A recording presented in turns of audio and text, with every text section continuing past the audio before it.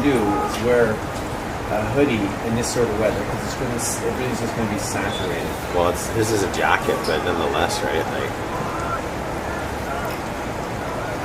it's commenting on our referee here.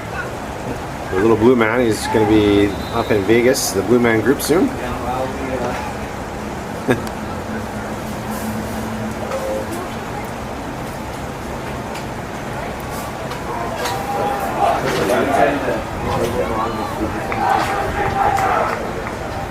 We're going to get it.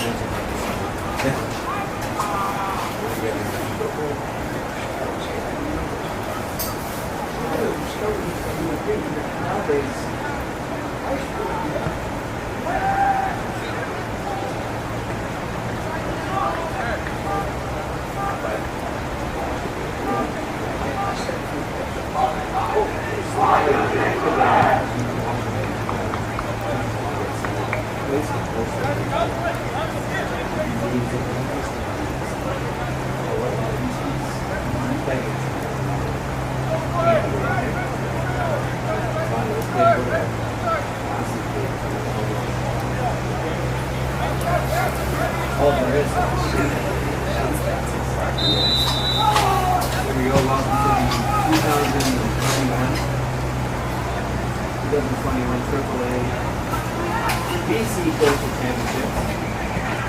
We have our first match. Heritage Woods and Panorama Ridge.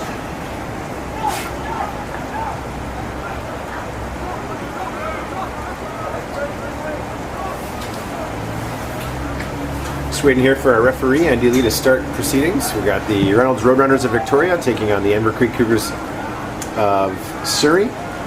Reynolds in the blue, black, and black, and Enver Creek in the white tops, black shorts, and black socks. Andy Lee checking his watch, and we're underway.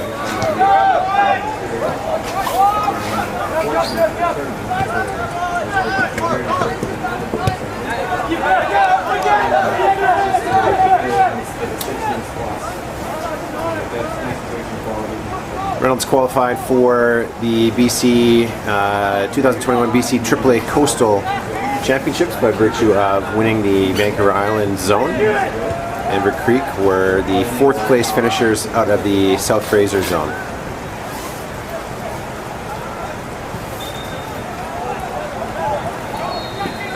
Tournament has a slightly different feel to it this year. We have 16 coastal, so lower mainland and island teams, no teams from the interior or the north, as a result of the recent flooding and damage to the highways. So we unfortunately are without Rutland and North Peace this year, but we had Heritage Woods of Coquitlam, offside called there, Heritage Woods of Coquitlam and Burnaby Central take their place and fill in. So we were able to have a full 16-team tournament as per usual. Our AA event that just wrapped up on Tuesday unfortunately only had 12 teams, again due to the fact that 4 of those interior northern teams couldn't make it down.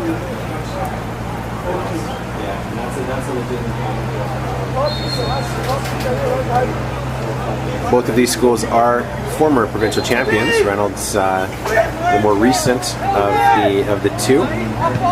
Enver Creek making their first appearance, I believe, since they won in, I think it was 2011.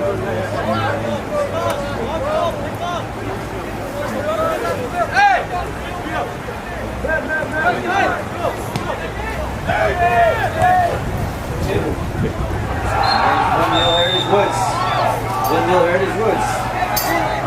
Just in our referee going to deal with this here, blowing his whistle. Not happy about having 3 of the Enver Creek players jump immediately in front of the ball. Probably deserving a bit of a talking to for that. You don't want to have that. You want to allow the teams to play a quick free kick. In our backfield action taking place between Heritage Woods of Port Moody and Panorama Ridge from Surrey, Heritage Woods has taken an early 1-0 lead.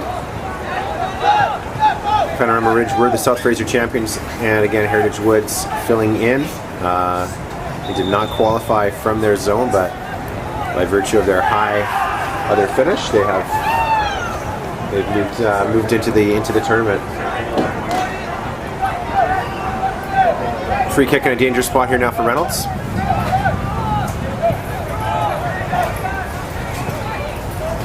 Ball knocked in, cleared away by Enver Creek.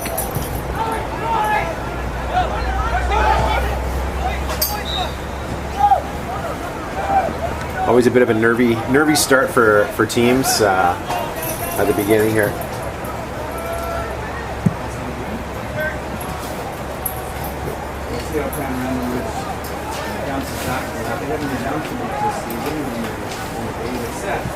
Against all the Heights. Another team that they're ranked season.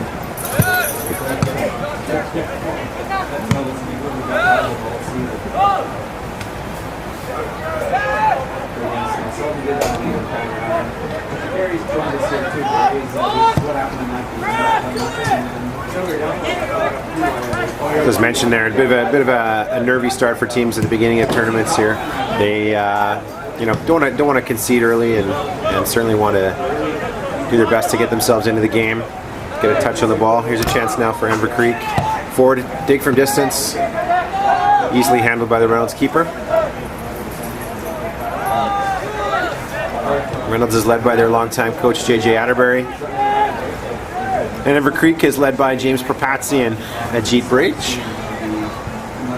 Ryan Brach, Ajit's son.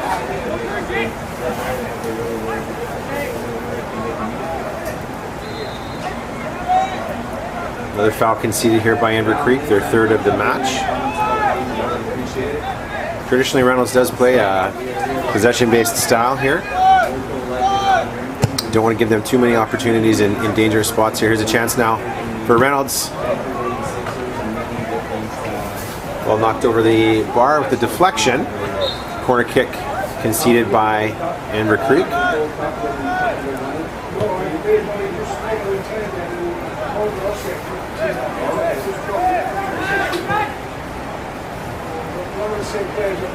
I'd like to say that the weather was going to cooperate with us today, but it does not look like we're going to have a very, very wet day for the kids and officials. Thankfully, we're up in the tower here and dry, but it is chilly. Enver now, chance to counter here. Reynolds is tracked back.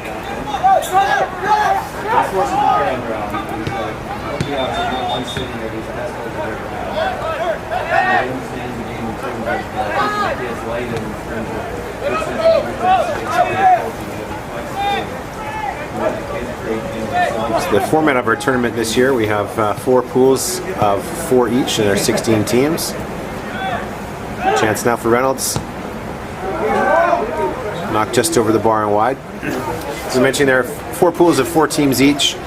The round robin style format. Winners of each pools will play off for 1st to 4th place. The 2nd place teams in each pool will play off for 5th to 8th, 3rd from 9th to 12th, and then the 4th place teams will play off for 13th to 16th place.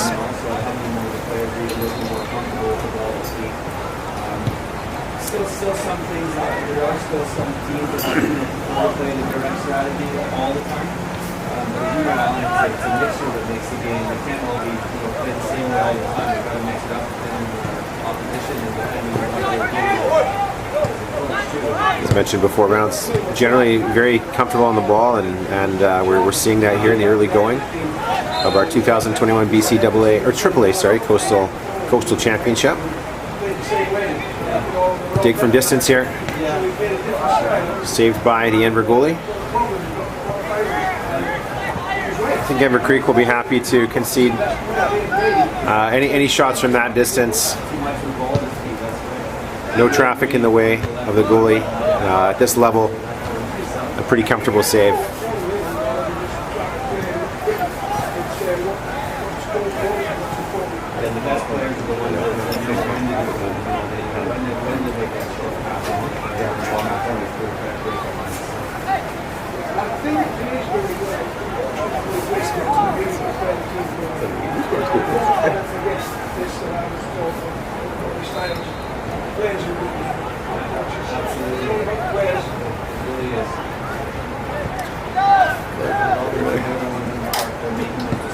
Oh, here's a chance now for Enver Creek. Errant pass by Reynolds.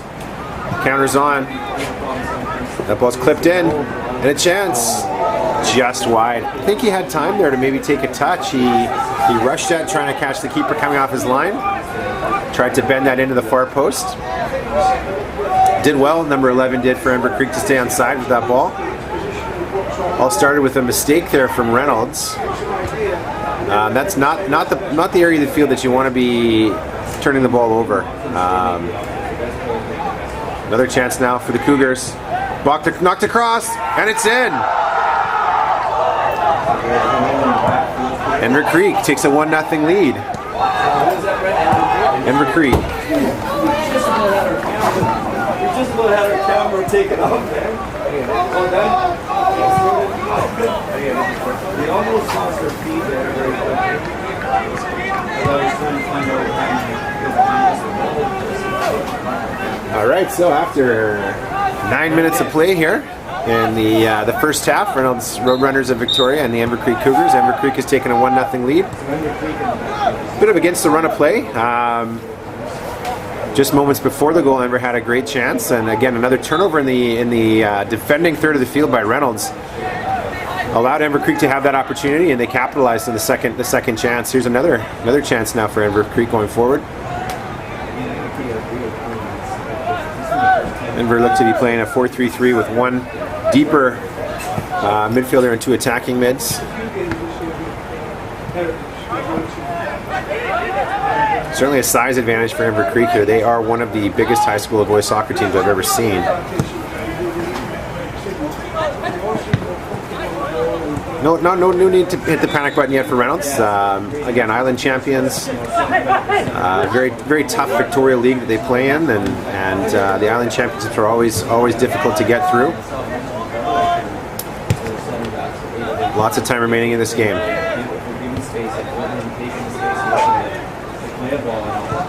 Our referee Andy Lee is burning a path in the center of the park there. Let's see if he gets out of the center circle. Oh, he's made it out of the center circle. That's impressive. Finally. Not known for his pace or his running.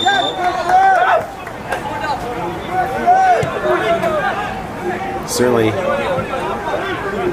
hopefully doesn't have an impact on this game with his lack of proximity to the play.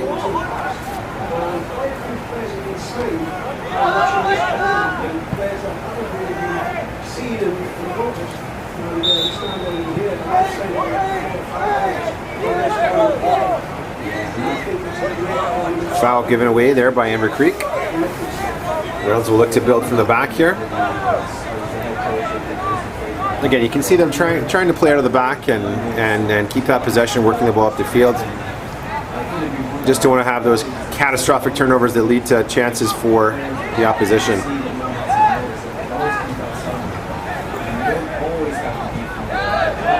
Looks like could have been a foul given there.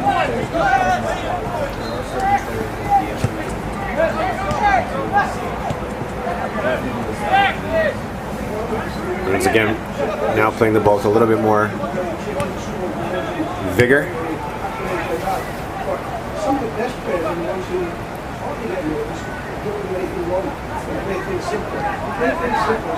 Ball knocked in here now for Reynolds. Dangerous ball. Bouncing in the box. Near the penalty area. Chance for Reynolds. Cleared away.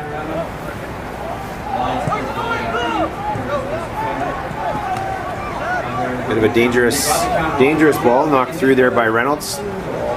Enver Creek defender didn't do too well with that one. Had it bounce to near the penalty spot, and his center back did well to come back in and block that opportunity. Chance now for Reynolds here forward. Another free kick given away in a dangerous spot here by Enver Creek. Again, they are a much larger team. Just need to watch going through the back a bit. That's the third time that they've come through the back of players with the ball here. So a dangerous chance here now for Reynolds. The ball knocked in back post. Falls. Oh, just wide.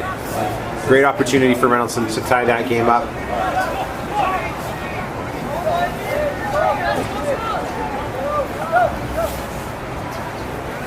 Alan, do you know what grade or level, or not even level, what grade most of the kids in Heritage are from? A lot of grades. Heritage Woods there. Heritage Woods.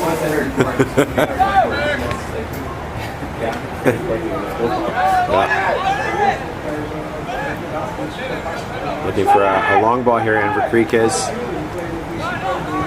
They'll have to be careful not to turn that ball over in this spot with bodies forward. Great ball through here. Another chance now for Enver Creek. Takes the dig on target.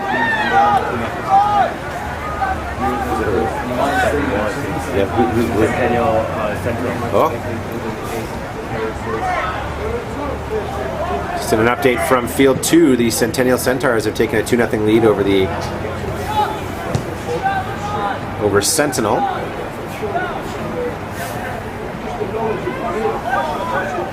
Sentinel were the third place team from the Fraser North Zone. Won 2 penalty kick shootouts to make it to the third and fourth place game and won that one.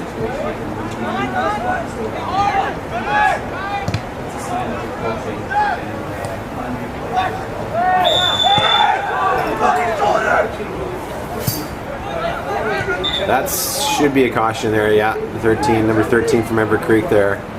A little bit boisterous in his comments to the referee.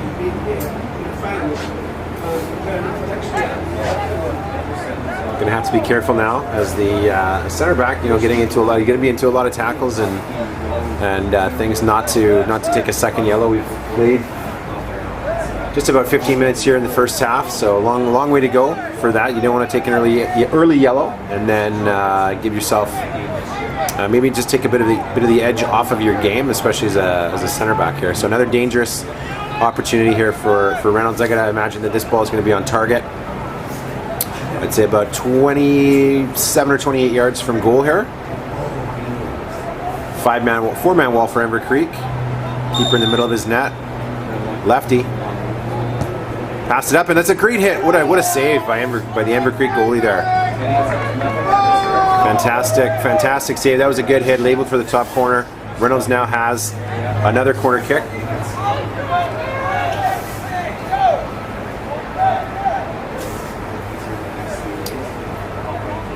Again, the first half of the first game of the BC 2021 BC AAA Boys Coastal Championship. The Reynolds Roadrunners of Victoria and the Enver Creek Cougars of Surrey. Ball bouncing around dangerously in the box. Penalty area for Enver Creek. It's cleared. Reynolds' body streaming back as they try to avoid conceding a counter. Enver Creek scored in the 8th minute of the first half here, off a miscue by the Reynolds backline. Reynolds has certainly controlled most of the possession here in this game, but as of yet, no goals to show for it. A couple of half chances, and then Enver Creek goalie just made recently a very, very good save on a free kick from a dangerous spot here. You can see the organization of Reynolds as they defend. Midfielders tracking back. And Enver Creek really not too concerned with sending too many bodies forward here now as they do hold that 1-0 lead.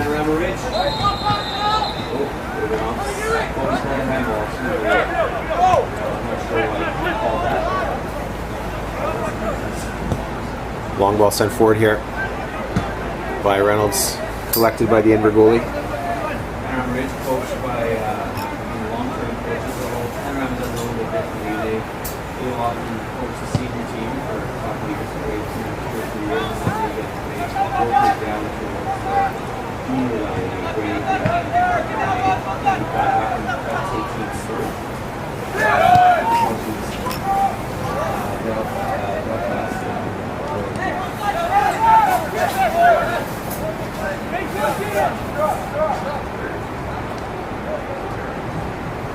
Heritage is coached by Mike Taveros.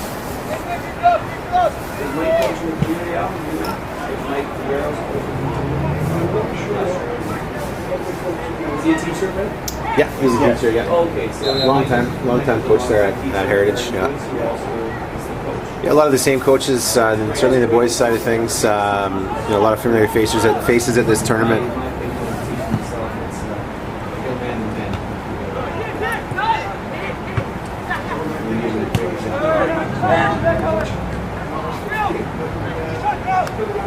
As mentioned, the AA tournament earlier. AA tournament wrapped up on Tuesday with Brentwood College defeating Carey High 2-1 in penalty kicks. Well played final. Carey High scored a late goal to tie it. Had a great opportunity that the Brentwood goalie saved in overtime, and then Brentwood was able to pull that out in penalties. Brentwood actually defeated Notre Dame in penalty kicks in the semifinal as well. So 2 PKs in one day for Brentwood College, the AA Coastal champions this year.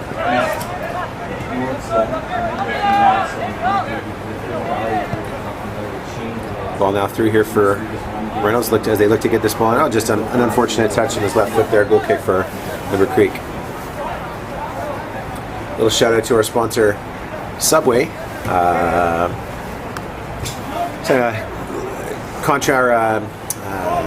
Deal with BC School Sports, $100,000 worth of sponsorship annually. So big shout out to Subway for their support of high school sports in the province.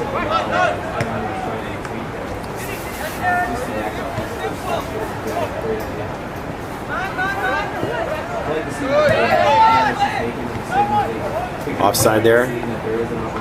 Andy is, going to finally blow his whistle. Yeah, just getting out of the center circle there. Taking a semi-annual trip out of the center circle, Andy was there. So, substitution here for Reynolds. They're going to switch right backs.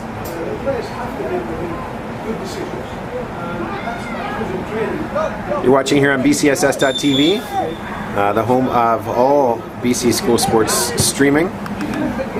Do us a favor to subscribe to that YouTube page. The rest of this tournament, along with future events, provincial championships, will be hosted there at BCSS.tv. Chance here now for Reynolds. Strong run. Well defended there by Enver Creek.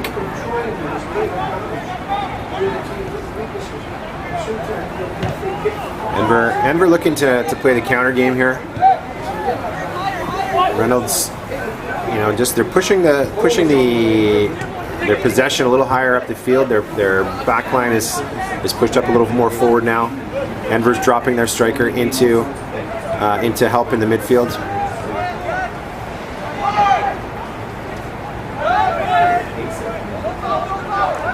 It's going to be a Reynolds throw. Well spotted by our near side assistant referee, Miro Stremcevic.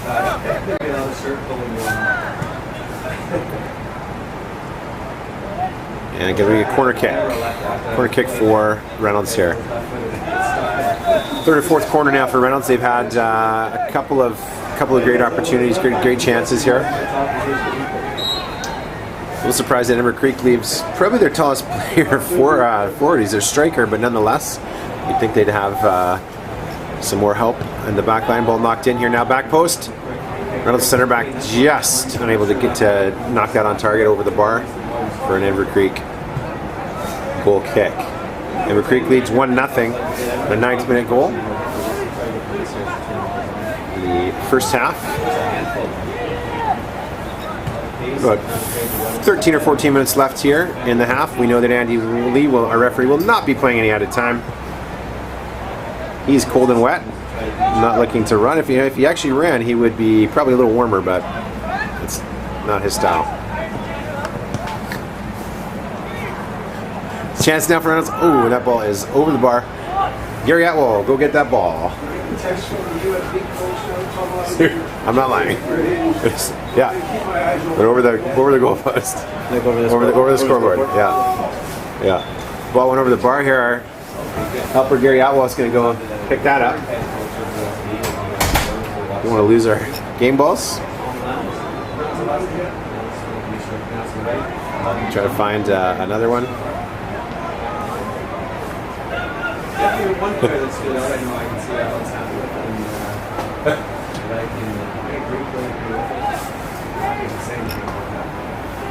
him. It looks like neither team has a ball that has any air in it. So we got Gary making his way over there. Oops. Let me give you the update. That's right.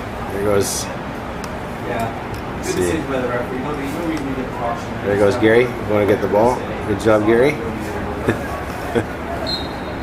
It's going to be helped by this gentleman in the umbrella, it looks like. So hopefully they get that ball back into play quick as we can. And we're back underway here. So they're playing with a beach ball now, so hopefully we do get that up. Just hear it. That's a practice ball, not a match ball. Enver Creek looking for those balls through. No offside given there. I thought he might have been. Our friend in the umbrella was not getting the ball. Again, I'll just talk about the confidence of the kids here, particularly the goalie there. Just rolling the ball out 20 yards off the middle of the pitch just to try to get the start of the attack. Very, very good. And excited watching the game. We're looking at the top from the goalie position. Offside for Enver Creek. Nowadays, the goalie is as important as anyone on the pitch.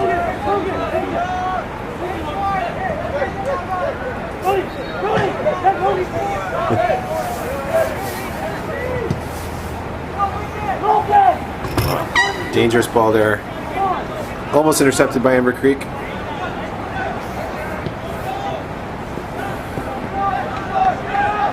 Good piece of footwork. Knocked that ball to play. Oh, I think they got that wrong in the direction, but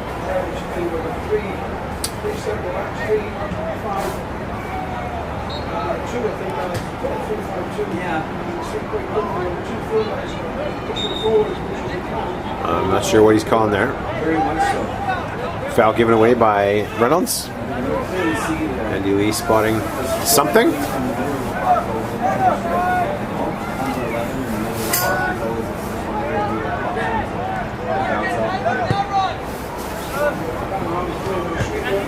We've got about just under 10 minutes now left in the first half. Enver Creek leads Reynolds 1-0. 2021 BC AAA Boys Coastal Championship.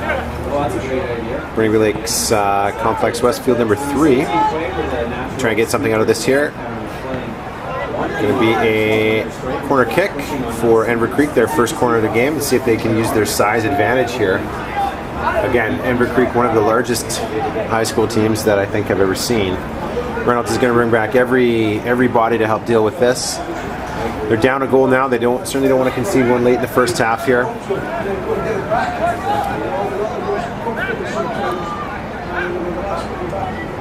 Reynolds has had the majority of play here in the first half, unable to turn that into any goals. Ball knocked in here, back post. Not a great ball, to be honest, as that ball sails over everyone and out for a Reynolds throw.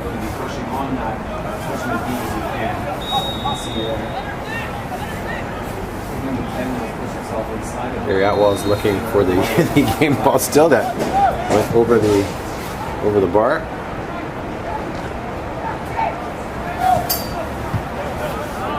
Chance now here for Reynolds as they're on the break. Some space out wide here on the right, unable to have that ball fall to their feet to knock it out here. Enver Creek will have that knocked out of play for a Reynolds throw. Again, just in behind us, we've got on field number 1, which is also streaming on BCSS.tv.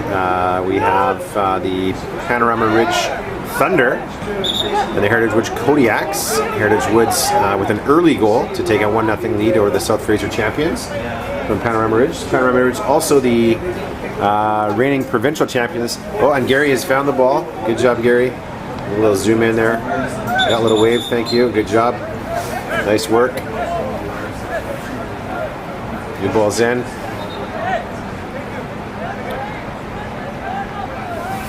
Okay, again, another dangerous spot here for Reynolds.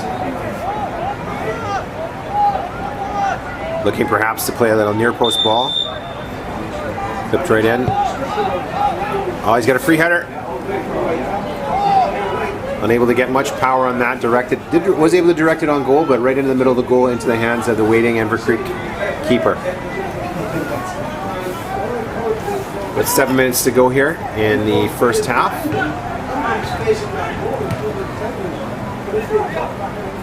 And Reynolds looking to turn this possession into chances and a tying goal.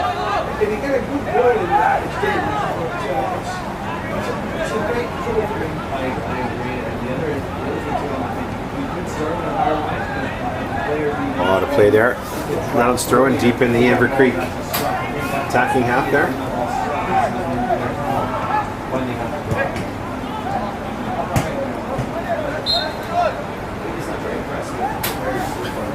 Are these streams available later?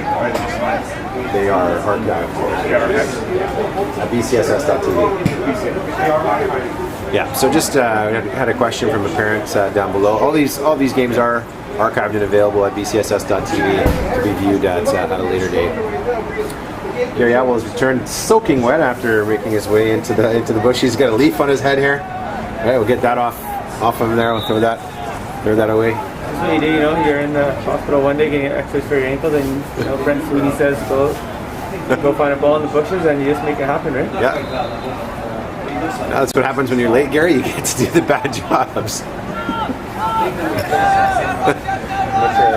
All right, back into play here. Oh, that's a poor ball. That's again, the Enver Creek goal and a chance just prior to that in the 9th minute there. Was a product of a poor decision by a Reynolds defender.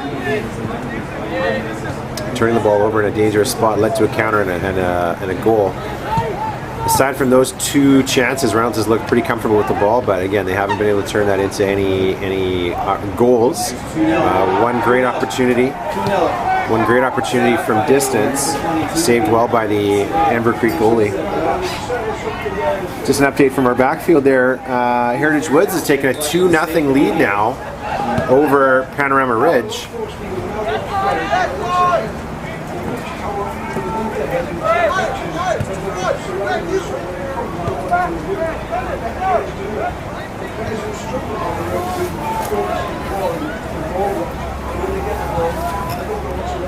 Send forward here now.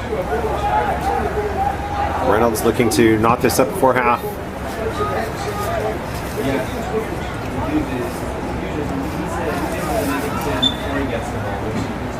Goal kick here.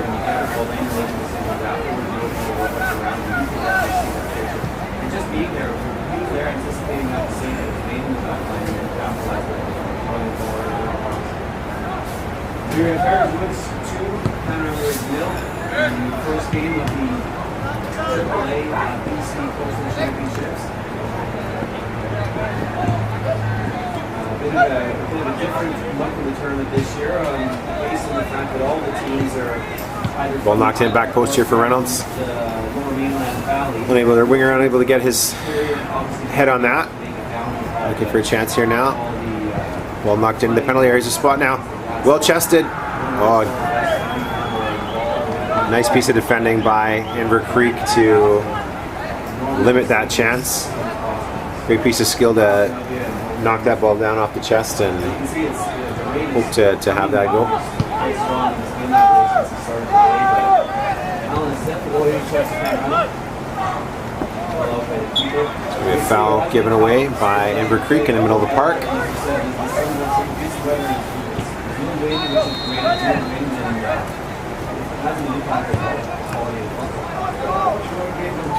Enver's got to be careful there again, slowing the potential quick free kick by Reynolds. There's a chance now for the Roadrunners. A little bit of indecision. Ball knocked back. Goal kick. I think their center midfielder there, he looked perhaps to take that towards the goal, take a defender on and then lay it back. He looked to be waiting for a run to be made, and by the time it was cut back, Enver Creek was able to put some pressure on the shooter, and that was knocked wide.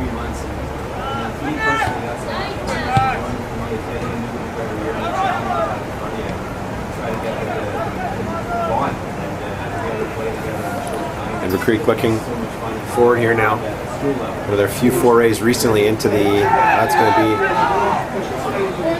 whoa, that was close. Andy Lee, solid 45 yards from goal. We've got an injury here. That definitely, I've seen that given for a penalty in the past. That was close.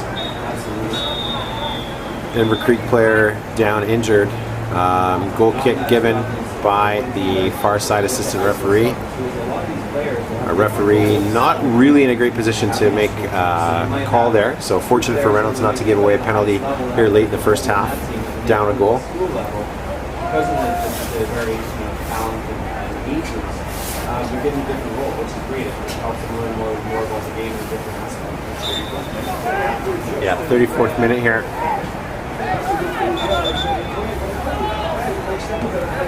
Not the most assertive referee on the field here. No one really knows what's going on here right now. Substitutions has been made for the injured Enver Creek player. We only have Enver Creek is short a player right now, and he started the game without welcoming the substituted player onto the field.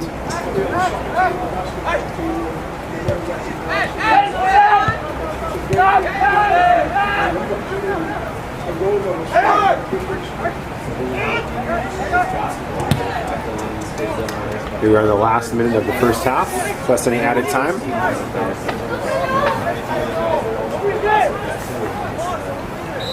But if I were a betting man, I would. Oh, he's playing 2 minutes of added time. 2 minutes of added time once this happens.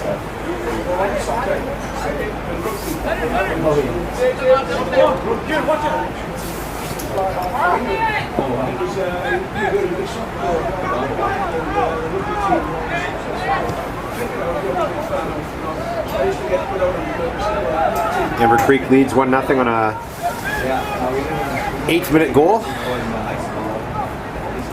Reynolds again has had the lion's share of possession and chances. Their best chance was a free kick from about 26, 27 yards out.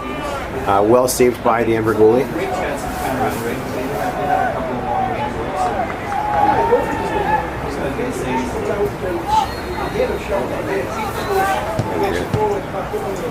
Another corner kick dangerously knocked in for Reynolds there. Cleared by Enver.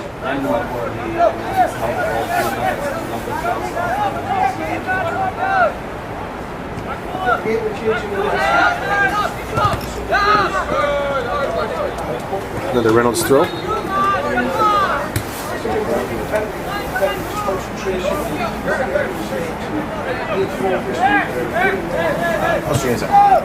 Sorry about that there. It's helping some camera work on the other field.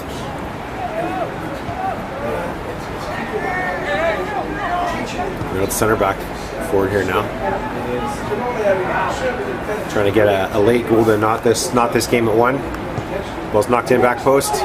Enver Creek goalie well out to collect that.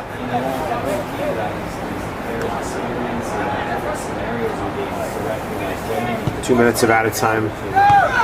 Initially played by Andy Lee, our referee in blue. Blue coat. Here's a chance now for Reynolds. Enver Creek goalie does well. He's got no ball there. Yeah, and that's going to be a penalty kick. Yeah, the Reynolds striker did very well to get a toe on the ball just before the Enver goalie came out. Fortunately for Andy Lee, his assistant referee was watching because he was quite a distance away. But the correct call made here.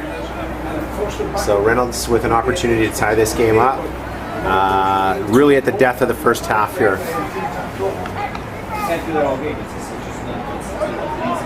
This will be the last play of the first half.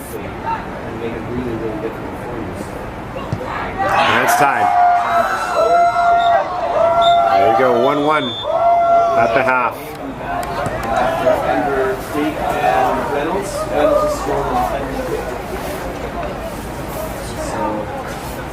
We're at halftime in our match right now. Yeah, halftime at Reynolds and Enver Creek, 1-1. Last minute penalty from Reynolds. Given the teams, the refs are ready to come back on the pitch here. Ready? yesterday we had about 20 minutes break in one of the games, which is shocking. And this is where the coach might come in and make some substitutions. I don't know, so I enjoy how to fix it. But, you get at this level, all players have to play and do nothing. They're very excited to get an opportunity to come and play in the tournament. Don't take a chance. Both Peace and Rutland are able to make it now. Very strong team. They're certainly taking the pound, but because Brent Smith is joining us here, he's playing coordinators. He's got a long time legend who is here. Some feedback on the game, which is always great to hear. His grandson is playing for Heritage Woods. We'll get to see him pretty soon. And the Heritage look really, really comfortable so far overall. I was talking before the game was game when I was coaching Abbotsford. We got into the Provincial Cup by a team not being able to make it. We went there to make another one. And we finished up winning the Provincial Cup. And then that made us go to the Nationals. We went and won the Nationals as well. And they were a year younger, under 17. So we won the Nationals the following year as well. So this could change the way they play. This could change their lives and we get the confidence of doing it. Just get that chance to, second chance at that opportunity. You have to take advantage of that. They have in the first half here. They should win that.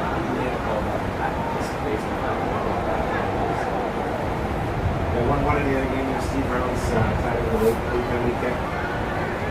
In the evening game over there.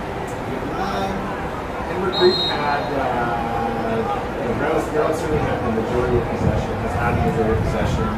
Enver scored. This came by the Reynolds back line. And Enver Creek won really excellent save of tip-off free kick.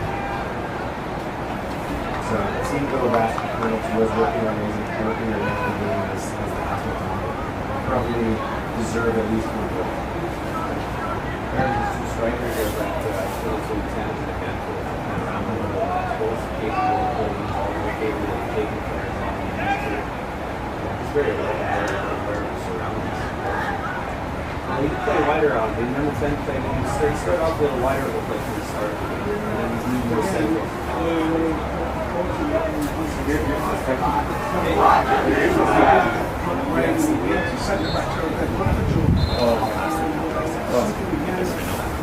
We should start at 35. Okay, here we are, just about to start the second half here of our opening game, the 2021 BC AAA Boys Coastal Championship. The Enver Creek Cougars of Surrey took an early lead, 1-0, and the Reynolds Roadrunners from Victoria tied it on the last kick of the first half on a penalty kick. So 35-minute halves here, 35 minutes to go in this game. Reynolds again were the Vancouver Island champions. Vancouver Island zone champions. Enver Creek came fourth in the South Fraser zone.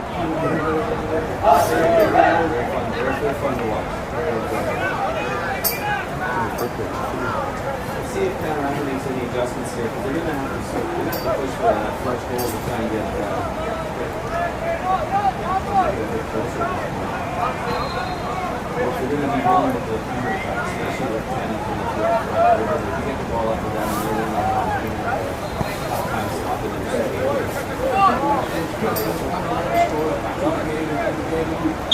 Okay, and we're underway. Enver Creek knocking the ball long here. Sniper caught their striker there, winger, down and out for a Reynolds throw. Off the face of the Enver Creek's center forward there. Out for another Reynolds throw.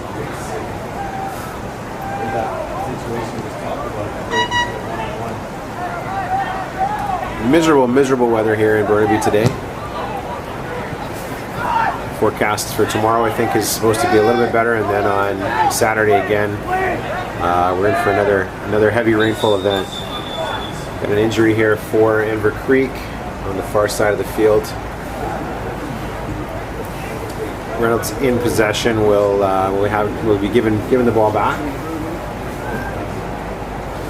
Hopefully nothing too bad here. Looks like he might be grabbing his ankle. I didn't see anything happen, so I'm not sure what took place there. Coach James Propazzi from Enver Creek out in the field with his big golf umbrella. Be careful not to poke his players in the eye with the spokes there.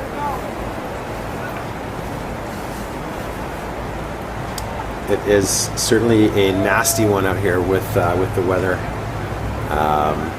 Hopefully that it lightens up as the day goes on, as this is truly a miserable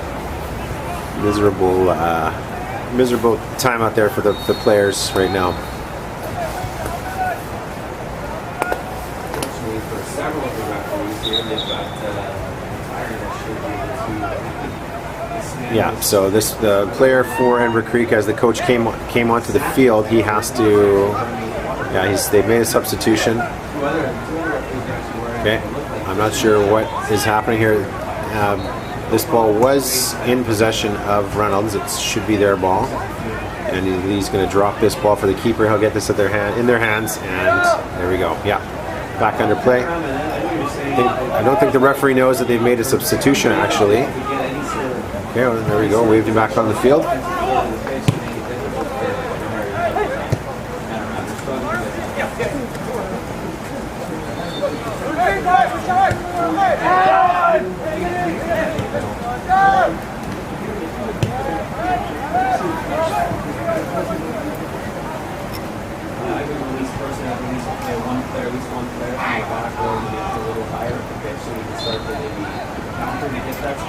Another shout out to our tournament sponsor, Subway. Signed a fantastic deal with BC School Sports, $100,000 sponsorship deal to support the championships and operation of our sporting body and high school sporting body in BC and in the province of BC.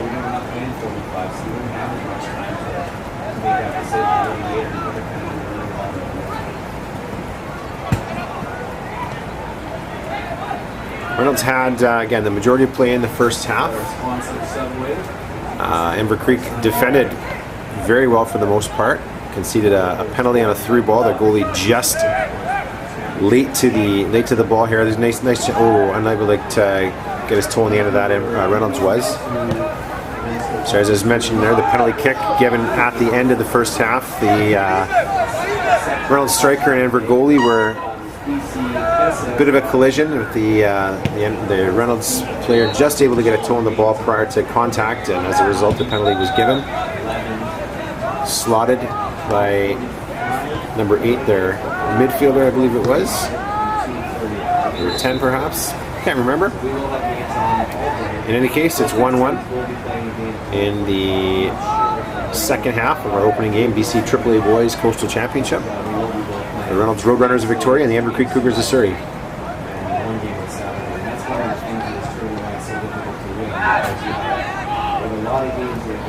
It's a strong tackle there from Reynolds.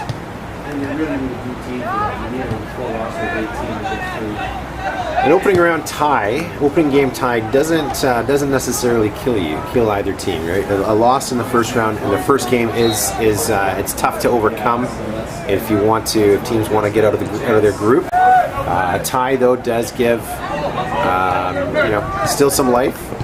So both teams will be really reluctant to try and perhaps take any chances early here and really go for it. There's not really a need yet. There's no need to sort of push the panic button as we move later into pool play, where wins are needed. Then we might see that. But again, here both teams can kind of play their game. Reynolds a more possession-based game, and Enver Creek looking to play the counter.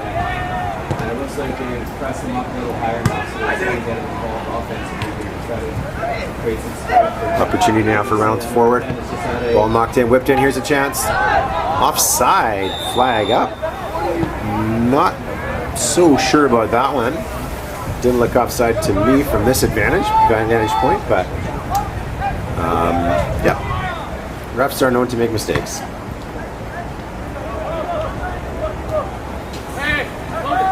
There's our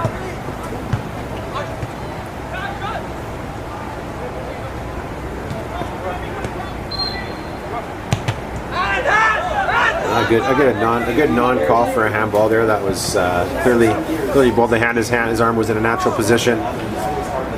Really no opportunity to get out of the way of that. So I think a good non-call. I'm not sure that's what he was thinking. Probably the referee probably didn't see it.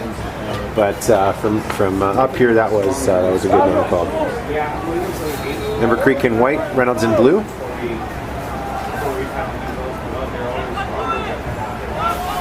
We played just over 6 minutes here, 6.5 minutes in the second half. Play 35-minute halves here, 70-minute games.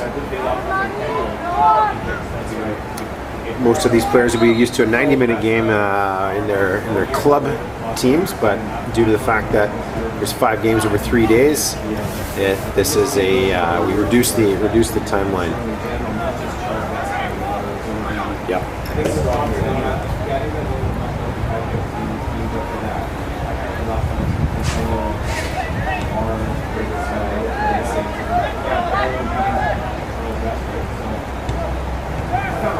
No issue. Yeah, that's no problem. Yeah, that's a foul. Yep, okay. Thanks, Jonathan. Sorry, just a quick call there.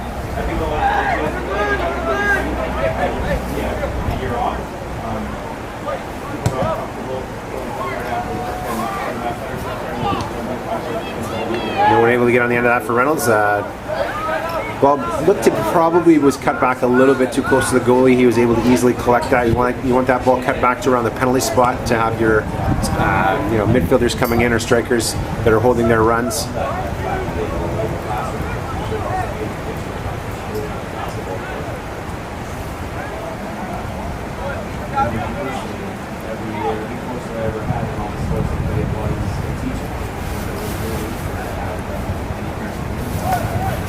Chilly up here in the tower. If I'm cold with a big jacket on, I can only imagine what our players are down there in their shorts. Here's see, that's the kind of cutback I'm talking about. Reynolds here, just unable to have that ball fall to get a shot on target, but that was a much more dangerous ball forward, or sent back by the Reynolds winger. And Enver Creek, as they've done, it's a handball there, yeah. Enver Creek, as they've done very well so far in not allowing Reynolds to have any space in dangerous areas around the top of the 18 or near the penalty spot. They've closed them down very well. They limited the chances to distance, and really just the penalty kick there and the dead ball free kick from about 28 yards out or so in the first half were what Reynolds the chance to score here. Here's a chance now. Oh, a golden opportunity for Enver Creek. The Reynolds goalie came out, missed the ball, was knocked back across goal. A gaping net for Enver Creek that was, I think the player didn't know he had as much time as he did. Hit it first time wide. That was a very, very good chance for Enver Creek to take a 2-1 lead there. Again, talked about in the first half, Enver Creek's size, that's got to be a caution there, yeah, despite the fact that he's well behind the play. The referee, Andy Lee, has got that right. Still walking towards the play. In any case, as I was mentioned there, Enver Creek is a very, very, very big team. Size advantage over, I would guess, every single team in the tournament here, and having those free kicks knocked in and long balls knocked in, I would think that's where their advantage would be here, and so we'll see if they can do that more in the second half here. Reynolds definitely the more comfortable with the ball at their feet and in keeping possession here. Another free kick now here for Reynolds. They haven't been able to generate too many great chances off of the number of free kicks that they've had, so we'll see if they can get their head on the end of this one.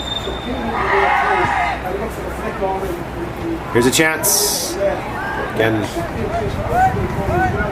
Reynolds, were able to get their head on it, but just with enough pressure not to be able to allow them for much power. Did you get the noise, too? Did you get the noise, too? No, yeah, this was a garbage. Okay. Here's fantastic. Getting up that space before anyone else. So if this game does end in a tie, there are no penalty kicks in round robin play. So 1 point for each team here. And we're looking to counter here.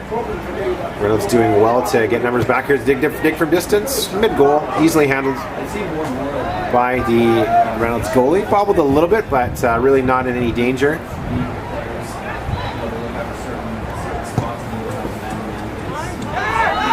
A ball unable. Oops, sorry about the camera work there. Unable to find the center forward of Reynolds. It's going to be out for a Enver throw deep in the Reynolds defensive half. Long throw for Enver Creek, knocked to their striker.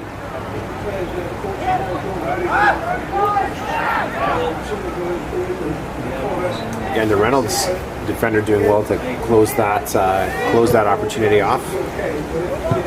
We've seen the Enver Creek back line. That's going to be a handball. Yeah, we've seen the Enver Creek back line consistently shut down the space of any Reynolds attacks in dangerous spots.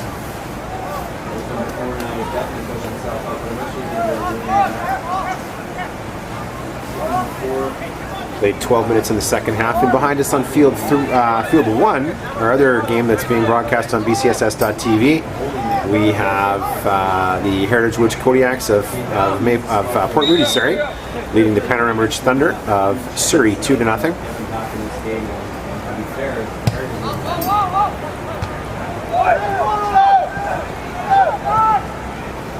Cold, miserable day here in Burnaby. The 2021 BC AAA Boys Coastal Championship. Again, a little bit of a different feel to the tournament this year. We are missing our teams from the Okanagan and from the north. So it's 16 Lower Mainland and Vancouver Island teams that are here competing.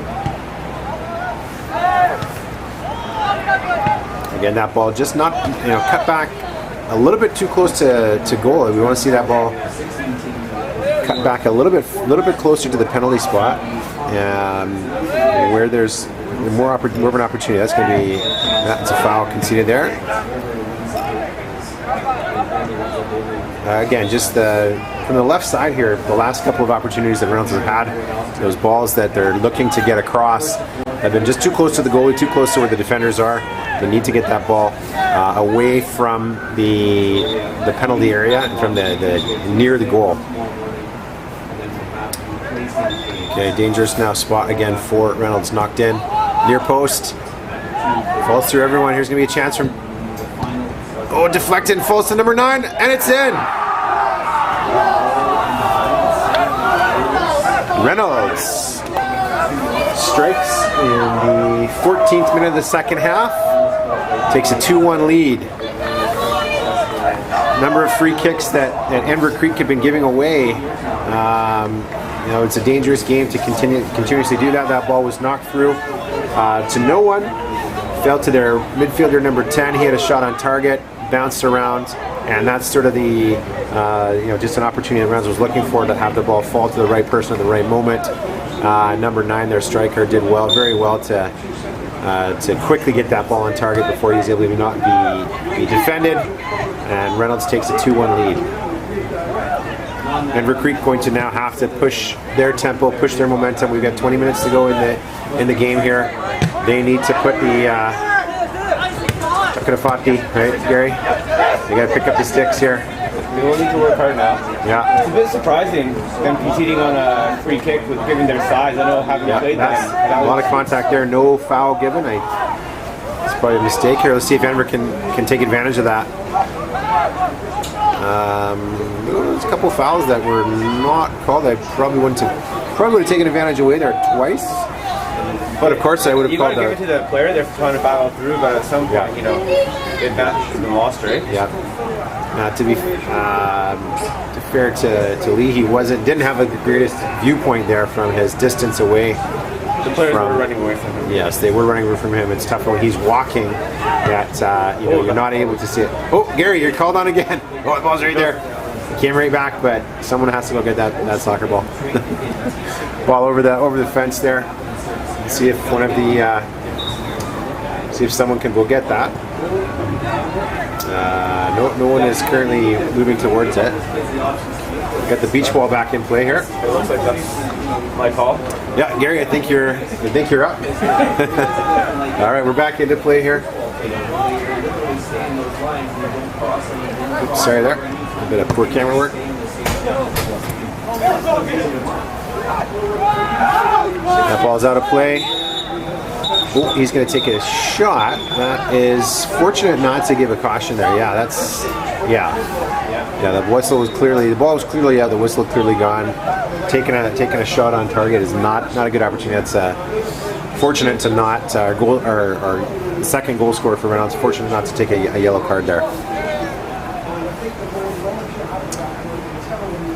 Shooting it, knocking it away once the play has been whistled dead is one thing, but when you take a shot on target, that can irritate referees and certainly the opposing team. So I'm going to try and not do that.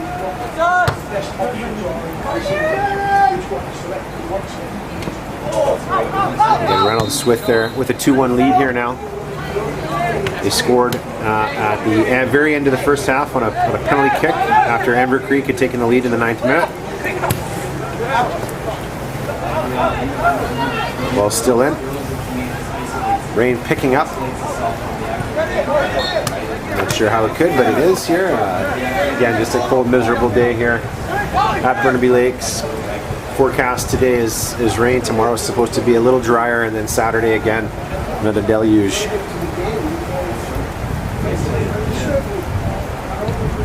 Ball knocked through here. Oh, it's a chance now for Enver Creek, and they've tied it. A bit of miscommunication between the Reynolds keeper and their back line. And that came really out of nowhere. A throw-in that space was given to the Enver right winger. He was able to whip that ball across the goal area, which should have been easy to defend. Lack of communication between the Reynolds center backs and their keeper led that ball fall right to Enver Creek, and we've got a tie game again.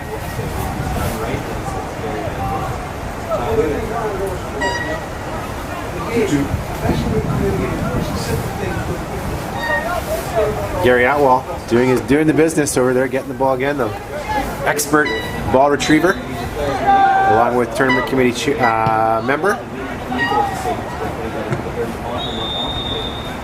So we have an update on the score of the game.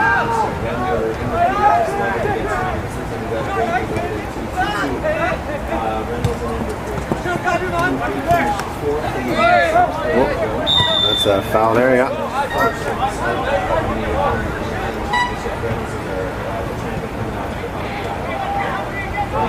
Very happy to see that we're all the boys here.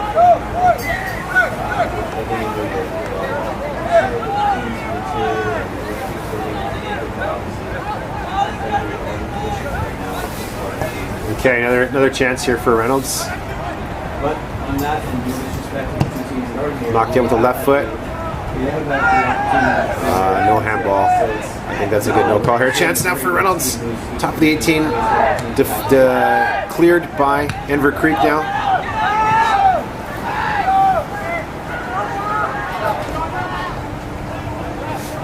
Barry's back up in the tower. Excellent work. That one wasn't too hard to find.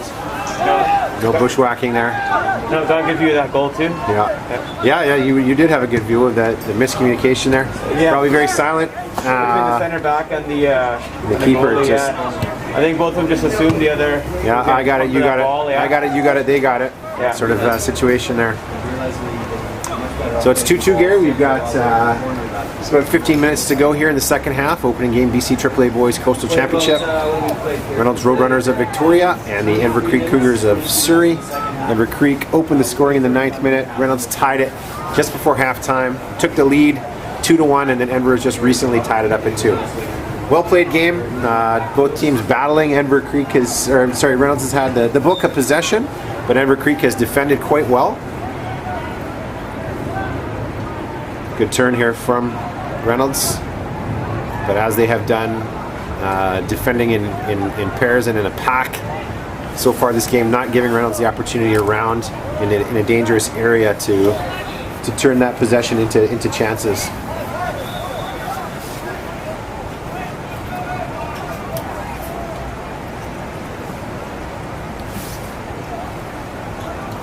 Assistant referee in the near side, Miro Strumsevich, doing a little dance there, trying to stay warm. Back to the action here.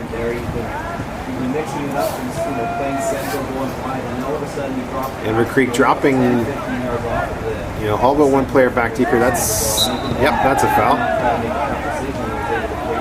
I'm not sure how they are arguing that. It was clearly through the back. The Reynolds player trying to hold that ball up. The defender came definitely through his back there for an easy foul. And again, another free kick, dangerous place here, Gary. Let's see if Reynolds can turn this into a chance on net. Enver Creek certainly, as we mentioned before, the size advantage here. Knocked in. Ball's going to fall to the top of the 18. Just unable to put that on target. Reynolds will keep possession, look to get this ball wide. Nope, we're going to go backwards, reset. There's a little bit of space here now for Reynolds. Look to cut this ball back, see if he can get it. Again, just too close to the goalie. You got to get your foot around that ball. Extra touch there for sure, but should have been knocked across first touch. That's what Enver Creek does actually well. They get in behind and they just whip that ball across. Both their goals have been tap-ins. For their winger, right? And I know, having played them, that's what they tried against us too. They just get the ball in deep and try to cut back. Reynolds playing a little long ball here now, trying to catch the Enver goalie out of his net. Sometimes you have to do that. You can't always keep possession. You have to open up the defense, keep them honest. And so now Reynolds is again earned a throw in deep in the Enver Creek half that again where they're very comfortable with possession. So we'll see if they again can turn this into an opportunity. Enver's got to be careful here not to concede another free kick, corner kick now given. On that note, I know it's so important you always have that one Heritage Woods still leads Panorama Ridge 2-0. Sentinel leads Sentinel 2-0. Not sure what our game down below is, but here's in any case, the ball knocked in. Back post, a free header there, but this one a little bit more power, but just not able to direct it on target. We've got about 11 minutes to go in this game. Again, if it's tied, there's no penalty kicks in round robin play, so we simply have a tie between these two teams.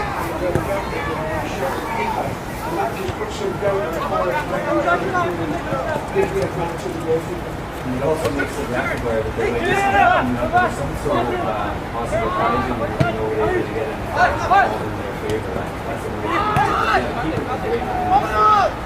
we can hear that too.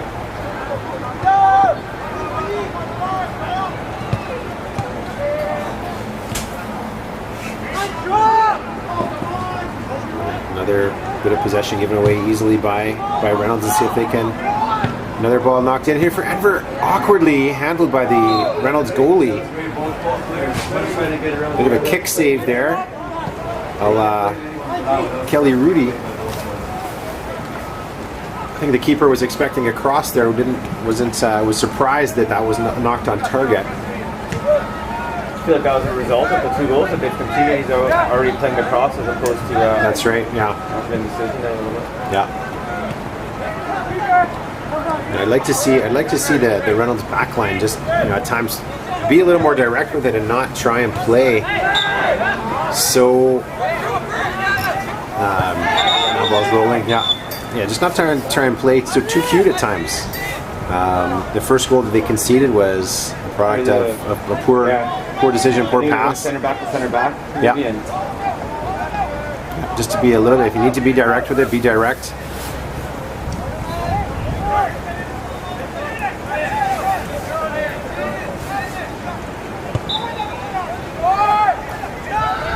Reynolds had bodies forward there, but they elected to clear that around the back. And again, here's an opportunity now for Enver Creek.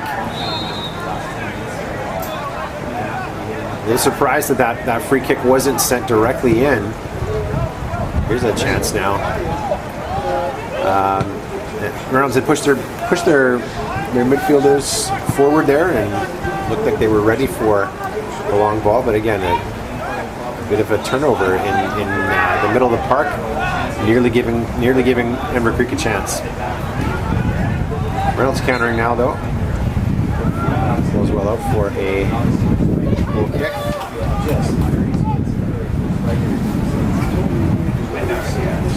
The wind picking up here at Burnaby Lakes. Our vantage point up in the tower in between the fields 1 and 3. The windows open is pretty chilly. Gonna put the wind chill at about 2 degrees here. The view is great. The view is good. The temperature is cold. Enver now, 2-on-2. Reynolds doing well to track back. Possession conceded and given away, and now Reynolds will. There's one thing that Reynolds has done very well this game, though, Gary, is when Enver has tried to counter, their midfielders track back very, very well. They worked very, very hard to. That's going to be another. Probably gave a caution there. Nope. Andy Lee gave a caution for a similar foul earlier, but. Looks like Enver started to tire out a bit on their wings, and a couple of cheap fouls they've given away. Yeah. Reynolds certainly has won a number of free kicks in the attacking third here. We'll see if again they can get on the end of this and create that go-ahead goal. Ball knocked in left foot. The ball's got to get over the top of the first defender. You either have someone that's essentially marking that defender, or you have to have that ball knocked in over top of him.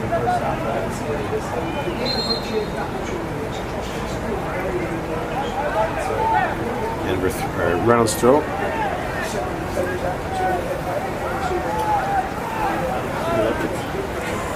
Howard Samura is going to be happy. We've got the Detroit Lions taking a 7-0 lead over the Chicago Bears. U.S. Thanksgiving football. Howard, our long time. How about them Cowboys? How about them Cowboys?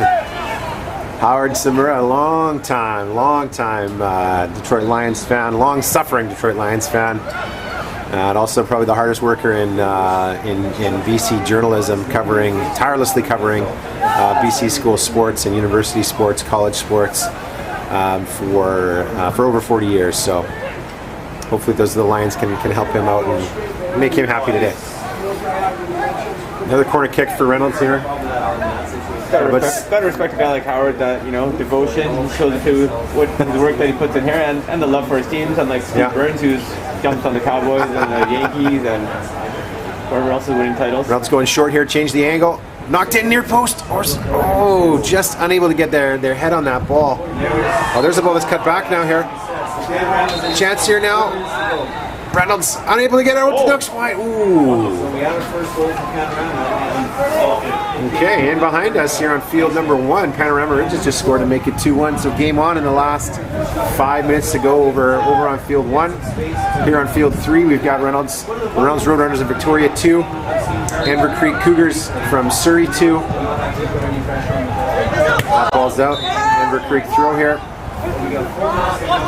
Panorama does have the ability to score in droves, so we'll see if they can tie that game up over there on field number 1. Probably a foul, yeah. It's going to be a foul conceded there by Reynolds. Good call there by Andy Lee. Fortunately for this one, it was relatively close to his position from the middle of the park. Didn't have to move too far to see that.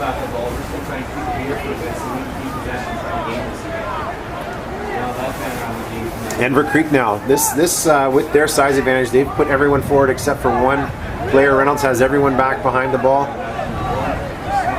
We'll see if they can get their head on the end of this and create an opportunity. Ball knocked forward on target. Goalie punches clear, and we'll see if the counter's on for Reynolds here. It's an excellent piece of defending by Enver Creek, preventing that ball from knocked up. The Reynolds striker was one-on-one with the Enver defender, so well done to slow that attack.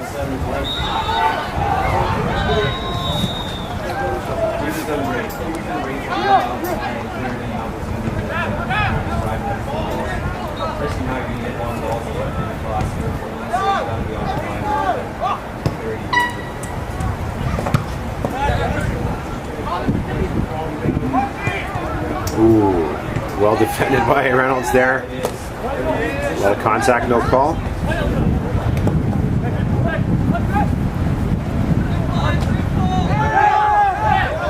It's a good no call. Yeah, nothing in that.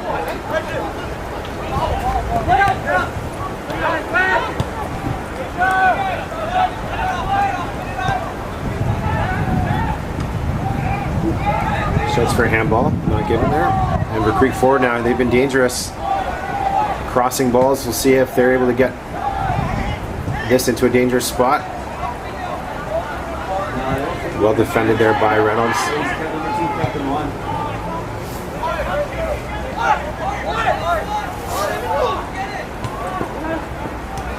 2-2 here, Enver Creek and Reynolds.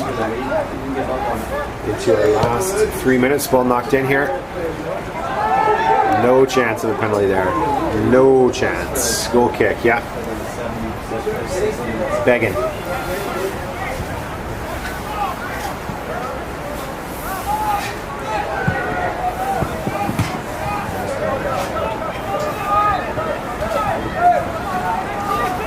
Ball now back into play here. We are last 2.5 minutes to go here. Enver Creek 2, Reynolds 2. You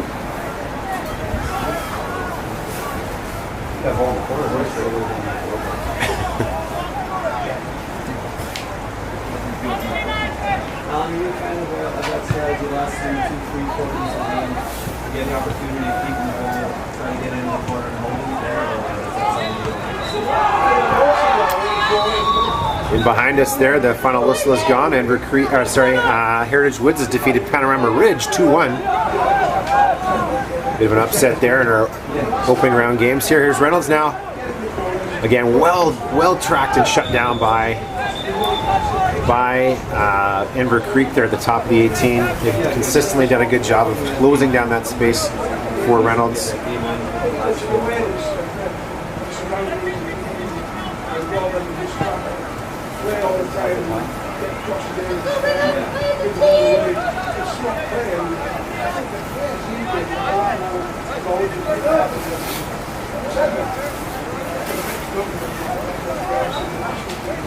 Gotta say these two results here that we've seen speak to the quality of the tournament, with Panorama losing their first game of the season on the other field there, and Enver coming in right now is stuck 2-2 against the Island Champions. Island Champions, that's right, yeah. Yeah, a lot of parity in this year's event here. I think it's really open for. It's up in the air. There's, it's everybody's got a chance here today, this weekend here. Here's Reynolds now. Got to get this ball cut back. It's in contact with the goal. He's going to let it play on. There's a dangerous run from Reynolds. Oh, that's surprising that the ref is going to blow that one back at this point. We're in danger time. So our referee Andy Lee, there was a bit of a collision between the Reynolds player there and the Enver goalie. If anything, again, the Enver keeper got to the ball first. It was going to be a foul against Reynolds. He's taking a bit of a knock. Looks like he's okay. Enver was forward. I'm not sure what he's going to do here. This is. Okay, we'll see who he gives this ball to. That ball was up in the air. Thanks, Alan. It's going to be white ball here. Apparently this is an interesting way to restart the game here. That ball was... Here you go, boys. There's the Heritage Wood boys. Congratulations, guys. Well done. Well done, boys. I've never seen that drop ball. The referee threw the ball back. The referee just threw the ball back there, Steven. Is there a way we can see these videos anywhere? They'll be posted on BCSS.tv. BCSS.tv. You can get each game with that. So yeah, BCSS, BCSports.tv. Okay, no problem. Balls out of play there. You know the next game is you're the schedule. I don't have the schedule. Ready to go there? Yeah, just give me a minute. As I was mentioning there before we get interrupted, never seen the referee throw the ball back for a drop ball. That, yeah. Interesting stuff there. He's done okay today, but a couple puzzlers. I've had to go down. Oh, okay. We need Heritage Woods. You gotta take that to the... Yeah. Because the refs are going to put that on. Yeah. 2-2 here, Steve. We're just joined by Stephen Burns, other tournament coordinator. He was filming on field 1, the 2-1 victory for Heritage Woods over Panorama Ridge. Here we are, Steve, with a 2-2 tie into injury time. Andy Lee looking at his watch here. You'll notice, Steve, he's near the penalty area referee, the center circle. Hasn't left that very much. Okay. And there we have it, a 2-2 tie. First game BC AAA Boys 2021 Coastal Championship. Reynolds 2, Enver Creek 2. We always say, Brent, there's in the first game, as long as you get out of that first game without a loss, you're in good. You know, you're still in good shape. So. Yeah, neither team has. Neither team is in danger here. They still have an opportunity to go through, to win their pools here. So it is, not the worst thing. Not the worst thing in the world. Ideally, obviously, a win's what you want, but ideally, take the 1 point and get ready for the next match. Just quickly, another game, Brendan. Excellent game, Heritage Woods and Panorama Ridge, 2-1 Heritage Woods, and full marks for the win. To be honest, they were very comfortable on the ball, and for a team that we was added late, it's been a great replacement to the tournament. Okay, next up on field 3, we have. Just going to find that for you. Oops. Next up on field 3, we have Sardis and Nanaimo District, and on field 1 will be Burnaby Central and Fleetwood Park. Burnaby Central, Fleetwood.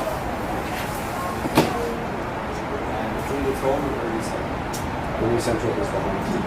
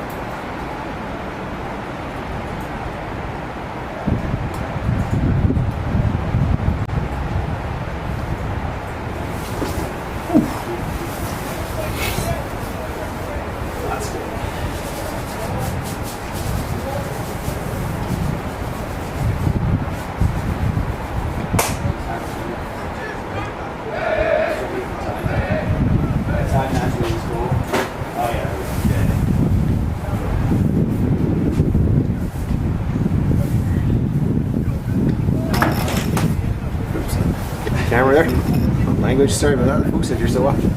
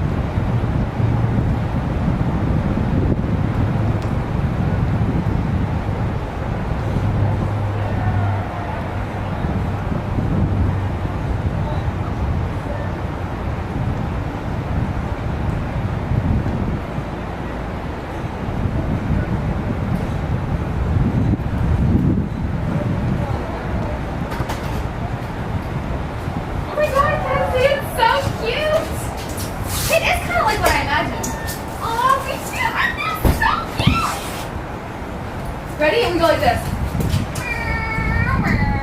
Wait, is that recording? Wait, here we go.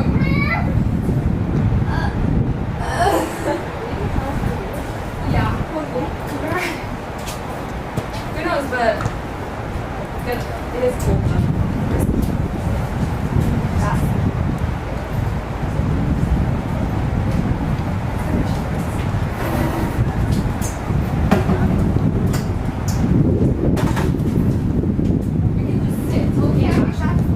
No, yeah. But we can literally sit till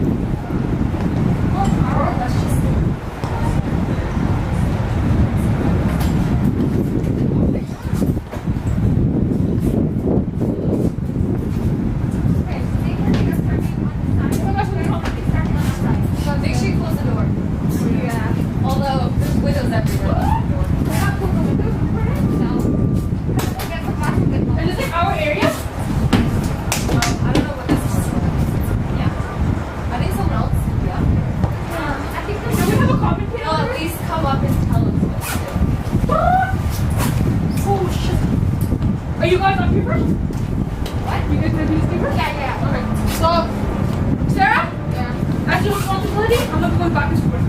Just so you know. They care more about that game than I know, me too. that game. We'll switch games after the second one. Yeah. Yeah. But it's fine because we're like right by each other, so we can just see. Yeah, you guys will be able to like still see. If we're literally standing, I think like, we just could. yeah. We just could. But we'll just switch to the second game. Or we'll switch It's at not very halftime clear. so we can each watch one half of the game. Yeah. Okay, I like that. I like that. There's no one heated, bro. This ain't heated. There's no heat. There's no heat. This ain't heated. I know. We'll track you outside. I know, bragging. You see it? Put your face in front. I'll see if I see it. Whoa, I'm so high. I can't. I'm so fucking high. I see you! Wait, can you hear us? Yeah. Well, I'm not. I keep my face more on.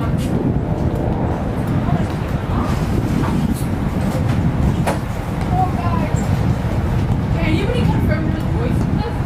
I have no idea. Someone will come up and help us. Because I have a habit of yelling during every game, even if it's not my Who's game. watching this live? You're doing. It's gonna be live on our school lunch. Woo!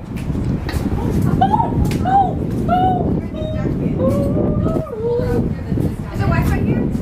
No, you went out of here. Yeah. Tomorrow I'm definitely gonna. How do you guys see? It's tiny. Just follow the ball. Just follow the way.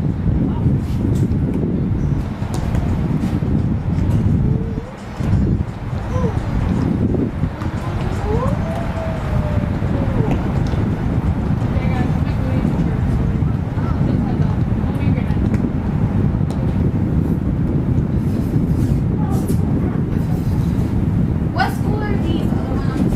Oh, this is gonna be. It should tell you on the computer. Where's? Oh, this one. There's gonna be on Cube. Gotta look out for the other schools. Oh my god, another game. I'll look for you. I mean, not you guys. You. I got you. Don't worry. I have like. Red card. Oh my gosh, let me show those people first. Come on, lady. Ouch. Oh my god.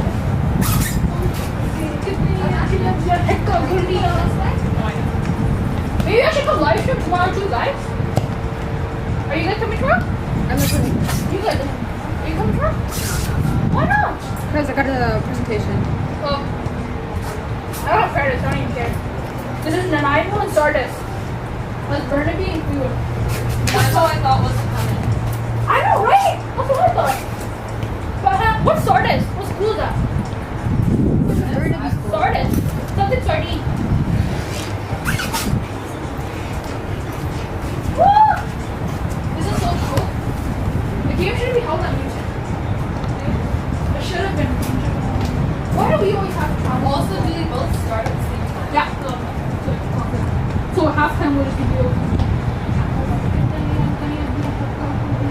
Are we doing the next team as well? Yeah. That was just scary. Like Bernadine Solano and Margaret and Sardis? We're only doing the times with our. Yeah. Only when actually playing the game. Lindsay, I don't understand how you guys play soccer, rain, cold, and all that. Honestly, if you're used to it, it's like okay. It'd be like -2 and I'd be wearing shorts.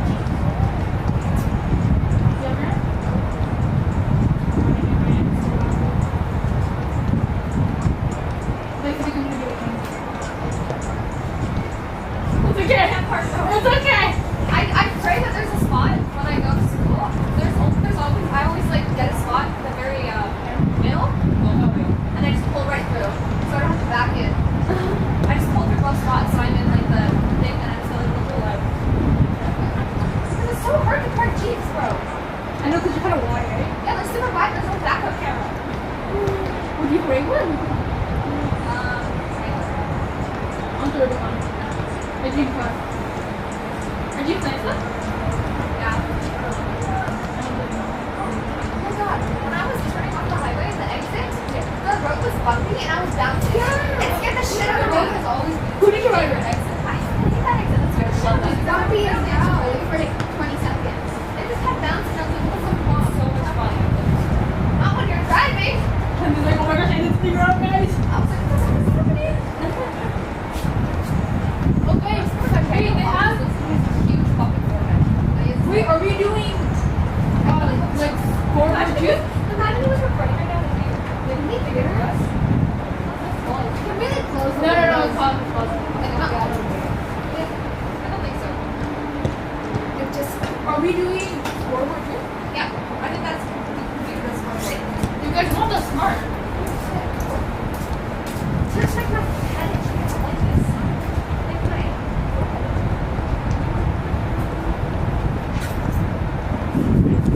I don't think I know how to break.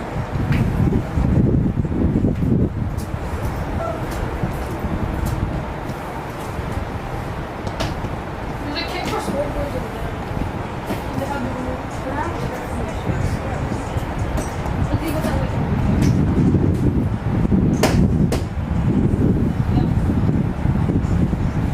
I tried to put my phone. Oh my stop!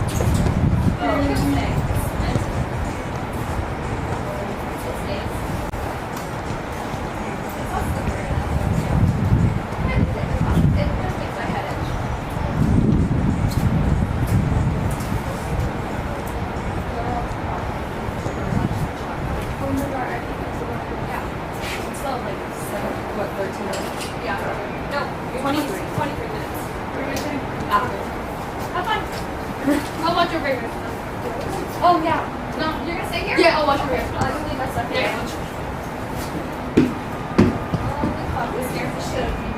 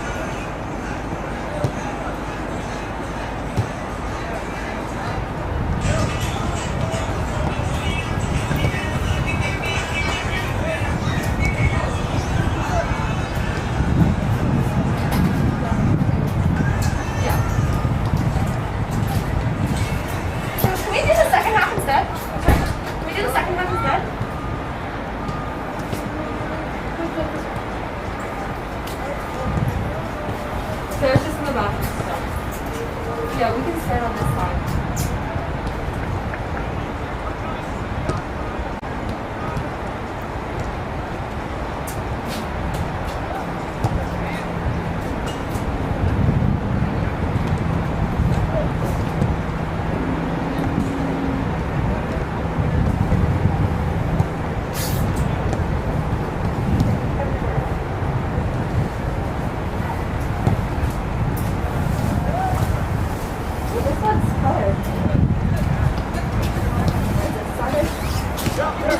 So is somebody coming in because the game started at 11. 10:45. Because I don't know what I'm doing. I mean, I know it is alive. I just don't know. Ask the whole thing.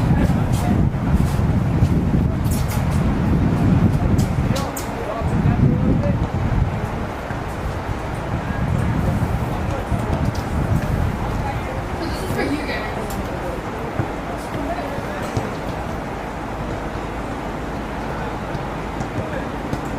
Also, basically, this is the. I think that's right here.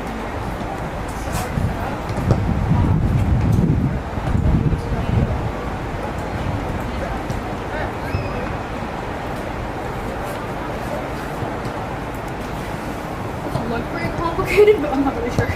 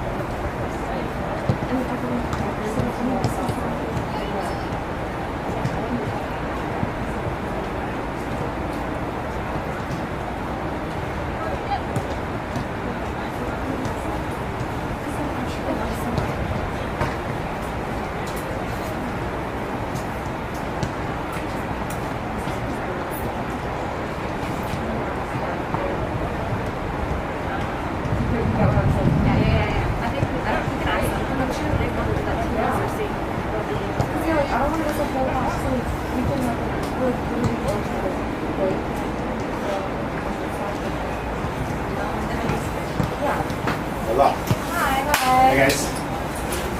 So because we're outside, well basically we're outside, you need to wear masks in here if you want to. You might want to because it's freaking cold. Yeah. Did Mr. Upwell tell you to dress warmly? Yeah. Excellent. Okay, so I'm Brent. Another little short guy, Steve, will be in and out and around. So thank you very much for doing this. So the camera is really easy to operate, right? We simply, we want to try not to too jerky. Yeah. So if you watch right here, smooth. Okay, so this is zoom up here. If there's a pinion kick, you know, you can zoom sort of, you know, like that, but you probably just leave it as what it is. Yeah, I usually have it sort of 1.4, 1.4, 1.5 in there, and that's good enough. You don't use that, that's for football. Yeah, so just what we see right here. Okay. Yeah. So over here, same thing. Block text. You have, that's the way, like, we did this Monday, Tuesday for AAA, and if you forget here, press we'll change it to put a name, I think we use. Said yeah. So just type it out. So if it's that's what's screwed up.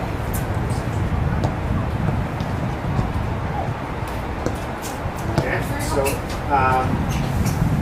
no one else should be up here. So if a parent comes, so you probably want to give you my phone number, just in case there's any problems. This week there might be people that come up this corner area.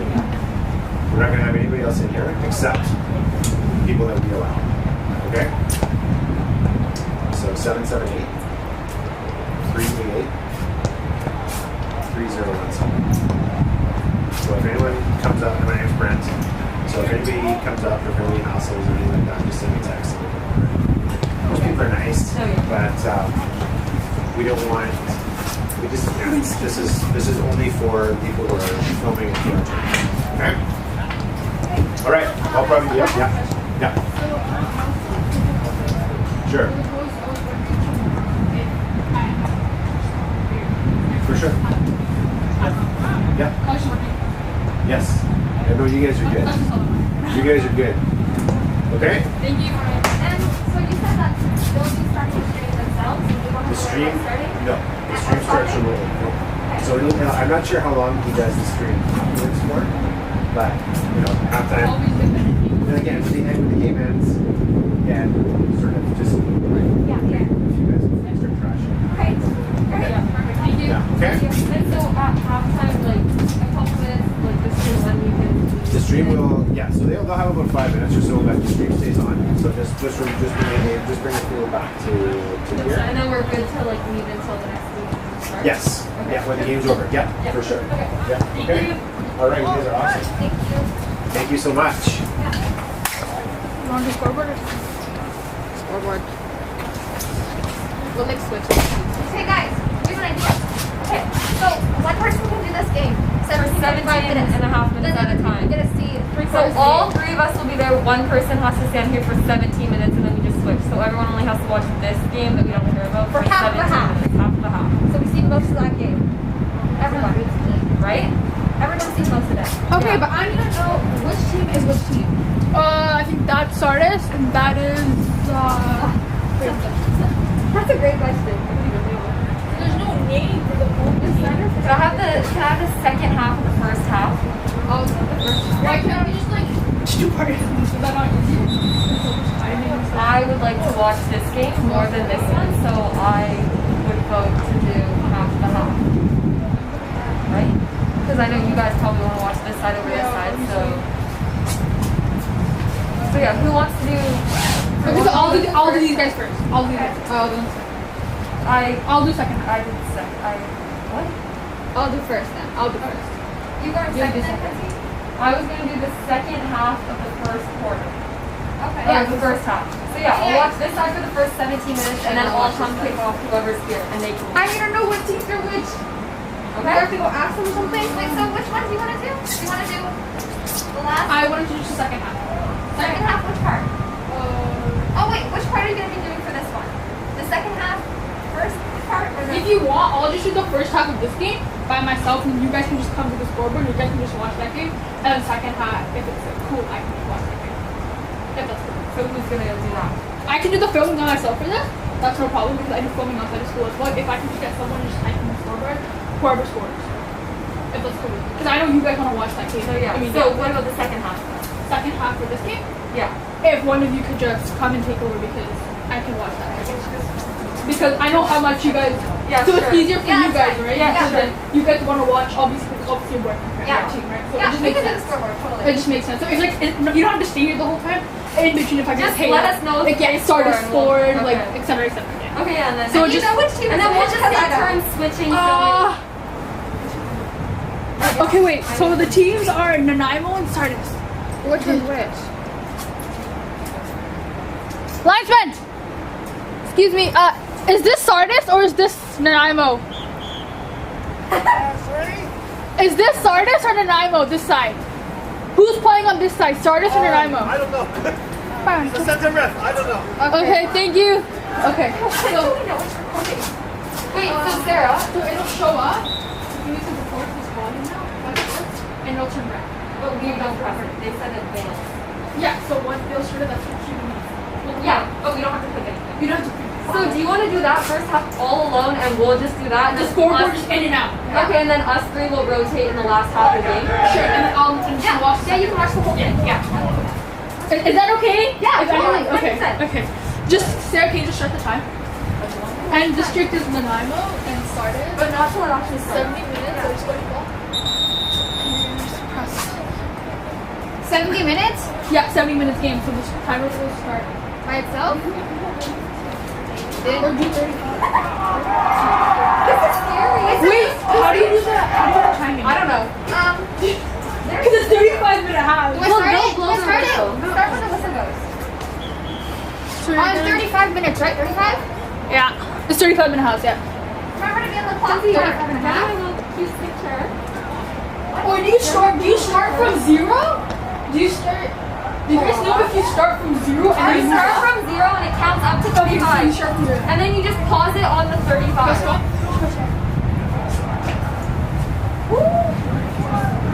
That one said it starts at 70 though. Yeah, it starts at 35. We need to make it 35.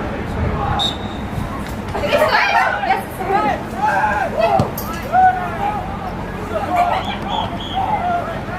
There's no zero on this keyboard. It's okay to start with 35 then. You can't do much.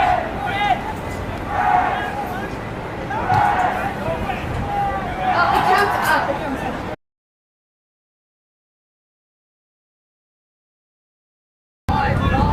We're starting. They can hear us.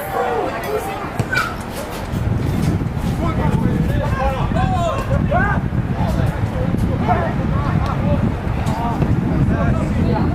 I'll tell you, like, I know you'll yield it.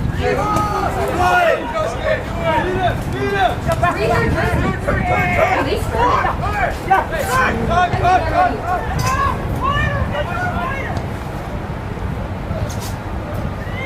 And then come right next to me. Are you going to be on this side with us? I'm not going to be.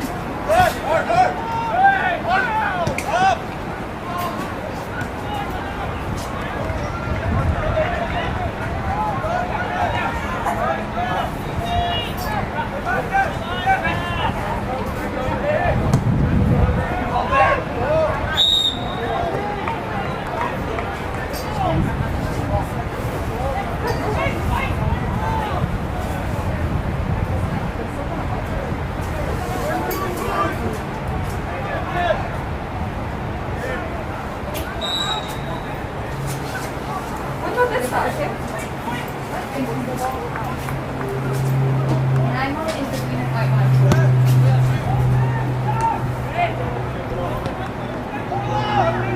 So Sardis is just the white?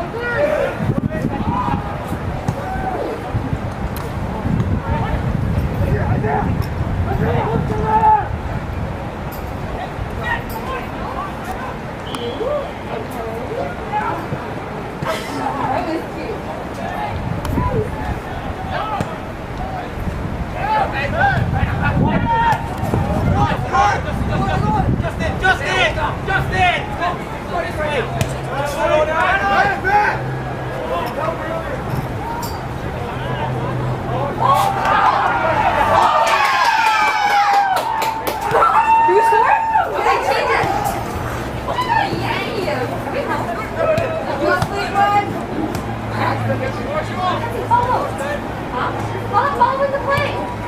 I am following the play.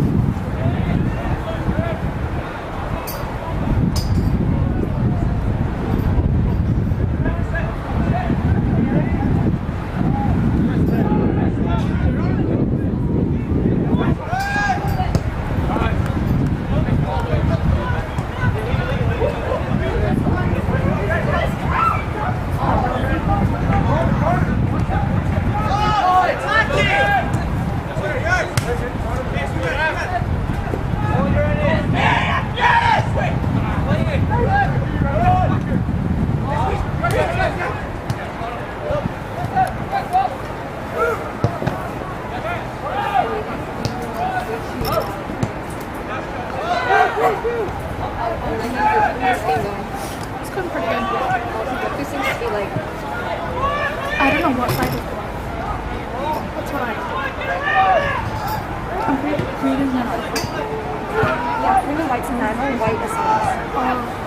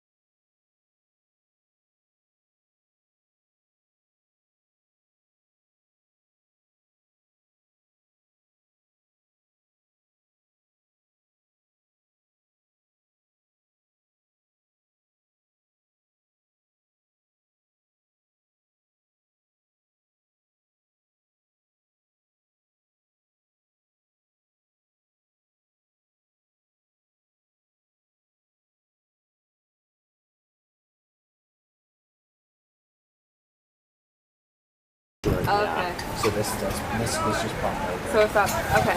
Yeah.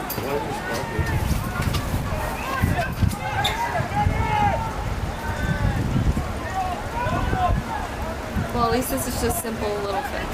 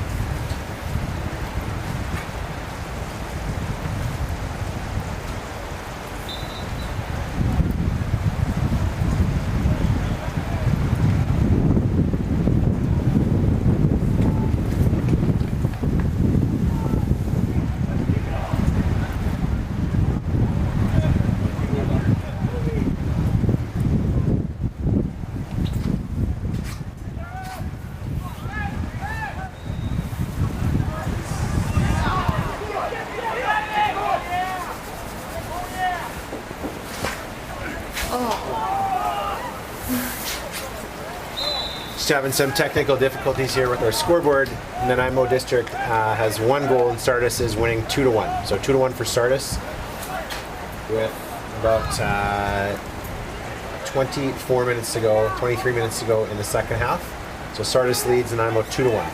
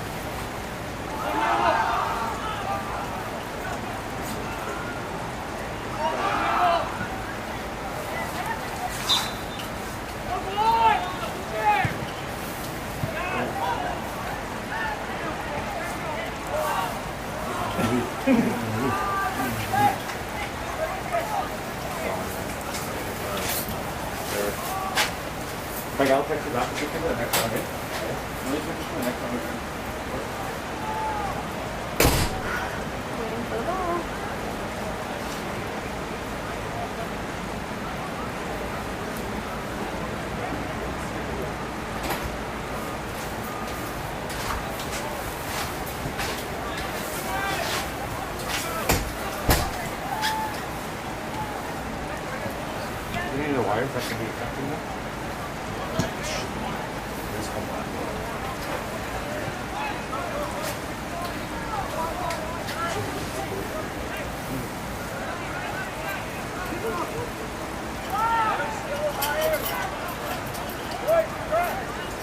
You know if that guy went and grabbed the ball?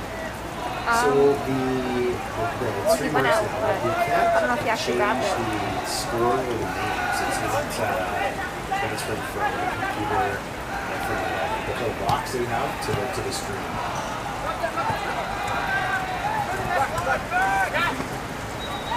Okay.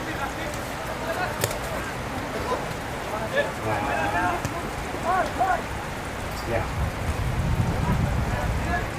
Okay, thanks, Joe. Okay, bye-bye.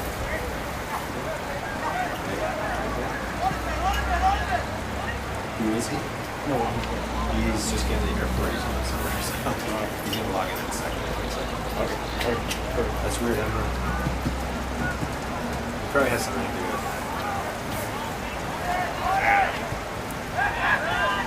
That's the game, all right?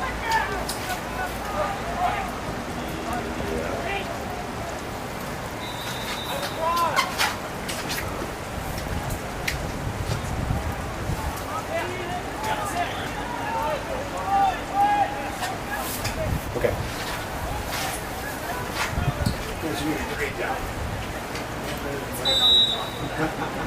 You can talk too quiet.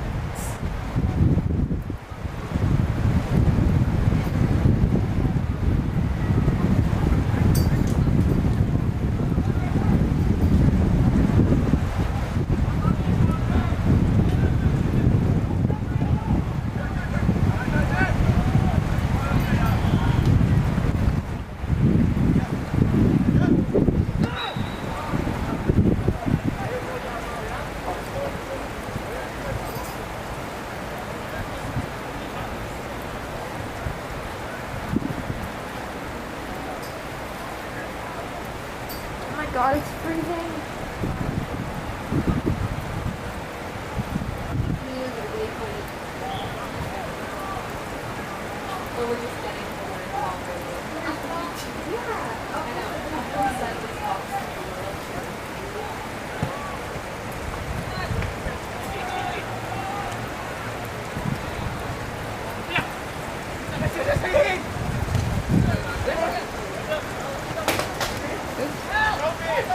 Got my phone.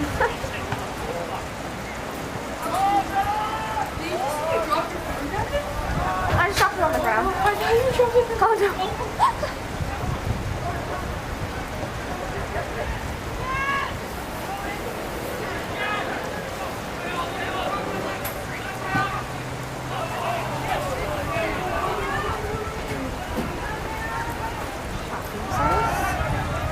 Saved by the bully.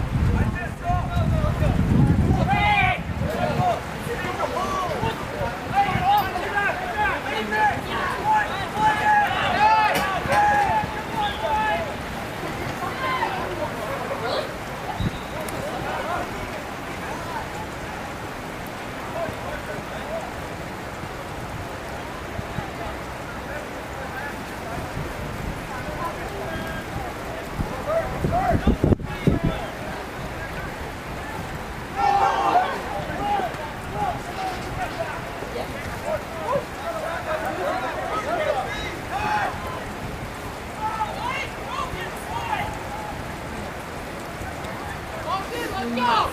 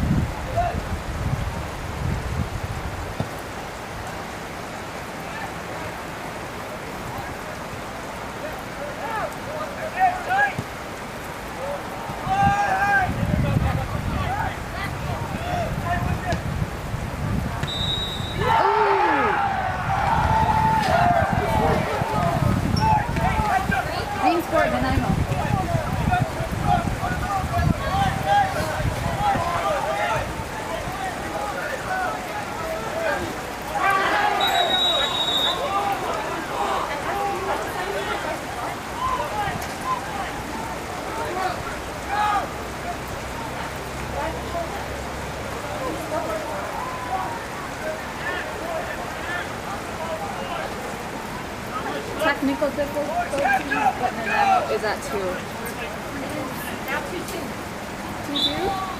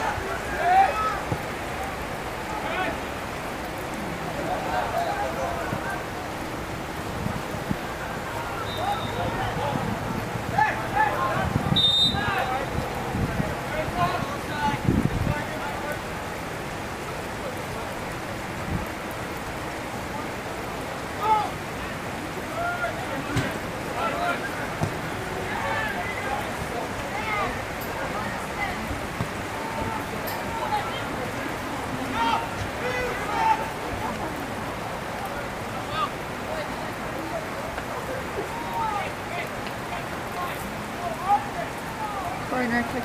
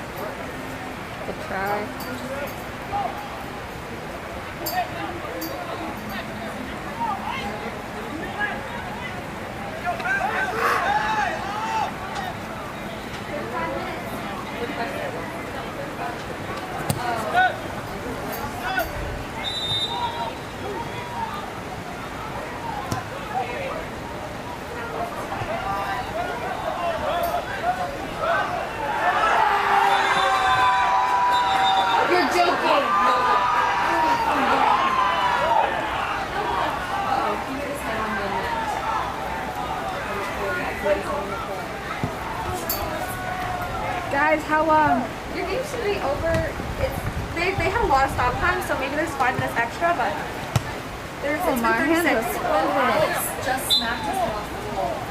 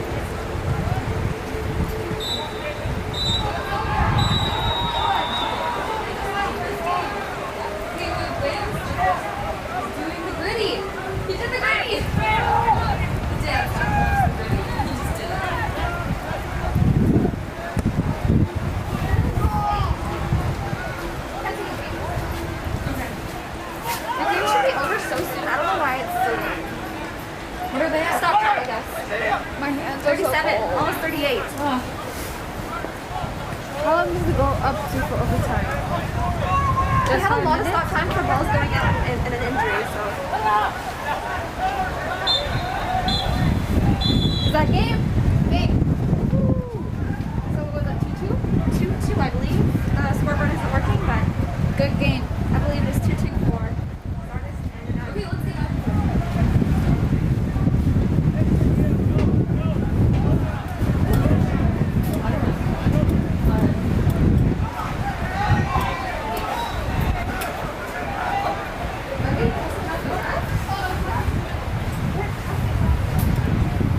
Damn it, my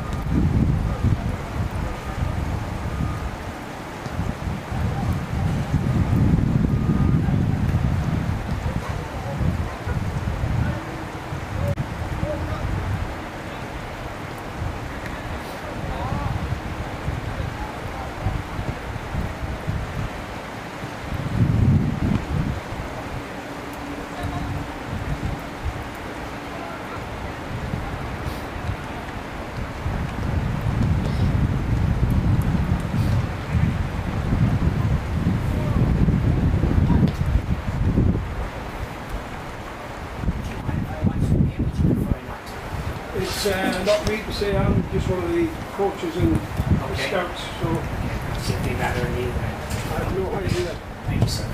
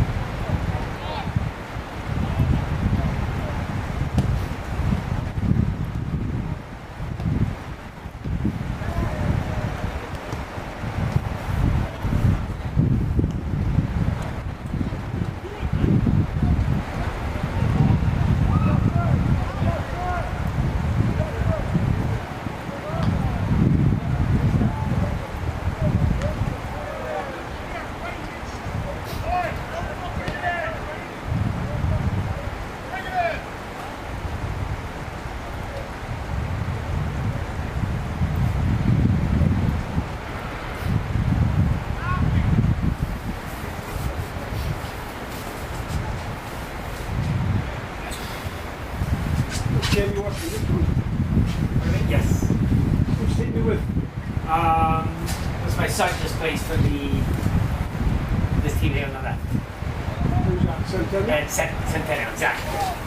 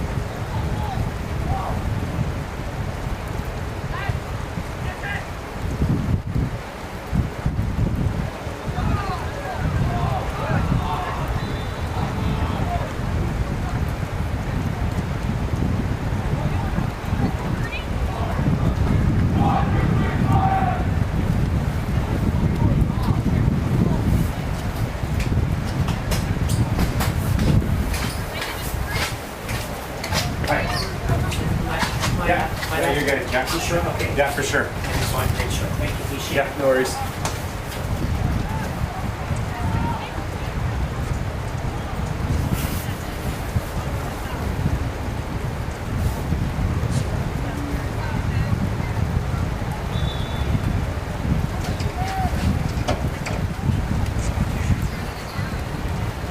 Colder now, isn't it? It's nasty. Yeah. It's terrible. Nice to play in. For the refs are the ones that were whining the most. Actually, I was talking to Tacky, one of the referees. Yeah. You know Tacky? Tacky Harris? Yeah, oh yeah. He's got the yellow waterproof one. Really good. I used to play with Tacky years ago. Yeah. Good player, they were good. Bad ref. He's alright. Blinded one eye, can't see the other. He's past it.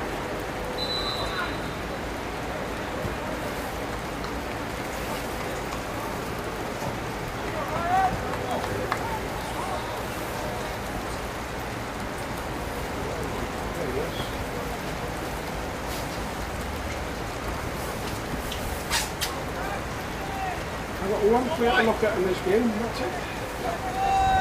Get here.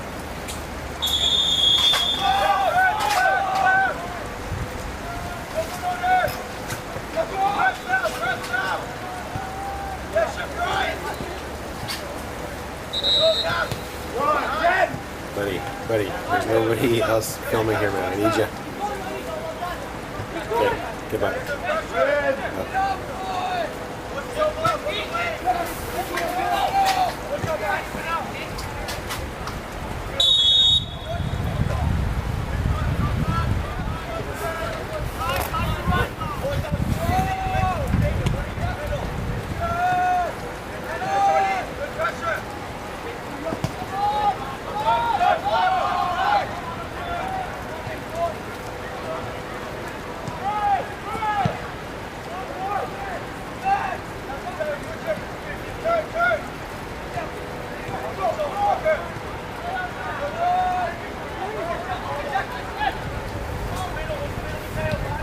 Wow, that's a good ball. Oh, well done.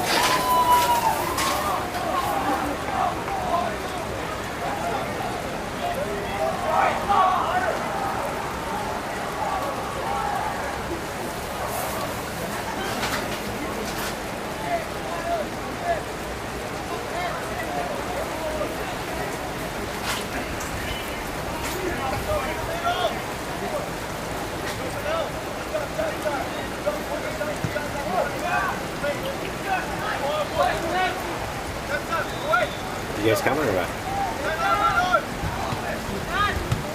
Where's the other one?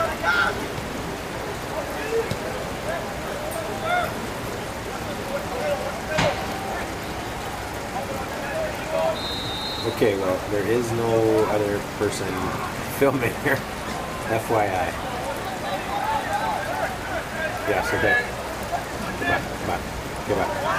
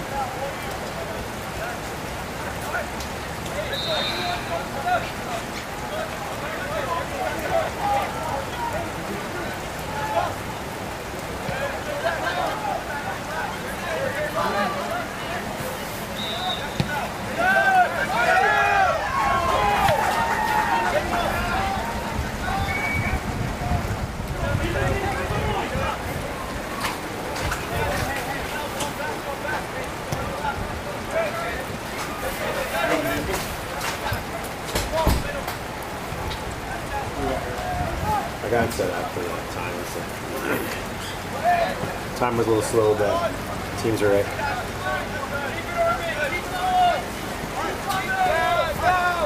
I'd like to welcome everybody to AAA Provincial Championship here with Nanaimo in white, Sentinel in red.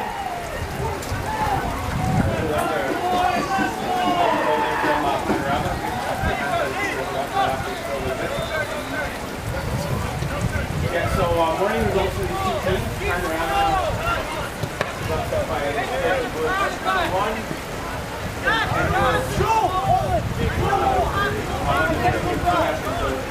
Big game when it's turning in here for these two teams. Panorama live. That's the other up here. Sentinel looking for winning the competition. Move around, boys. Move around.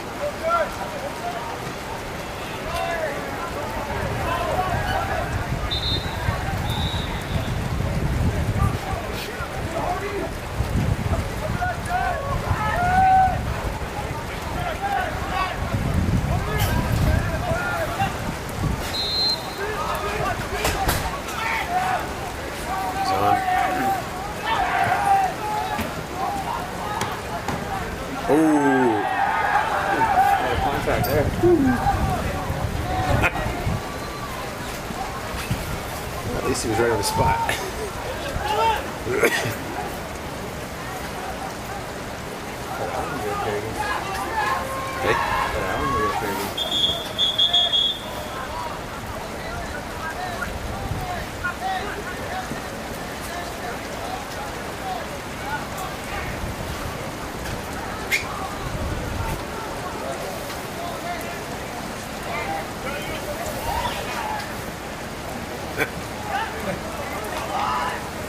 But it was.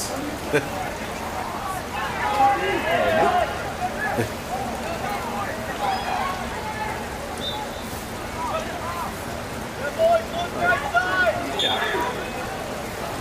Good colors there.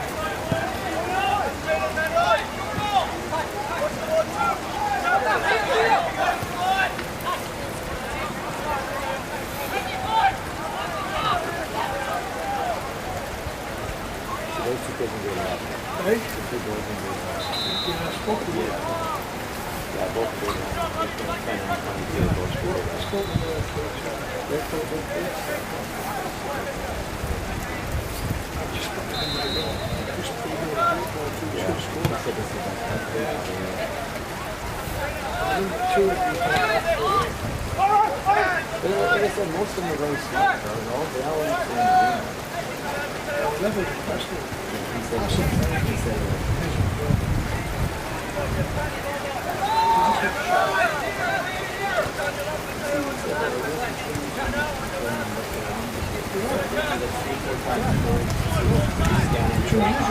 yeah, it's very unusual.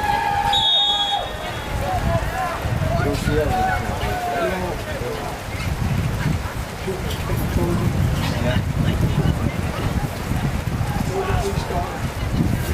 The wind is just killer. You're always in the grill. Remember, you can say anything you want to there.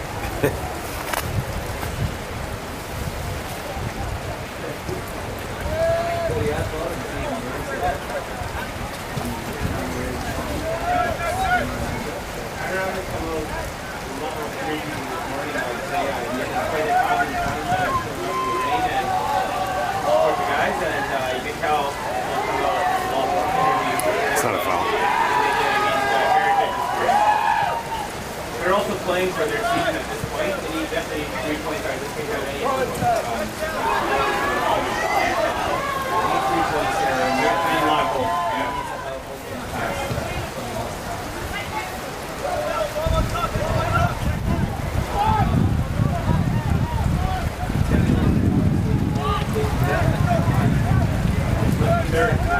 Riverside. Yeah, Riverside upset Charles.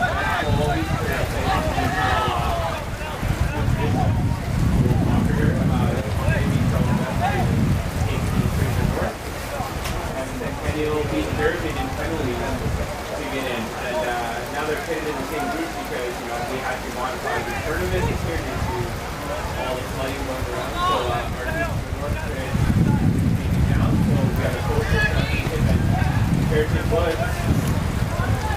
Woods will qualify to do that.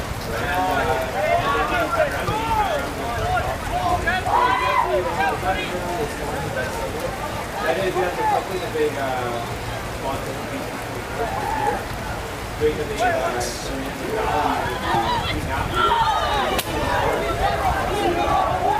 The other thing too, it's important to know that you're watching the speed right now.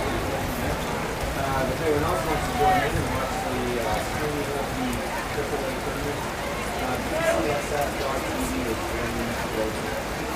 BCSS.tv. We'll be covering all the sports this year and showing where they are, why it's good. As other people who my leader, you can tell them that you're looking to subscribe. And subscribe. It's to be told by Branson Media, big way to earn here. My friend, I think people work at it. He's done a lot of work to make sure that, this tournament's gone off as it has, and it's only being better control of the weather, and unfortunately we're moving forward on right now. Good chance. We're right in the tower, which didn't happen for a while here. He didn't exactly know that. But I agree though, just from watching the first 5 minutes of the game, there's definitely more energy than they're doing in the game.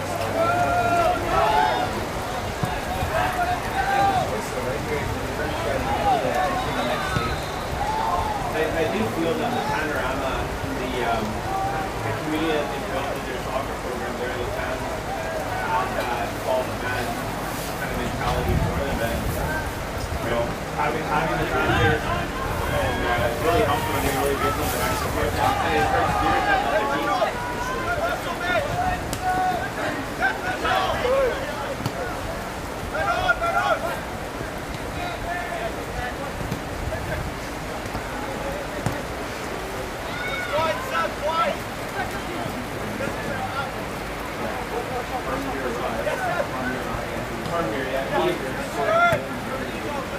And the captain, he was playing senior boys in grade 9.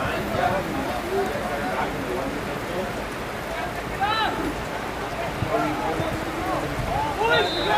Actually a provincial champion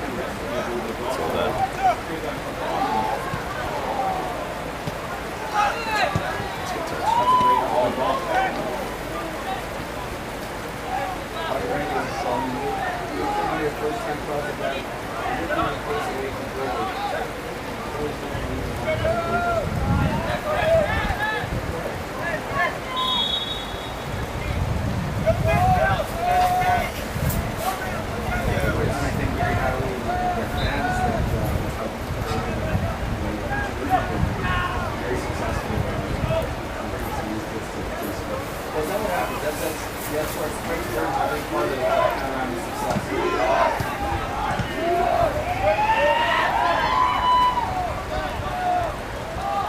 Although Brent, South Delta is also a French immersion.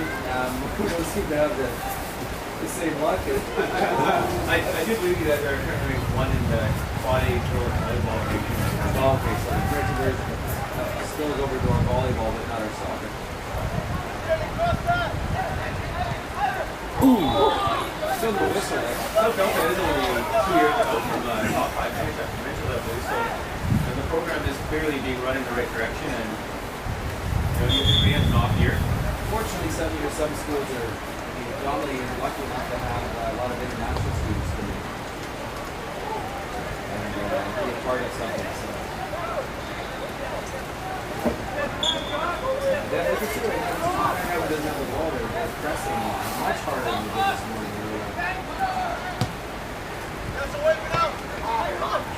Go, good! What is worth considering you see is soccer conception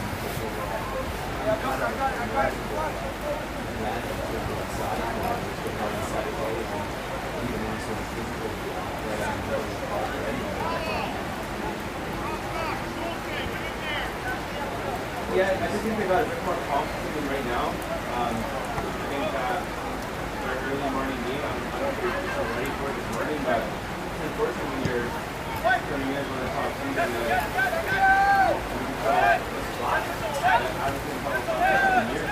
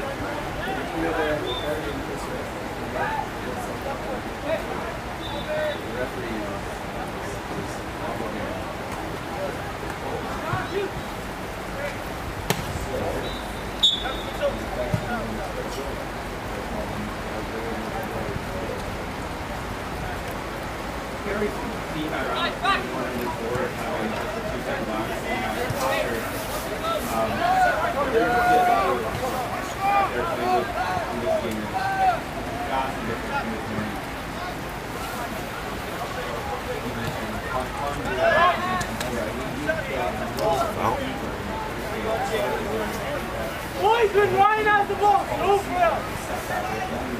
Go ahead.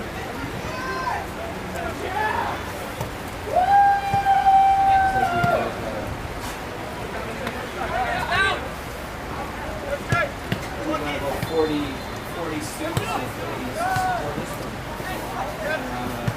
Yeah, at least I'd say, 40 of us there.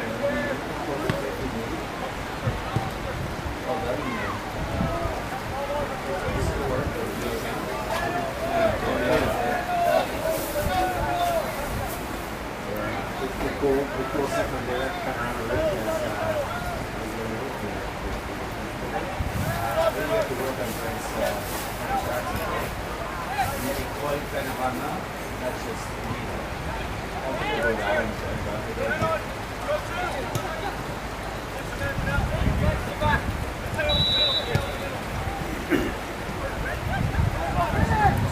That's going to be weird.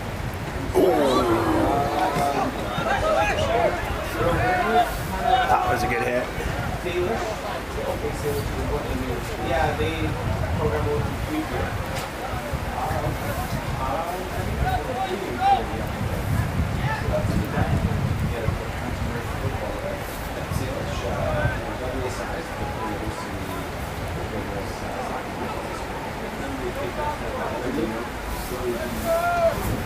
Confident in those girls that are really learning across and they can hold their own and put on a good show.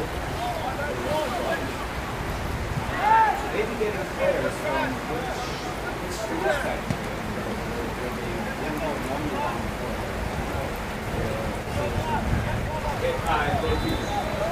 So Lord, we'll feel it over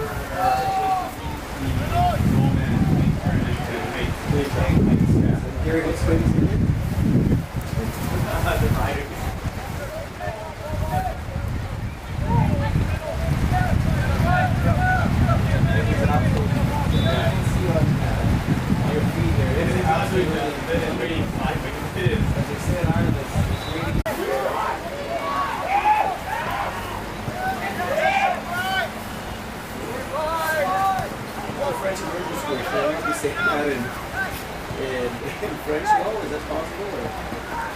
Maybe mix it up once. Loose up. Loose up, beat power. We'll do that.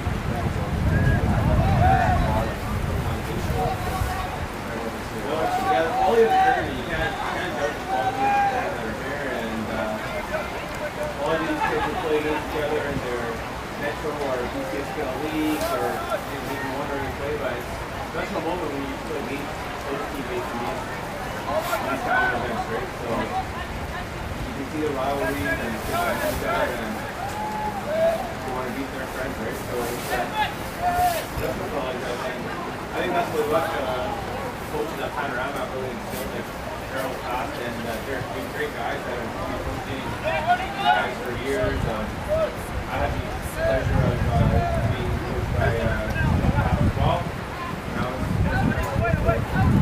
They've committed themselves to the community. What's the other up then? The class coach in Toronto. That's in that. That's not you in here. Not what I always said.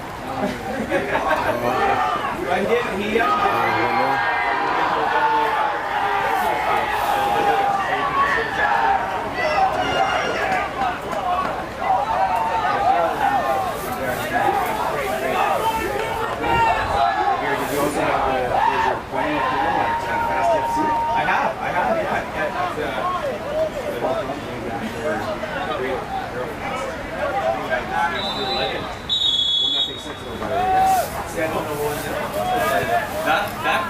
That makes this group very interesting over here now. Oh, that's very interesting. Oh wait, the Sentinel's not in this group.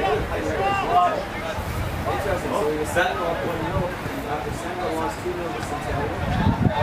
This is the result exactly what I've written people before, what's happening on the other pitch.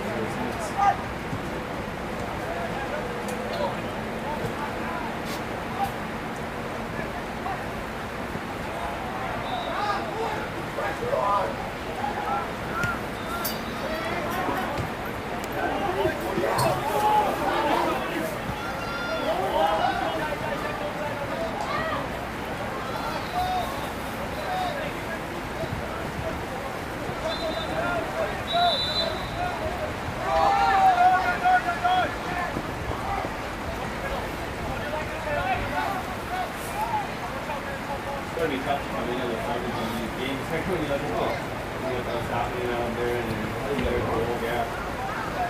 See a bunch of moving progression in the background, but it's still not enough to get the ball back to the whole game.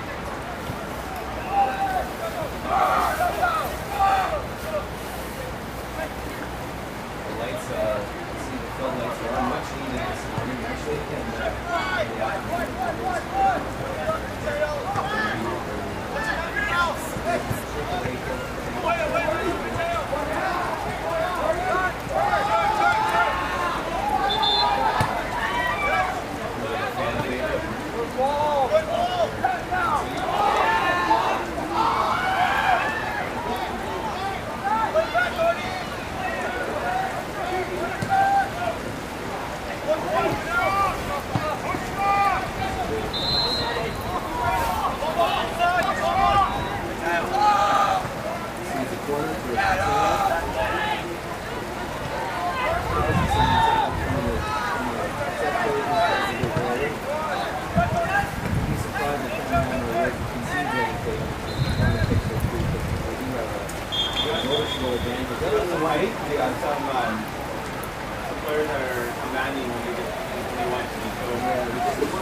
you can see just kind of the camera with the match up there.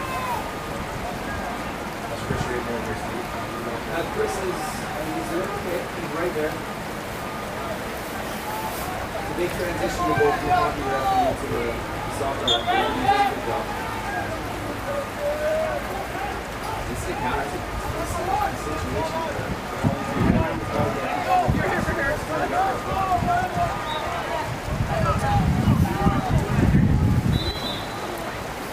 I'm not sure the referee actually saw the assistant saw that, but he does have to put out see what's happening. He listened to the shouts of the Sentinel bench.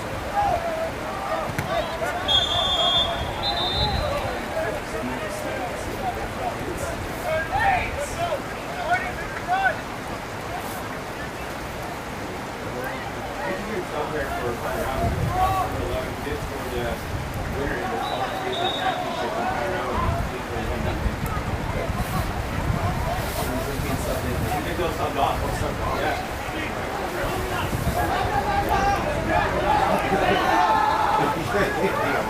Yes, listen. So let me make sure we saw the.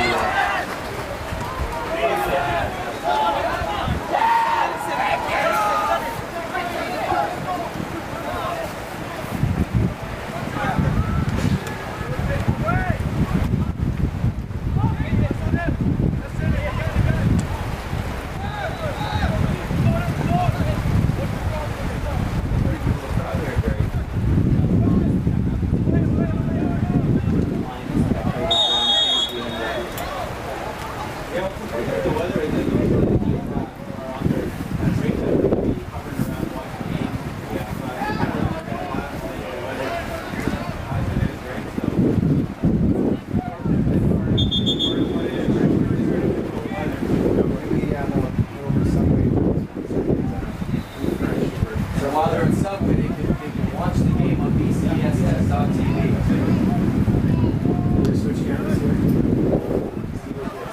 All right, I'm going to take over this game. So Alan, I haven't seen much of this game. Has it been similar to this morning? Both teams playing the same style, or looking to try to keep possession, or what's this game looking like? Pretty much. It's been fairly even.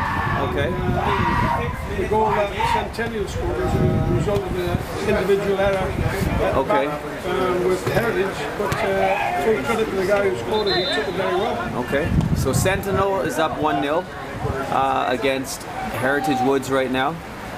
Heritage have had a couple of good chances, just there, the 22 again, Nathan was clean through and goalkeeper made a very good save, so the chances are still coming fast and furious, but no goals yet, but it's a good game.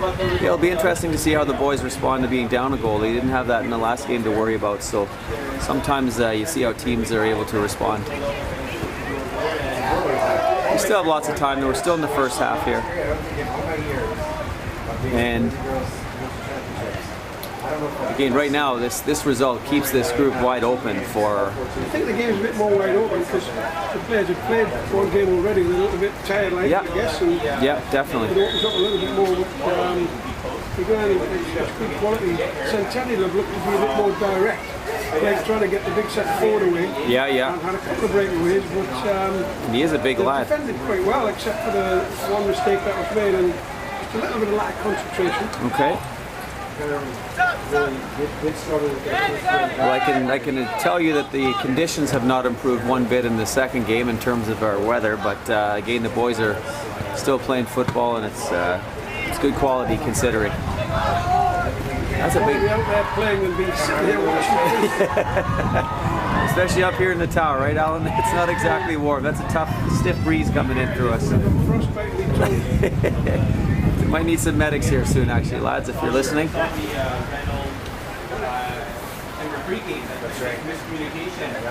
Jonathan Figueroa, just so you know, there's a couple of gentlemen up here might need your assistance to warm us up pretty soon.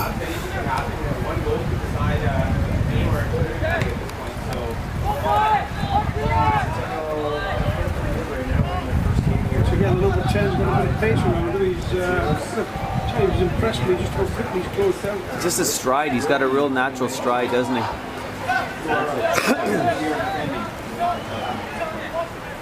course, this tournament here is not for a coastal title, for a coastal championship.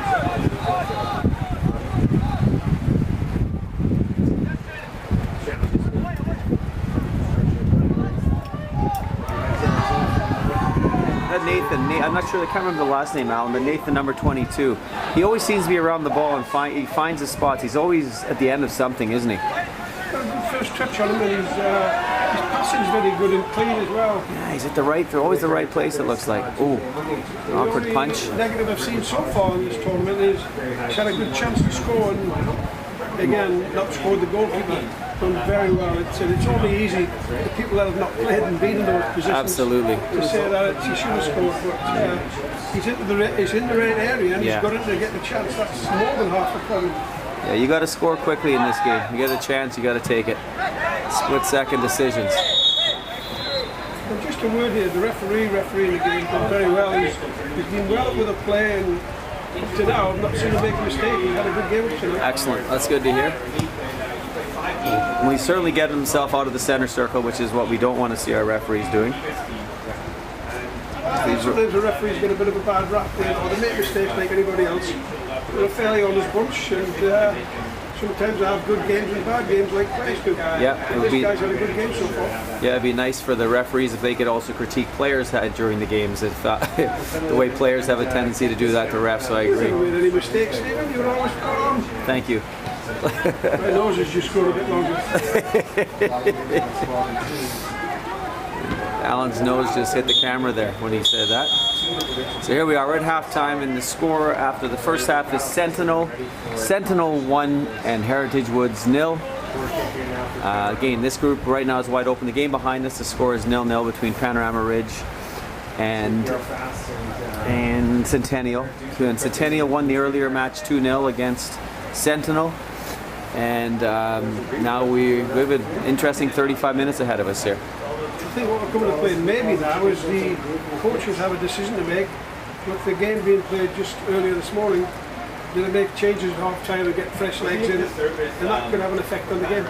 It does, and that's critical. And any team to have success in these tournaments, it comes down to a lot of time making changes at the right time, just to give some players a 10-minute breather or whatever it is. It doesn't matter what it is, but the key is, can you get players in that are going to make a difference? And if you don't have those players that make a difference, then you don't want to make those changes. That's right, but again, fresh legs sometimes with the good quality players can make a difference. Just a tiny little bit of pace to pass somebody could be the difference in winning and losing. Just a little sharper than the opponent. I love to sit on the benches. I've always loved to get behind the benches and listen to the team talk in half time. I've been on many coaching courses over the years, and they all do stuff on the field. And there's never a coaching course that I've been on where they've told you what to say before the game, half time or after the game. No. And that's one of the most important things for the coach. It is. It is. Yeah, running. You're on your own. You're right. Running a practice and activities is one thing, but actually being able to adjust and adapt to what your team needs at the moment is another thing. And some coaches can do one thing but not the other. And it's. But I agree with you. It's great to listen to the conversations right now. What would you say right now? Just based on what you've seen in the first half? If you're in the Heritage Woods side. For Heritage Woods, what would you say? I would say just keep playing. They've created enough chances to be ahead, and they've not gone in. When you've not created any chances, that's a big problem. When you create chances and missing them, I think you've done well. So keep playing, have some belief, look to get forward, play the ball a bit faster.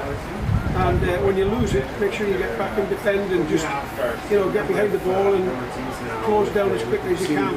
Because there's not a lot wrong with the game. I was going to say, what you're saying there, based on what the chances and how they're playing, you wouldn't adjust the formation, for example, at this point right now. Would you keep the formation as it is, or would you throw someone up a little higher to start the half, to try to start pressing the issue, or would that be useful at this point, or would you wait a little while for that? Not really. I think there's not a lot wrong for them, so I would say leave it as it is. Okay. The only thing I might suggest is to try and move the ball a bit quicker and get it wide and get some crosses in. They've had a few crosses in, a couple of quarters now, but not as many as I'd like to see. Yep. So I would say try and get it wide, get some crosses in, and then if you get the strikers making little runs and trying to lose the markers, you've got a better chance to score. Most of the chances in both ends to come down the middle, to be a bit more direct. So changing the tempo is a big thing, you would say. That's the main thing you'd focus on, not anything else, just playing with at a faster pace right now. And at the back, I think Heritage have done quite well. One mistake cost them a goal, and the player that made the mistake, Alex, had a decent game as well. Yeah. So it's tempting sometimes as a coach to say, right, come off, you're not playing well. Leave him alone, he's a good player, and everybody makes mistakes. Yeah. So they've done quite well. I've been quite impressed with number 11. He's made some good passes. Made a great ball earlier on in the game where they had a great chance to score from. So, I'm not wrong, I don't think he's made any changes. I can't see him yet. Or maybe he has. I think 20. Actually, number 12 was That's right. Yeah. 22 is off. That's an interesting one. Is it 12 come on? I think 12. I don't see it. I didn't recognize 12. His hair looks dry compared to the Yeah. rest. Right away. Heritage did ring one off the post. Oh! Sentinel goalie there. He's had confidence. a Confidence, couple of confidence. Not sure that, anyway. That was, Ambitious, perhaps. yeah. That's a good first touch there, getting himself out of trouble. Bad enough for the rain, but now we've got the wind up here. Yeah. It is not warm. Referee overall done a good job here, Steve. Yeah, that's all right. Oh, the refs, Alan said the same thing. He said exactly. He's had a great first half. He brings the average age of the tournament referees down by quite a bit there, so that's a positive thing. Yeah. Who's the ref? Sorry, who was ref? I don't know his name. He's okay, so we have a new ref who's under 70, so that's a good thing for the tournament. He's left his guide dog at home. Yeah, that's the guy. You know, one thing that's different from this morning's game is this: he's not afraid to get out of the center circle. So that's a good thing.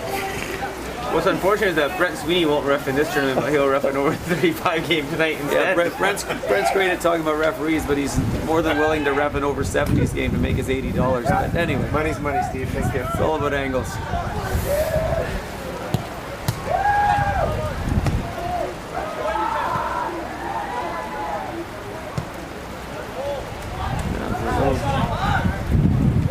It's a big lad in the center back there for Sentinel, eh? Big lad. Left footer too. You don't see too many left foot center backs, do you? They get more winning. They're all the red breed. I had a good left foot once. Used to belong to a German guy. A kid.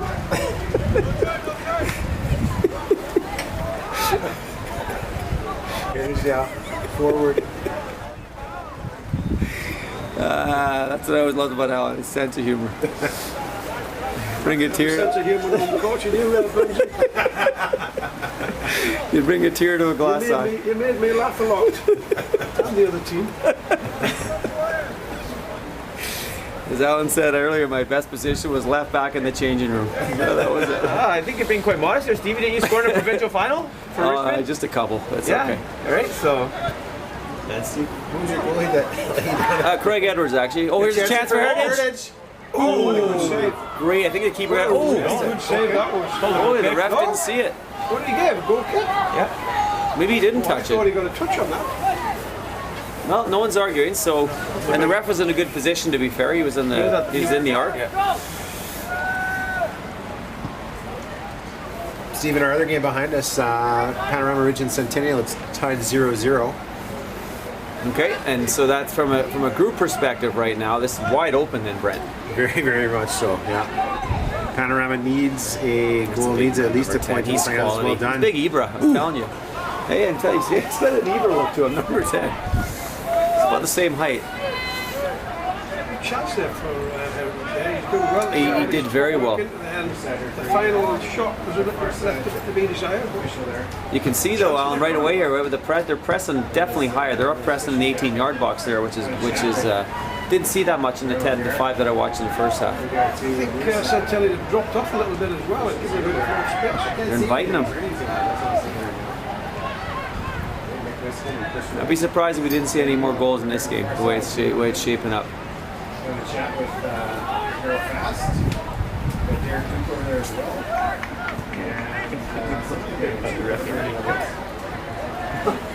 Ready to go in the second half.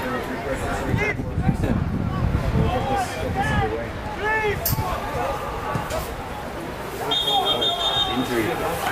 No, see, that's interesting. There's a player down, but not an apparent head injury.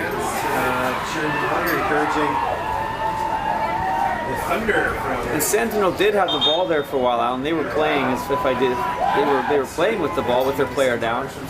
So yeah, I don't think that's an advantage though at all. It doesn't help Heritage in that situation, but hopefully the boy's okay and he's able to get up and play.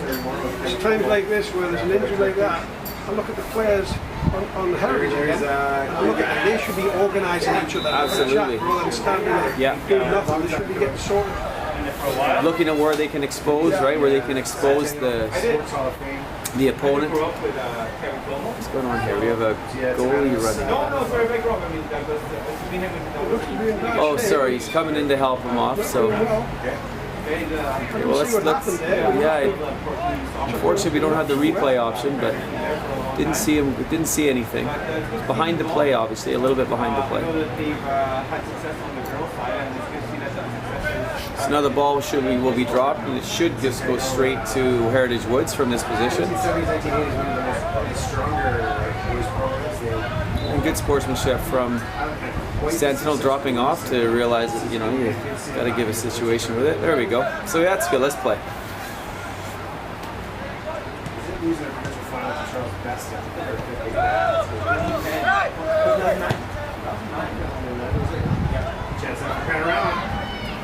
Done my first year teaching. I had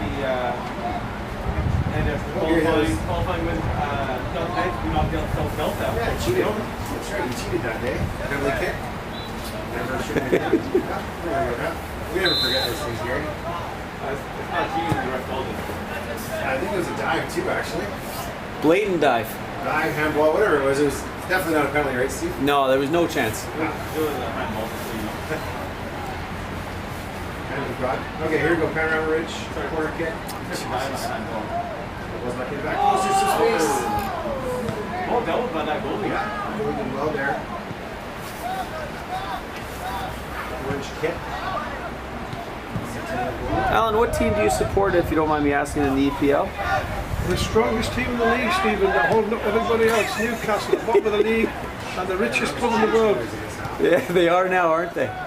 But the danger with them is they could get relegated and might take a while. It's not easy to get promoted straight away. But I think it's the toughest league in the world to gain promotion on, Alan, is the championship. I guess if they can stay up with the money they have and the availability of players they could buy, it could be on a fast rise. But definitely. It's very important that they try and stay up this year. They've got a tough game again on Saturday. Who are they playing Saturday, Alan? I think it's at Arsenal. I'm not sure. Is it okay? Every game's tough. Every game's massive right now, though, right, for Newcastle. That's really bottom of the league.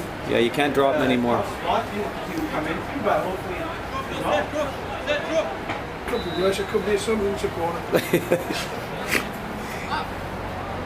But it was a good documentary, though, Sunderland Till I Die, even though, it's not your team, but it is a good documentary.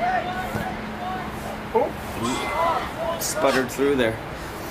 So we give a mention to our tournament. Which team do you support, Mr. Burns? I'm a Celtic supporter. We lost the game today. Lost to Bayer Leverkusen 3-2. Well, up 2-1, but that doesn't get you any points, though. A couple of late goals.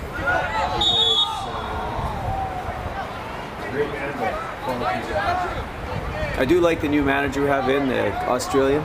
Come in, he's doing things that I really like. Gerard leaving Rangers, is that a good move for Rangers or a poor move? It's probably going to hurt them short term. It will hurt them short term, I believe.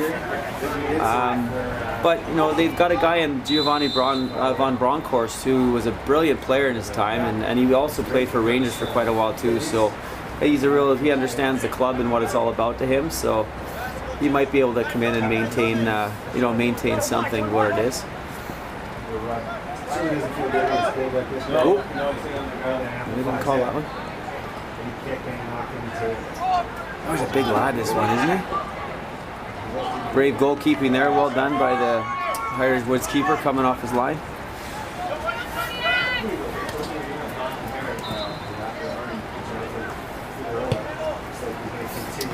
So I like see him a little wider there, Al. I'd like to see him a little wider than number 24. He's come in we have nothing out in the wide position. Yeah. Wingers are a dire breed now. They are. You don't see many out and out wingers like Willie Johnson. Willie Johnson. Willie. Even Jimmy Johnson. If you want to talk about Celtic back in the day too. Fantastic play.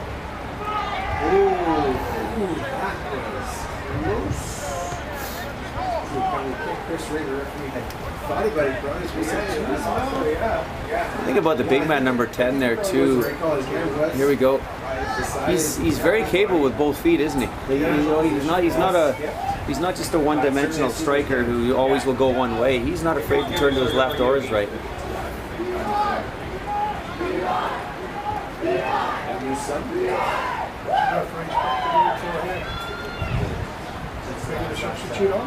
I don't know why he'd be doing that unless there's an injury. Because what? Going off. Okay, well that's interesting. So I can only guess there was an injury there. He was injured out, and then they decided just to make the sub, which is okay. That's fine. They didn't lose too much with it. Does he still wear the Thunder gear at Sully? No, he's not that, but he does have the championship.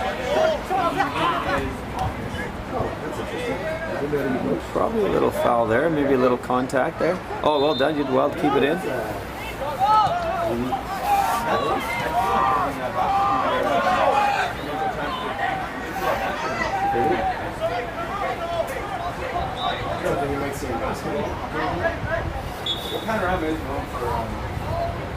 I can only think, Alan, at number 22, Nathan Abrianaku, I believe. I'm not sure. I think that's his last name, but he must have picked up a knock or something because he's not out there now. And this is the time you'd think they would need him. But he didn't look injured. He looked quite sharp actually. But again, he's played again this morning. It maybe just fresh legs is really the coach. We'll bring it back on again because we do have unlimited subs here at the tournament, so coaches can bring players in and out at will. Have the park out like this. 0-0, second half. Third set of games in the BC AAA boys. He looks comfortable with both feet. I think he's more left-footed though, Al. It's a little bit left side. I think so, yeah. Orange is traditionally a slippery cut with their game. Again, that's another rarity, is having a central striker who's an actual natural left-footer. Just like a center back. You don't see that very often. Looking at the Heritage back three, there's not a lot of height in there. No. Again, if I was coaching Sentinel, I'd be looking at that and saying, right, get some crosses in, try and take advantage of the lack of height and maybe get some headers against them because they've got some decent sized players up front. Oh, big number. That number 20 up front looks like he's about 6'4", so it'd be a tough to stop in anything coming in. But again, being a coach and on the sidelines, they get a different view than what we have on top here. That's right. They've got an easier view to see things and make a better judgment. Definitely. And we have more time to do it too. And no consequences. That's right. Yeah, that's right. Compared to the average they traditionally play. We can't make a mistake from up here, can we, Alan? They lost the energy that they had in the first 25 minutes. Talking to Steve about that, I just think that So there's 2-on-1 on this side of the pitch. 2-0 over Sentinel. That needs to be defended better by Sentinel. Their free header on the goal area. Just mentioned their Sentinel win their first game 2-0 over Sentinel. And so a draw here would give them 4 points. And as it stands right now, Sentinel is held 1-0 over Heritage Woods, so that would put Centennial in first place. The panorama would be at the bottom, 1 point. Sentinel and Heritage Woods tied. Well smothered by the keeper. Looking to play quickly. Nice turn. Very nice turn. Maybe a foul there, I think. He did, you're right, Alan. He did look like he took a bad knock there. Hopefully no whiplash from that, because that did look pretty... Didn't look too good. No. good things getting up okay. He actually did very well turning the ball there to get away. Under pressure right away, but he was a smart player. He checked around him, he felt where the pressure was coming from and got away from it. Well, that was a quick sub. So here comes number 22, Nathan Abimaku, 12's off. 22 back in again. I thought the 12 did quite well. I did too, actually. He was running at the fullback immediately when he got the ball, but obviously Coach Mike sees something else he'd like to try to set up here.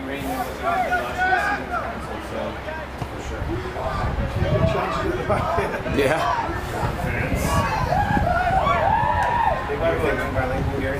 I don't think they can win too many balls in the air though, Alan, right now with the big man in the back there for Sentinel. So there's no point in knocking him up in the air like that. Get him to the feet and then play from there. They've got two big centre backs and a big left back, fairly tall, good in the air. Yeah. It's off to break him down that way. They need to get the ball on his feet and let him have a go at them. The number 10's actually got a little bit about him when he gets it on his feet. Oh, he does. Oh, brilliant, wasn't it? That's a good save. What a good layoff. Good smart football. That's real nice touch there. They take the lead here. Again, I cannot believe that some coaches tell the players not to play in this tournament. The standard is better than what I see in some of the BC Premier League teams. It really is. It's a good standard. And some of the players may be Metro or Division 1 and they come up and it makes them better players. Absolutely. They raise their game, don't they? They have to. Everyone's got to raise their game. It was a good back post pull, but the team wasn't ready for it. I'm not sure that was the plan, so. I don't know, I've been watching a lot of games recently and I've noticed that the higher levels, in terms of the pro level, there's an awful lot of near post balls now, even more than I've ever seen. And also looking for that first flick on for the body time. And there's been a lot of success with the two I've noticed on the corner kicks. Tony Waiters used to do that on Whitecap. Yeah. He used to get Alan Hinton play it. And he could whip a ball in. Front post, Bob Lennon he flicked it on, and John Craven and Roger Kenyon. Big John and Roger. On the rebound. Oh, there's a rebound. Yeah, those are great Whitecaps teams, weren't they? Especially with I don't know about you, but I loved their Big Dave Watson. Remember Big Dave Watson with him? Yeah. Loved him. Roger Kenyon. Other than that, that's okay. Roger Kenyon, John Craven. Just that's the Whitecaps had the toughest defenders in the league. I mean, we had a terrific reunion last year. We all met after 40 years with the soccer ball. Oh, brilliant! Most of the players came in for it, and it was absolutely brilliant. Nice. Big Roger was in, and Willie Johnson came in. Bob McNabb was in, one of the coaches. That's magic.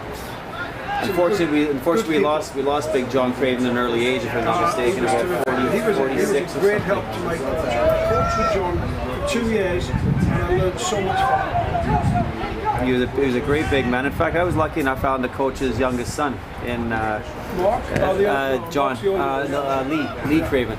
Coach Lee when I was 17 actually, and Lee was 12 at the time. So yeah, I had a connection with the Cravens at that time. John was totally different coaching than he was to play because he was a very physical player. Oh yeah. When he was coaching, he was very quiet and he was really good. He was spot on with everything he said and did. Yeah. I loved coaching. Yeah, absolutely. Here's a chance. Didn't quite fall for him there. Really just not one complaint. The other lad I learned a lot from was Bob McNabb. Bob was terrific. Oh, Bob McNabb, okay, yeah. He got me ready to take my pro license in England. He prepped me when I went there to go because he knew exactly what was going on. Where did Bob play his football? Bob played for Arsenal. He was a double with Arsenal and he played for England. And he did? Oh, he was international. What a terrific coach he was. He knew the game inside out. It's amazing you pick up from people over the years. Well, as I said, not just because Alan's here, but I learned the most about coaching from Alan. And another coach at UBC, Dave Partridge, his name was, who taught me a lot about football too. I think he helped UBC now. He's helping a wee bit. He's helping a little bit now. He does stuff with the referees, I think, with the Whitecaps, actually, if I'm not mistaken. But yeah, so I was very lucky to have some good coaches along the way. You won a few trophies, Mr. Bell. Your son with the white 86s and a few with UBC. A few, yeah. Lucky enough to be in good teams for sure. Because like you said, my best position was left back in the changing room. Panorama just scored in the other pitch, as you can hear. And it opens things up even more in the group. I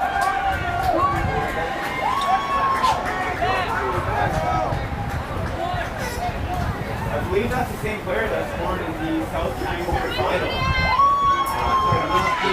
Go on, whip it in now, whip it in. Number 11 did score the winning goal. He didn't want to. He didn't want to get it with his left. Gary, but They all count. so right now we've got live standings. How are we doing for time? We've got a four-way tie with 3 points. So we're just over halfway through the second half here in our second game. Third set of games today. The third round of games between Heritage Woods in the maroon and black and white, playing against Sentinel, who are wearing the white tops, black shorts, black socks, and it is 1-0 Sentinel, and we're just over halfway through the second half here. If you can hear from the other game, we've had a goal from Panorama Ridge. So Panorama Ridge now is up 1-0 over Centennial. And as mentioned earlier, Centennial defeated Sentinel 2-0, excuse me. And earlier, Heritage Woods defeated Panorama 2-1. So we've got a wide open group here with everyone basically could be sitting on 3 points here when we finish. There's nothing more you want more than that, Israel. All teams having 3 points going into the final games tomorrow. Well, it shows how good the competition is. Once the games have looked like. Yeah. Looking at Heritage, I had a couple of decent crosses in, but really not took advantage of that crosses. And maybe if you've got somebody with a bit of height and prowess in the air, put up front, they get a bit something out. Oh, he's taking it. Did well. Keeper adjusted nicely to that. He was a little high, I thought, at the start, but I'm not sure that's the ball I'd be throwing out though under the condition.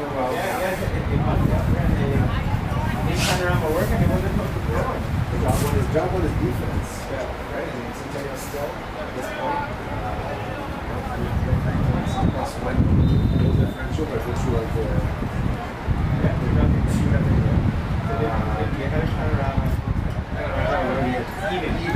It's tough. There's a lot to ask there, trying to get through 3 players. Possession, especially in the areas he's in, he's going to try and pass the ball out there. We're going to take people on, he do that, he tackles them. That's right. I love the fact he was showing there, Alan. That's great, but I didn't like the, it wasn't a great decision to turn and try to beat the 2 players. teams will play off in their final group of stage games 11 a.m. tomorrow. I think to switch things up a bit myself, Alan, with number 22 Nathan. I'd throw him out wide for a while because he loves going at players just to change the look up a little bit, because he's the big man in the middle here has actually done a good job of shutting down any sort of threat from the middle. I'd see him go with the run at the fullbacks for a while. It's one of those games where Sentinel have defended very well. They've really been diligent at the back, concentration, and really done well. And it only takes 5 seconds to make a mistake and it could be a different game. And it's up to Heritage to try and create some problems to make them make that mistake. That's right, and here's one right here. Then you see it get one wide. Very well organised at the back. Oh, there's a chance. Chance for Heritage. And they got a corner kick. And again, a little bit of a mistake there. He's miskicked it. Gave them a chance. But I did like the fact again, like I just said about 22, he pushed himself out wide there to create a different look, and gave himself some space there. They have defended very well, Sentinel. They look strong. Just like what you said earlier, Heritage was when they defended against Panorama this morning. They did exactly the same thing, right? They did an outstanding job of defending. Let's go. I was going to go for my goal, but he said it. I'm going to pick the flag up instead. I didn't smell the bakery today, boys, either, by the way. Is it closed or what? I didn't smell the bakery either, Steve. There's usually a lovely aroma from Burnaby Lakes here, which masks the compost pit that is across the street. There's a chance now for Canada. Left foot easily handled by the Centennial goal. Oh, that's a nice ball. It's a nicely weighted ball. Oh! There. Ooh! If VAR was involved, we might have a penalty. I think we would actually, Alan. I would have. Wow, that was a little late and didn't see any ball involved there. The penalty shot there, Steve. There certainly was. Makes it even 1-1 though in terms of... No, it's not. He's played it on. Oh, He wasn't offside. no. Yeah, next year the tournament's looking to bring VAR into it, but we still don't have the budget for it, but we're working on it. Well, I think actually, Steve, they'll just let's ask us up here. Yeah. Generally, we're 100% on our calls from the top. We'll get the government involved. We'll bring VAT. Okay, here we go. Oh, We've played just about 20 minutes a second half. yeah, good call. Battle between the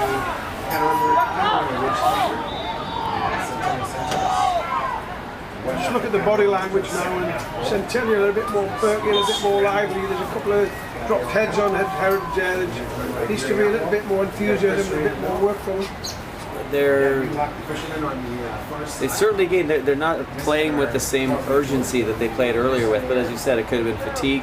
Unlike the other game, Panorama Ridge, I was watching the game in the first half. They had the energy that Heritage had, but they didn't have that the first game. Remember, these are young kids, and it's going to change from game to game, minute to minute even. Good ball. Open it up now. Goal, then it just they couldn't clear it. We bounced around. He's done well. Oh, he's turned. Earlier in the game, he had his chance and he was only able to hold on to it, whereas this time he was just there and pulled him on that one. He's recovered quickly there. Did very well. Almost a mistake. It's a great chance to score there for Heritage, but goalkeepers come through again. I've had Diaz Camber join the broadcast right now. Diaz just said, "Is that Alan Arrington with you? That accent sounds familiar. Tell him I say hello." Hello, Diaz. How are you? And he's saying he can hear you saying hello to you. And Diaz, I agree with you. We both thought that was a penalty kick, actually, the same that you just mentioned there. Anyway, yeah, it's there's one that we can be looked at later. But here we go. Diaz Camber told him to join in. Well done, Diaz. Brent Sweeney saying hello to Diaz. Get your kids watching this. There's a chance. Rebound. Certainly pushing Yeah, they are. Yeah. Good shots. Comfortable position for the goalkeeper right now. They did yesterday. But on the other side would have been a bit more difficult. Yeah, no, you're right, Alan. They've definitely pushed the tempo up here. And for everyone watching, the Dallas Cowboys are up 7-0 on the LA Raiders, or Las Vegas Raiders. Las Vegas, excuse me. Slick surface there, Gary. I'll tell you this, like, in that Reynolds, there's the miscommunication, a slip ball through, everything is dangerous at that point.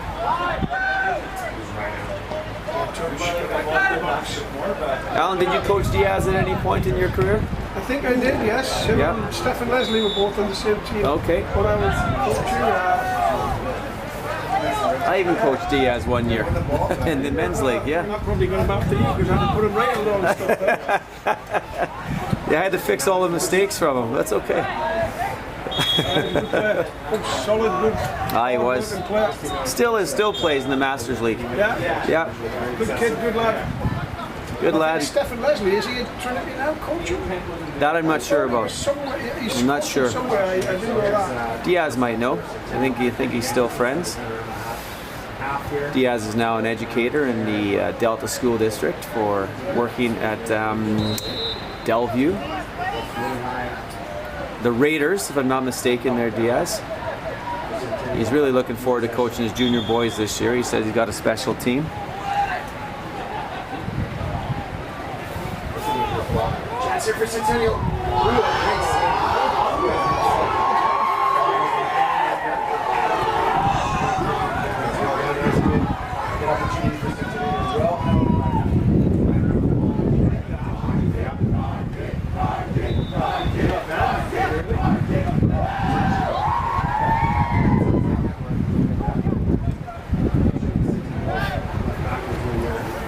Eintracht Frankfurt have just scored to make it 2-2 against Antwerp. For those in the fall in the Euro, here's a chance here for Heritage coming down. Again, well defended. You're right, Alan. They've eliminated a lot of the crossing opportunities. Good defending, but again, I don't think Heritage is wide enough for them. They're not drawing them out. Stephen, they're very narrow. If they get it wide, we used to say when they had chalk on the lines instead of playing like this, you should have chalk on the back of your boots. The wider you get, you've got more time to get on the ball and a little more forgiving if your first touch isn't good enough. Absolutely. When you tight in the field, you've got to be spot on. So you need to give it a bit more space and get wide. And it allows you to go two different ways, you know, and running at defenders on an angle rather than running straight down the line. You can always run forward towards the ball better than you can run backwards and it's in behind you. Absolutely. His right foot, he had space. Far post there. Keep it up here. Yeah. Got a cramp here. Looks like. Well, the Heritage certainly throw players forward. You can see they've only left two in their, literally in their back. Yeah. I mean, they don't deserve to be more down, but they're still playing very well. It's been a fairly even game. This game, I think, is going to start to open up, Chris. Sentinel realized that We're approaching the, we're in our 30th minute right now. 30th minute. Second half of our. So we play 35-minute halves in the tournament. So we're left with just over 5 minutes to go in regulation, and whatever time the ref adds on. We had one injury this half, I believe, Alan. So we maybe might add a minute or two on. And technically, he's supposed to add on for subs and so on. And we've had a few subs. We might add 2 or 3 minutes maybe at this point. That's a brilliant ball and a nice touch. Here's a great chance for Heritage Woods. Did well. The big man did well to come across. First touch was a bit heavy. It was it. Yeah. But great, two great passes though to get him there in that position.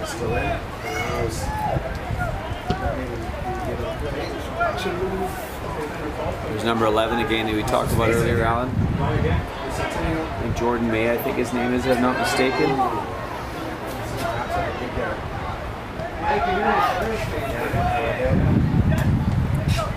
Test this very good well.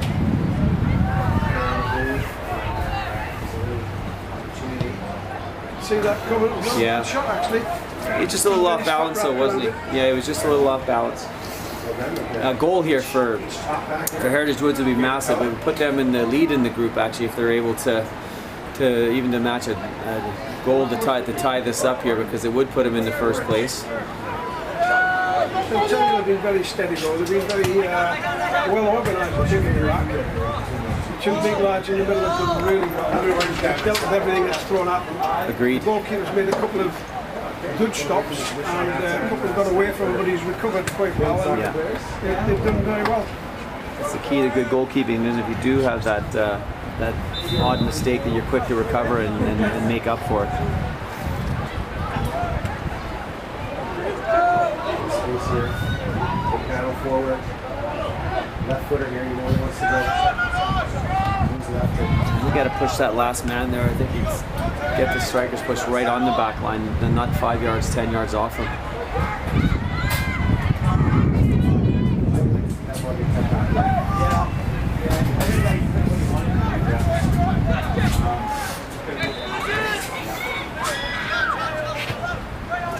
Passer of the ball, He is. He really is.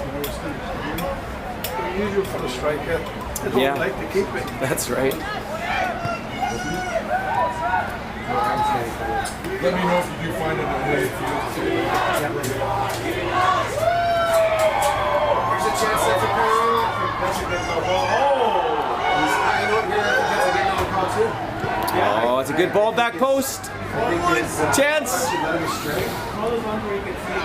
Oh.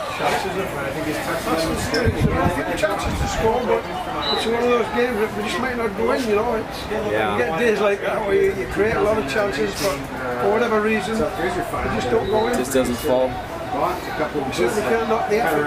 Nope. flops against South Delta, unfortunately. Looking to perhaps keep the ball in the corner here. be careful not to rise forward though.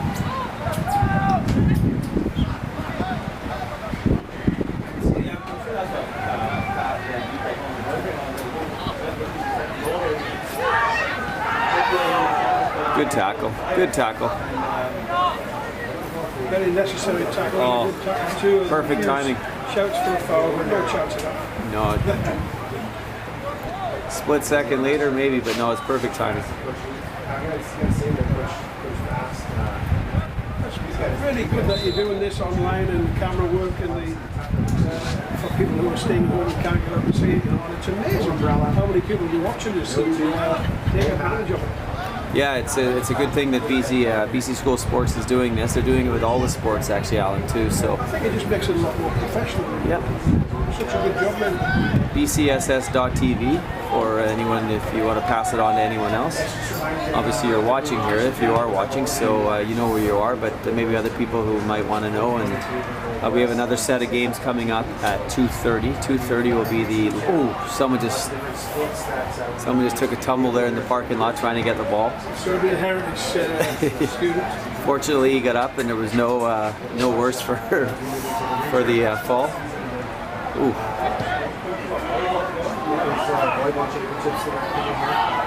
There's the big man back on again. He took a few minutes off there to get a break, and he's back on again. Yeah, for sure, Gary. 4 minutes to go here.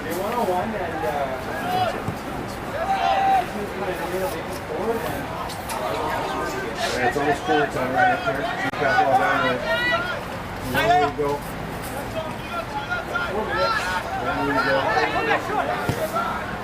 Oh, we got 2 on 1 over here. You got three guys still back at center. Yeah, we're down to our last. We're actually right now, according to the clock here, we're in added time now. We're past 35 minutes, but the referee has the official time. And here's a chance for the big man, Jeremy Davis, excuse me.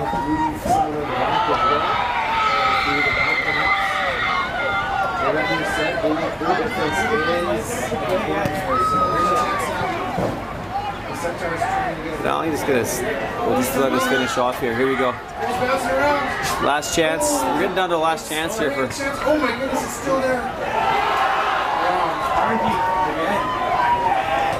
Wow. 2 unbelievable chances here. The ball fell. 2, their big left footer.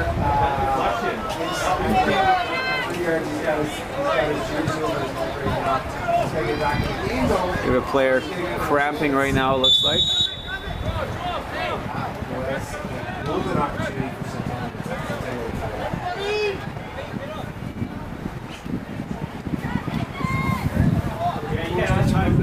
Yeah, I think we're already in. Yeah, we gotta get everyone in the box right now. There's no point in sitting deep. Push the line as far as you can.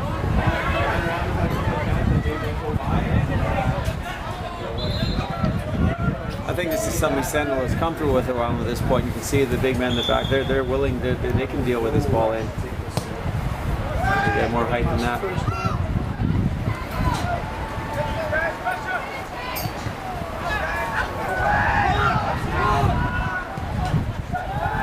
Gotta be down to our last seconds here now.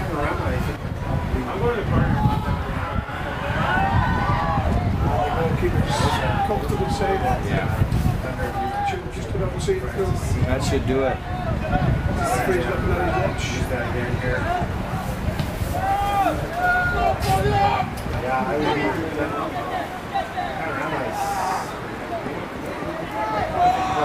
Oh, don't complain about that.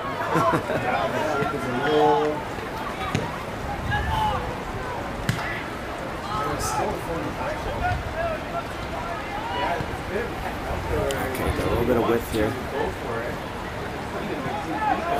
Gotta get in the box, boys. Gotta get in the box.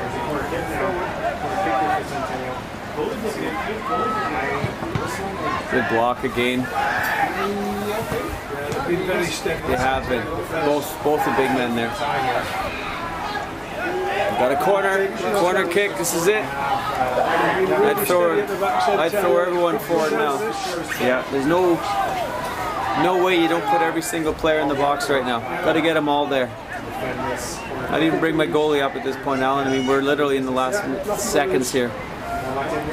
In swinger. Keeper's done a good job.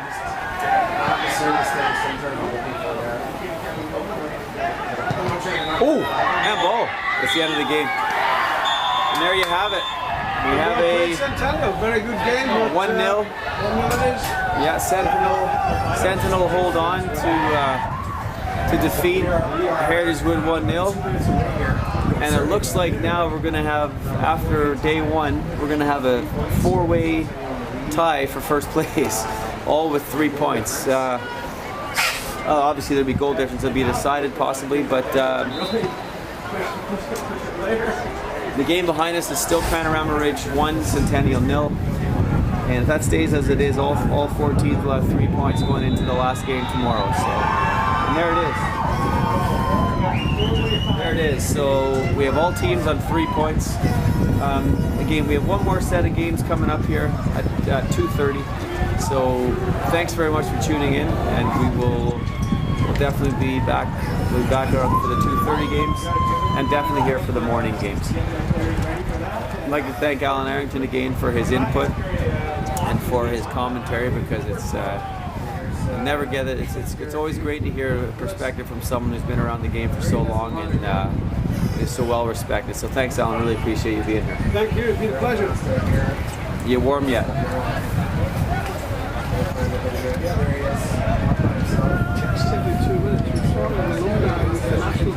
Oh, is that right?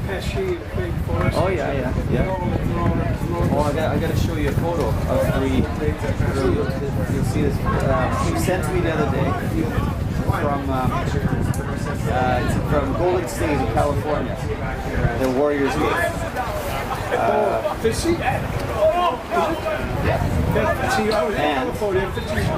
in San Francisco. This is the photo they sent me. I've got that one. I've got it here. Yeah, that's the one there. I've got it here. Watch. Oh, you got the same one, yeah? Yeah, this is the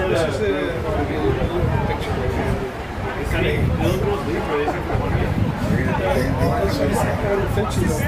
Yeah, they said that the other day from maybe like that. I was in San Fran. I'll tell this one. There it is. Yeah, the same one. Okay, what's this one? GM is home.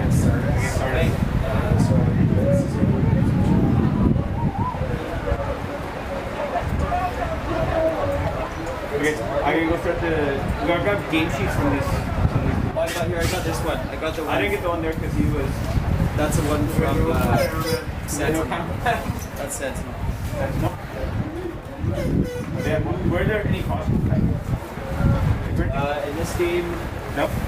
did we see any caution? I don't think I didn't see any. There's no cautions given, was there, in the second half? No.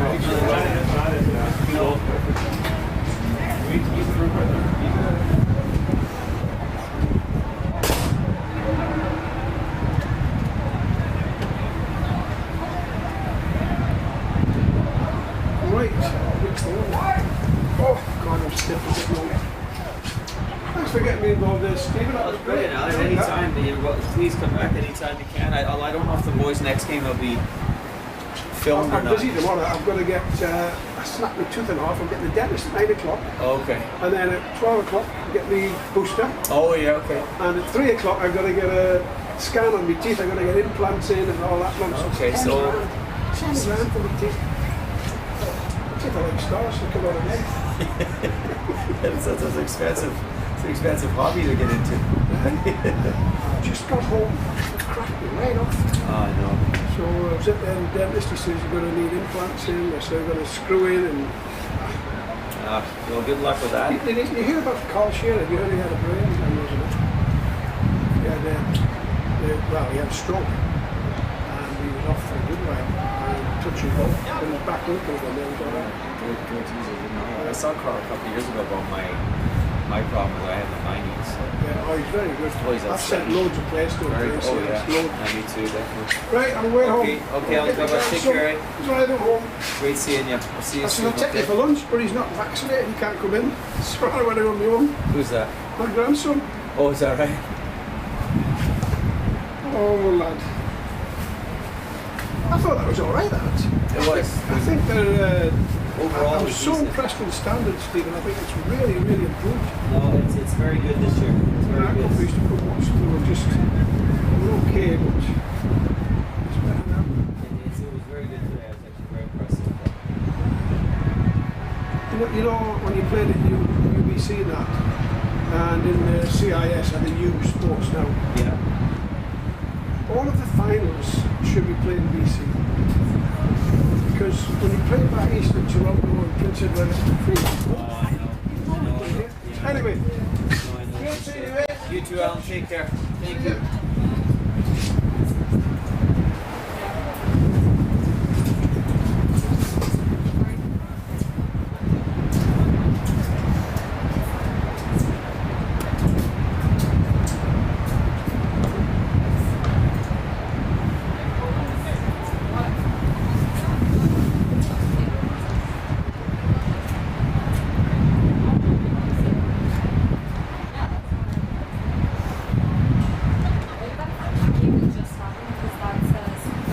Is it been fixed yet? I don't think it's been I don't know who's playing. Okay, that's the 2 teams playing. Okay, so I'm yeah, so that's the 2 teams. And it's ready, it's actually ready.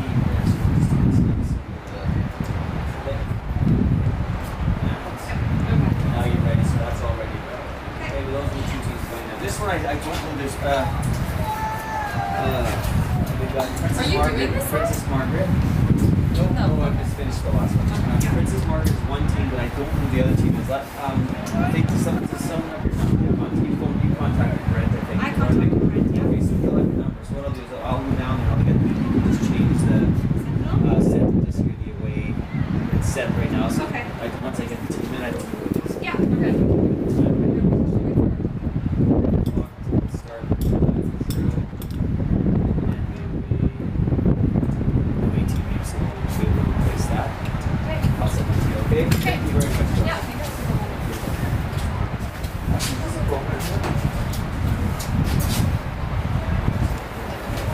Okay. Thank you. Yeah.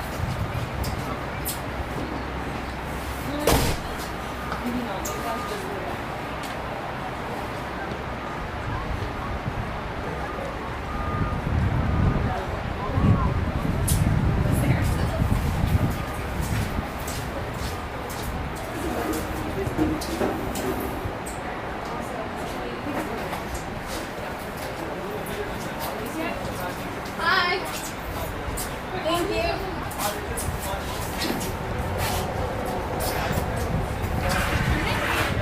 Okay, thank you. Appreciate it. He said we can close the windows just to the lens. We don't have to close it. Oh, well, I don't really care about that.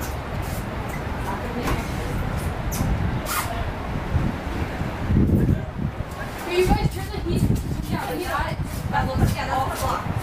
Turn the heat on. Turn the heat on. It's still blocking. That's gonna block the whole thing. Yeah, just open them. You guys just, I don't have to. If you want to get it. Well, if you just want to save it. Did you find the heat dial? Yeah.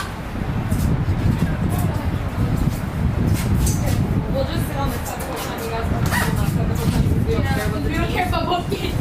And he said it's cool if we leave for the second half. Let's go! Thank God. Oh, also, he says that he's gonna text me and then we'll just have to change the name of Sentinel because Sentinel isn't playing right now. But they don't know, he doesn't know who's playing here. So Princess Margaret. Princess Margaret and then one of the other players, we don't know which team it is. And then he's gonna text me. Right, cool. Perfect. We'll be able to change it. I really hope we fucking win our game. Not in Margella, are you on the team? What?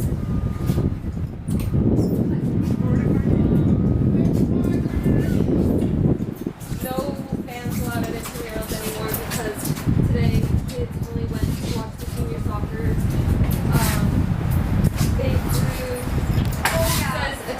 fans, like in quotation marks, because they were awful. People were throwing. No, I want to watch it. I know. Garbage wrappers. I can probably just get you guys to come in. There's no intramural? We can't watch it. There's still games, but you can't watch. Bro, just let the people in that actually won't do shit. Like, it's always the grade 9 and grade 10 and shit that always do that No, I shit. know. Bro, man, that sucks. Okay. There, do this. Oh, wait, Sarah.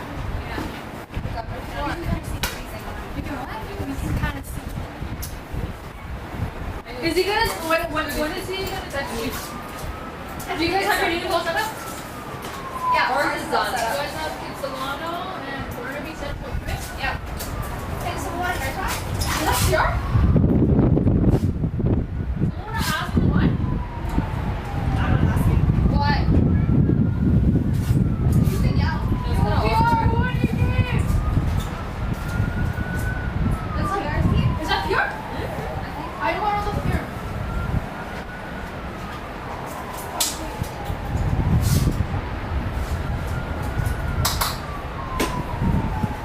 Yo, PR! You guys win or lose? Who you playing? Sentinel? What's the score?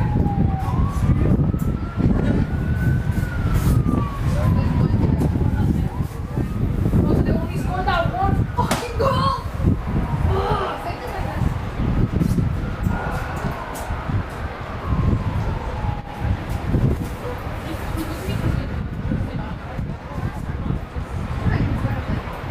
Bro, like, aren't these heaters, are those lights? They look like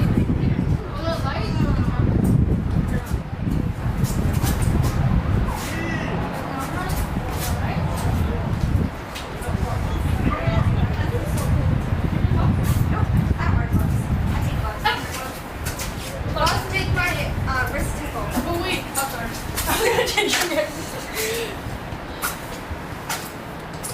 Yo, you ordered the time? Wait, Princess Margaret is green. Isn't that? No, Princess Margaret's red. Oh. Oh, yeah, yeah. Bye. Green then. Am I counting down? 35 or counting even 1 or 0? You should be starting from 0. And it counts out. Green? Should I yell at the massive the team is? Yo, what team are you? What team are you? Sardis? Oh, thank you. Sardis, we wear all white. So are they wearing all white? They switched their jersey. I don't know why. Yeah, you have to Probably keep it. so. So. So, Princess Margaret versus Sardis. Thank you. Oh, but the good thing about doing this is that we always know what happens, so we can tell them if there's any like super good players, bad players, you know? Right. Sardis is SCRGIS. Sardis, yeah. Thank you.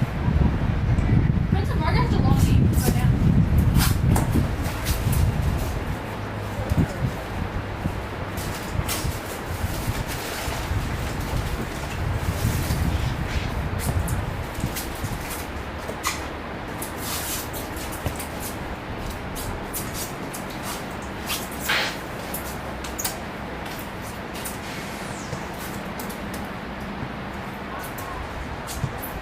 Perfect.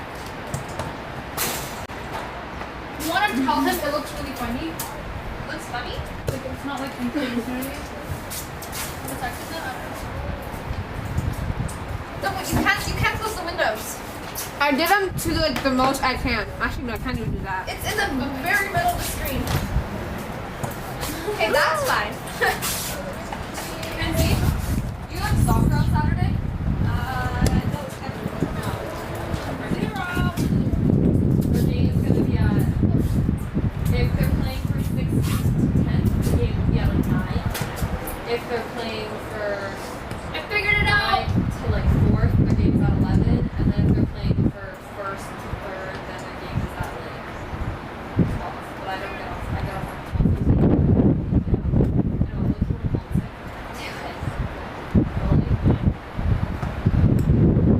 Well, I hope they play better than 10 because I have a cross game. Oh, that's what I meant too. Like soccer lacrosse. I have a cross at 8:35.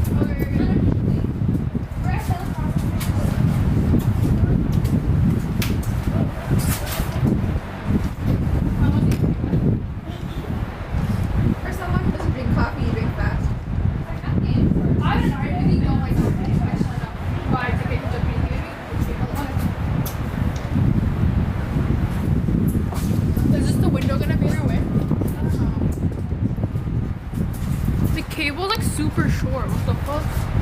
It's just gonna come out. Sarah, is this stuff gonna come out? It's like really, really tight. And then the next Saturday as well. Next Saturday as well. 8:30. The chance for the guys to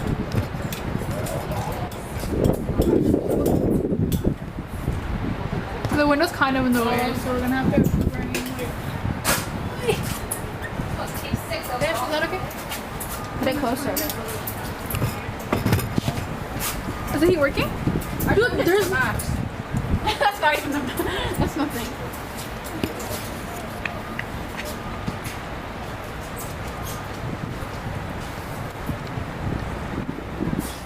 Ignore. Okay, it's good.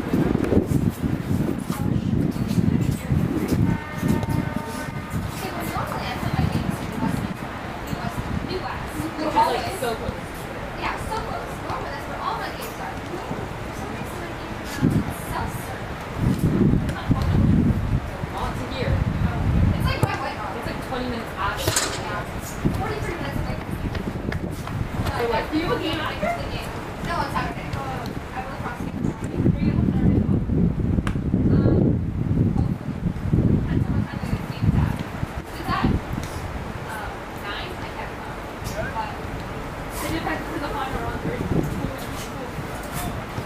yeah, the other one's like, So Pierre lost one and won one. So if we win both games, we're through. it got all like very rough. Let's go! Let's go!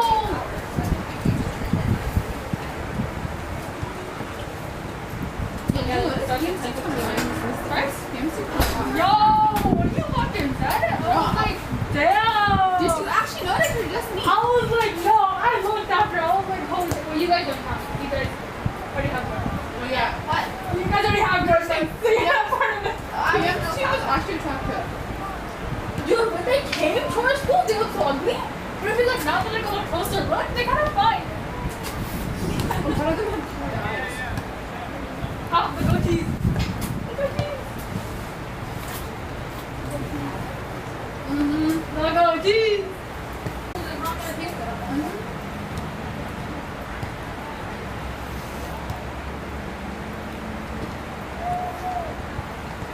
I'm going to go for one here.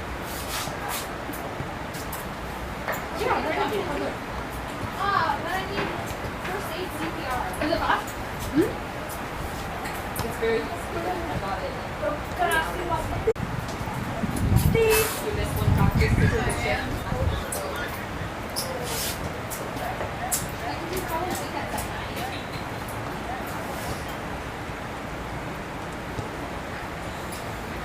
Is it Burnaby Central? Yeah, 30%. I wonder who had talked to these Central.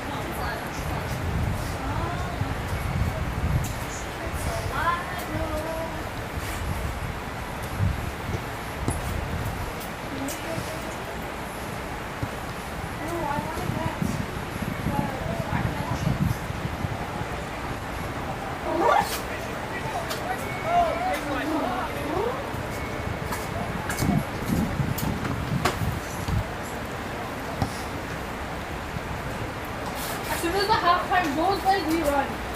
Who cares if your game isn't live stream? We run. Our game will run for us. Yo, you spelled Princess Margaret wrong. Yeah, I didn't spell that. I didn't change anything. I just reset the clock. Oh, right. Thank you for having my back.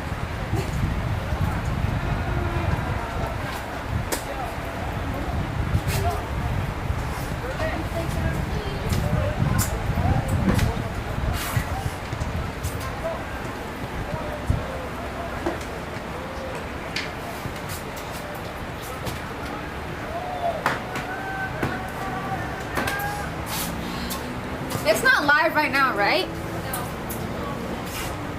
Little short up here.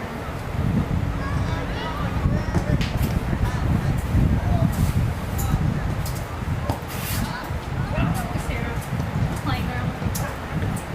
Yeah, because I know one of these guys and I'm looking for him. Really? Yeah, where'd he go? Oh my gosh, so many. I'm gonna use one of these. Let me ask him which one he is. Is it starting? Yeah. calling for captains. We are PR. Stop.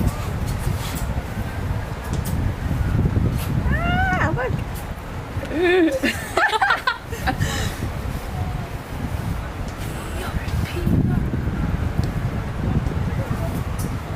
Ah, that's hilarious. Funny. Start the clock.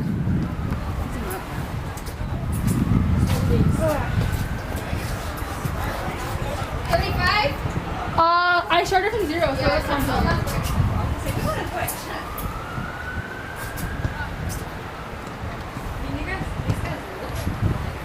Wait, go back to the tent.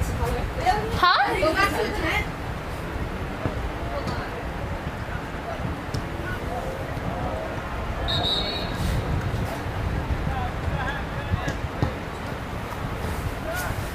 We are PR.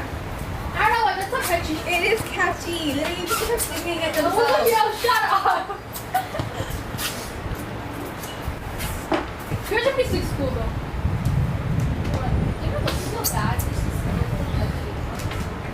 Yeah, because like I make fun of it. I just don't like it. There's teams like not that bad. Why you the hell are short? Half a point. They is nice. Yeah. They told it like oh yeah.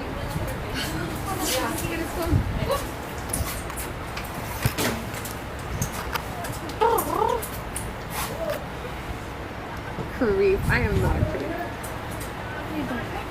No. That's fine. Yeah, except for this one.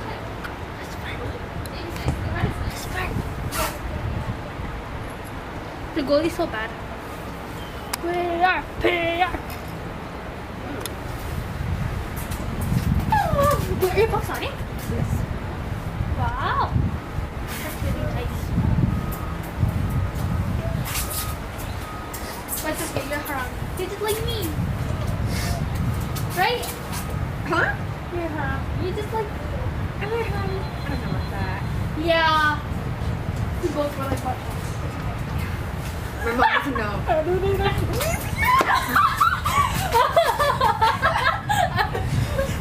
They don't have to know. If they found that, I'd be dead, man. I'd be dead. I'd be shipped to Pakistan. I go to school with all my guy cousins and no one gives a fuck. Oh my goodness. Only girl cousin I have is Zainab. Yeah, we won! We're wearing white, right? We're wearing white. We are boys wearing white? Yeah, we are. Yeah, we won! Woo! We Let me see how far their team is. Huh? See how far their team is. That's pretty funny. Is it live yet? Probably. Oops. It's 2:27. The game's at 2:38. Oh, I guess I gotta start this too. Oh yeah. So you wanna shut the clock? Once the... You wanna shut the clock? Start it? We don't start it till the bell. Yeah. Start till it starts. So what's the whistle going to shut the clock?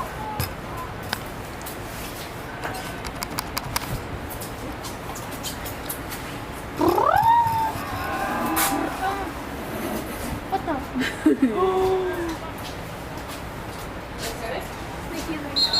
I'm joking.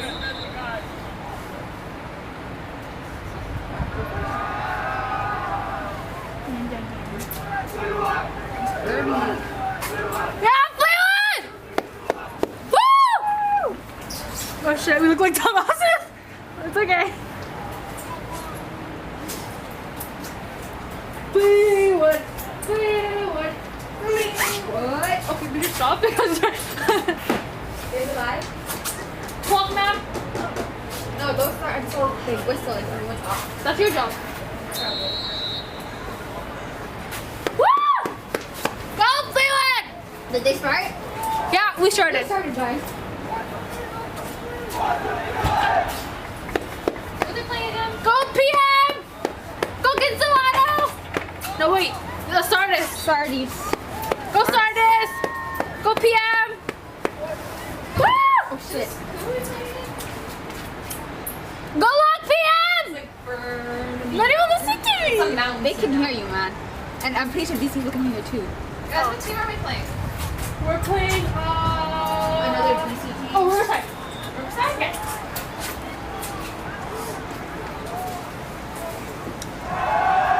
Yeah! Wait, they said something else. Are you sure that's Sardis? They said they were Sardis. Yeah. I don't know, maybe I heard wrong. Should you ask again? No, they're definitely Sardis because the Sardis team was wearing a white jersey with the green writing right across. Oh, okay, okay. Ready, lady? Ready. Hey, shut the fuck. It's a very white team. What's up? Just start the clock and then you can. Oh, shit! Don't say We're shit. recording. Are we? Oh, started? Oh, this one's Oh, the ref's not there yet. Good luck, Sardis! The Sardis? Good luck, PM!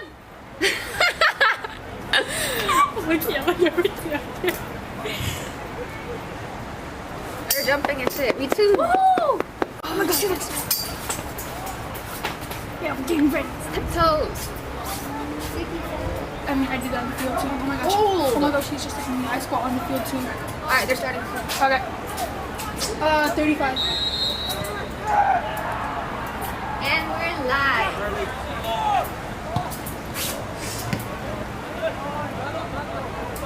This could be a really, really long day.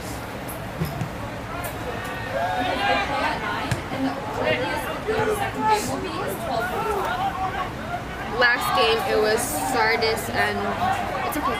Nor what? It was Sardis, I think. Nanaimo. Oh, Nanaimo.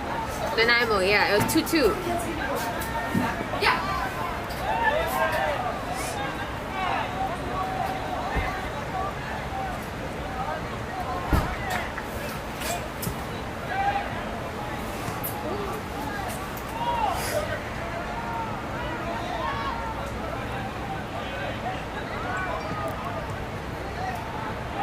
So now you're in grade 11, right? 9. Grade 9. Yeah, I'm just a small kid. I'm a child. Why did he ask?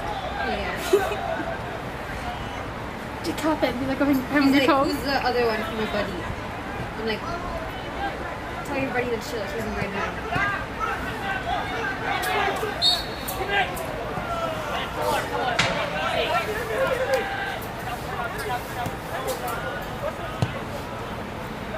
Let's go!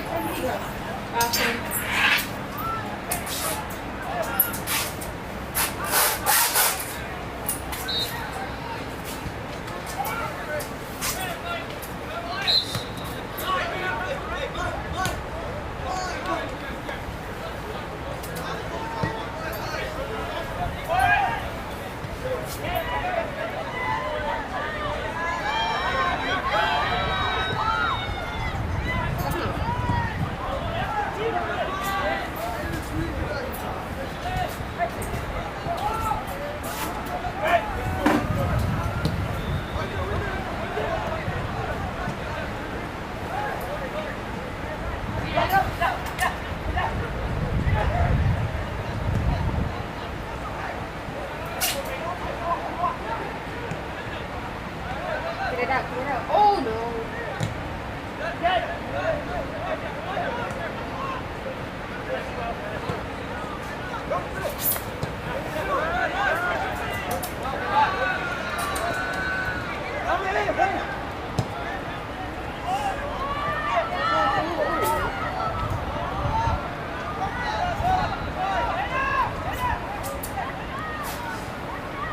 Tell me when you want to switch. All good, don't worry. Is it raining still or no? It's like a little bit. Yeah, it's like very light.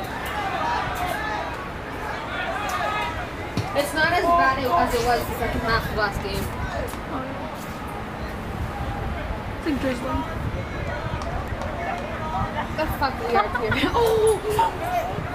Excuse my language.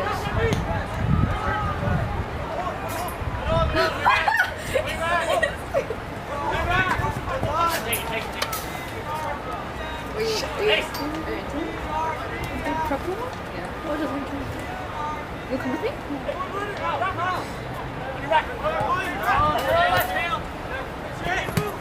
Man.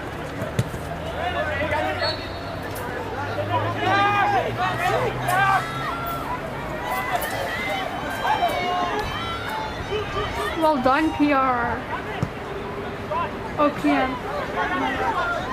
I said PR.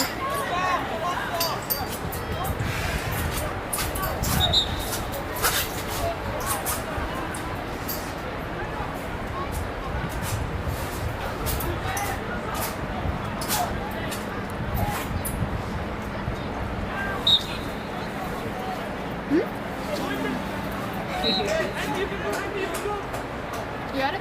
Yeah.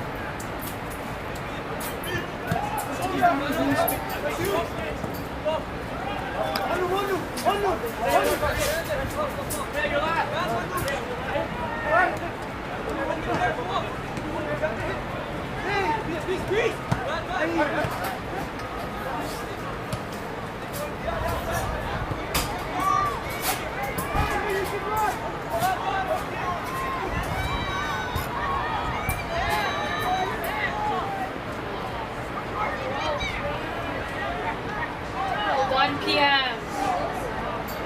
Offside. 4 minutes? 5 minutes. Okay.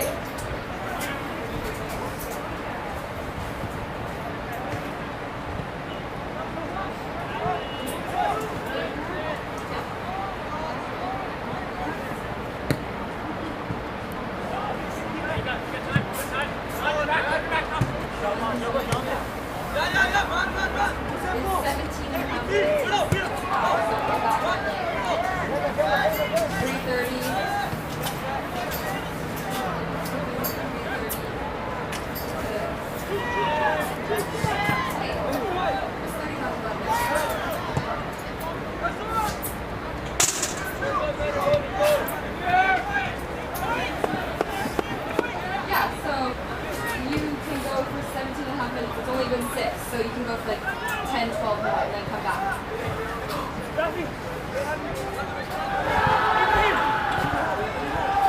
Is that a goal? I can't tell. Yeah?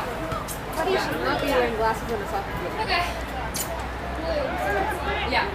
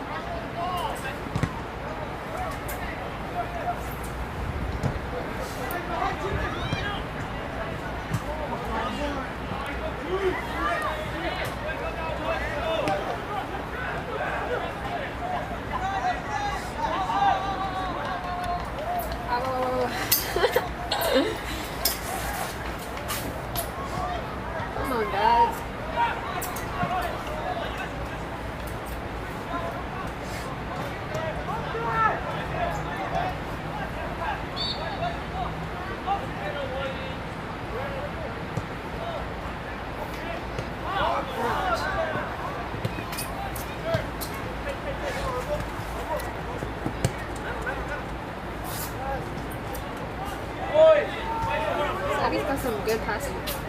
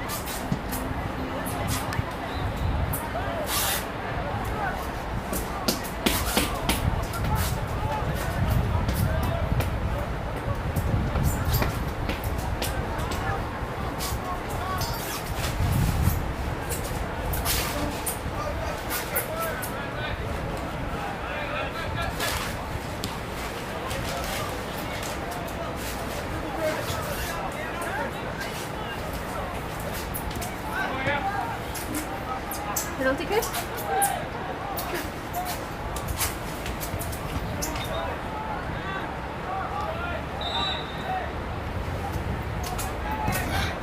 Oh, nice ball.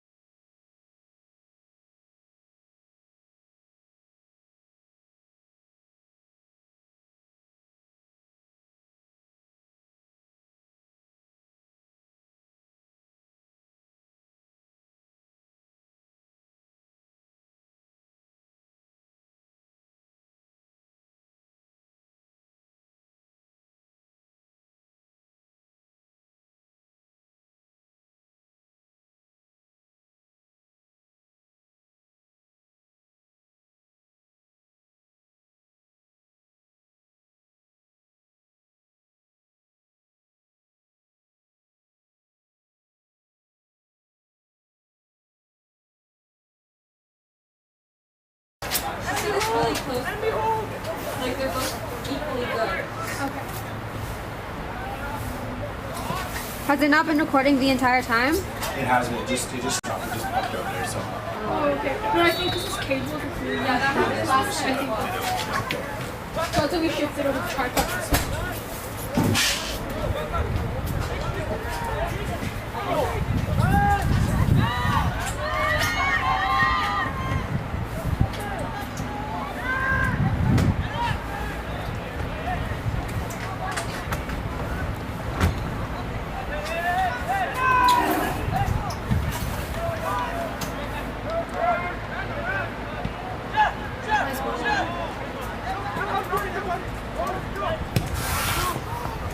Nice ball.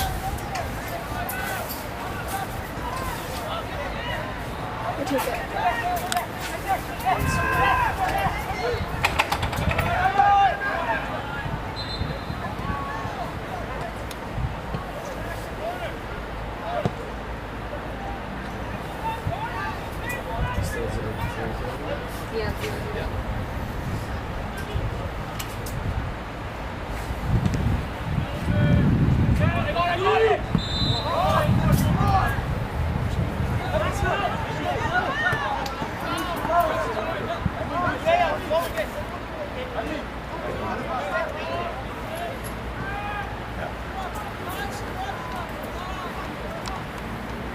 Wait, when did we get scored on?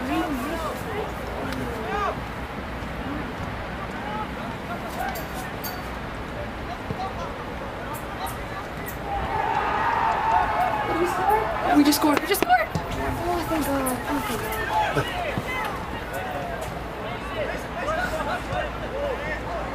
Well done.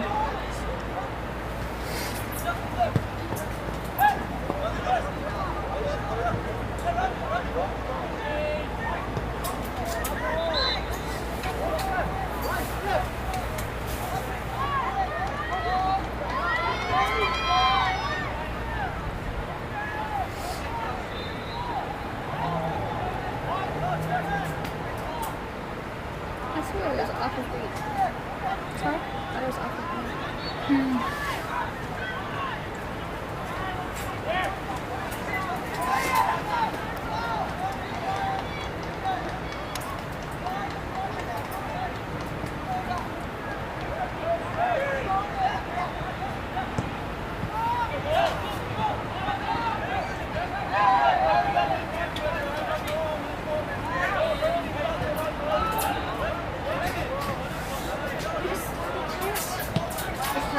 Yeah. Again? Wow. That's amazing. It's the second goal today.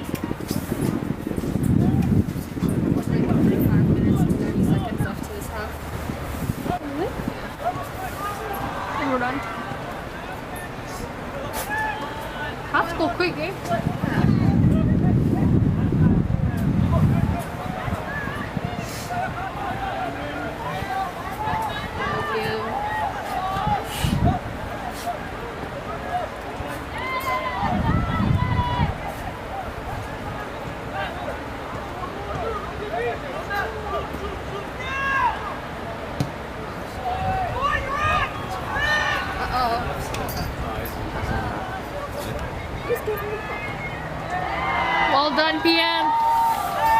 That was really good. Hey, stop being biased. I'm going for both. Nothing wrong with it, though. It's okay. It's okay. Because in the beginning I was like, good luck, Sardis. Good luck, PM.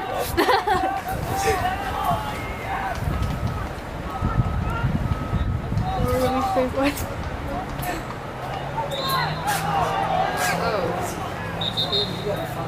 Zoom in. Zoom in. Huh? The top of it. Into the injury. That's what they do on FIFA. In premium. Yeah. It looks like he'll recover. Come on, how's it going over there?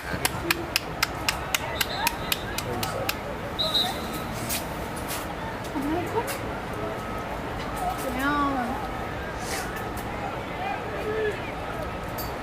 It's raining all week. Thank God all coaster games are down for all coaster games. It looks really My mind gets so frizzy too. so the fun. Every brown girl's nightmare.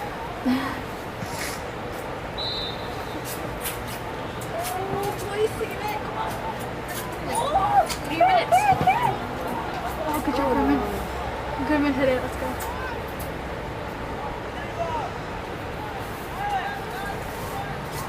The boys are really struggling out there.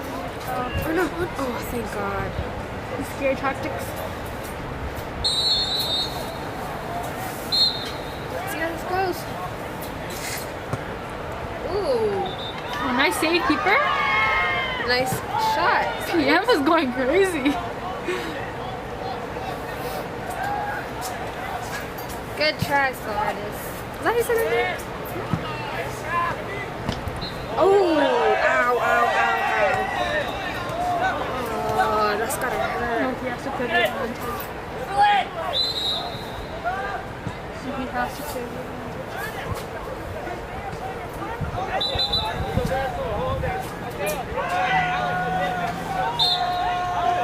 I know he's working it on. It's gotta hurt.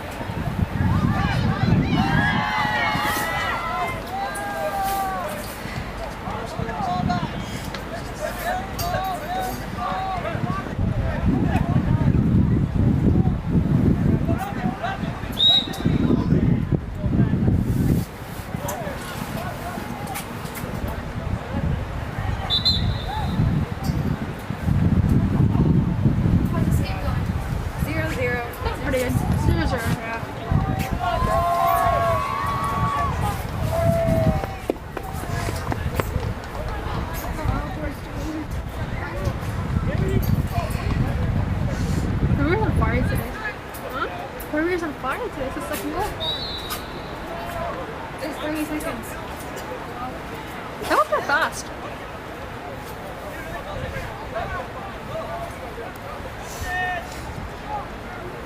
Is it a drop off?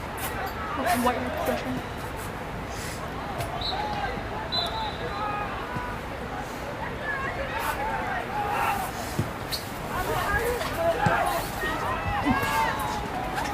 Good try, PM.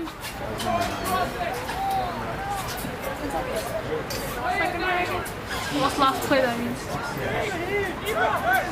But he's gonna play injury for like another minute or two. Or 23.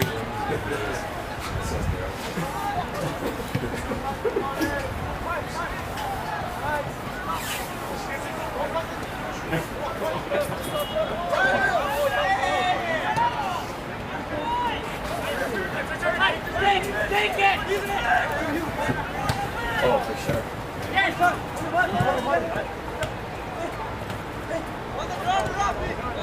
That's so satisfying. Talking to them. Oh,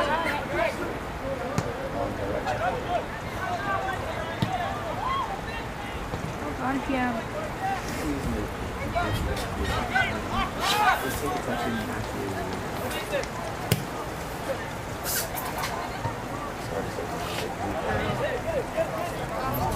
They are high.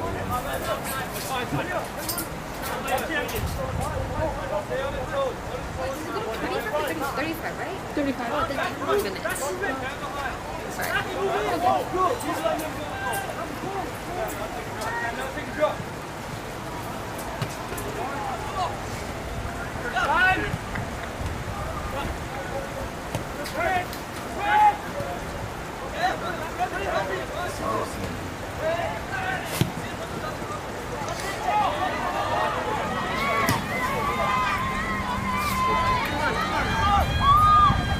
Shoot!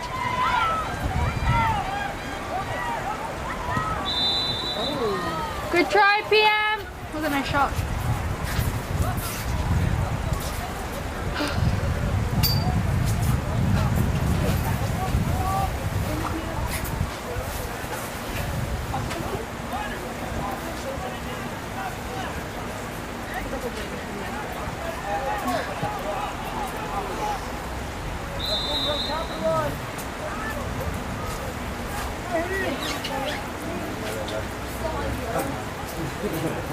Who's winning?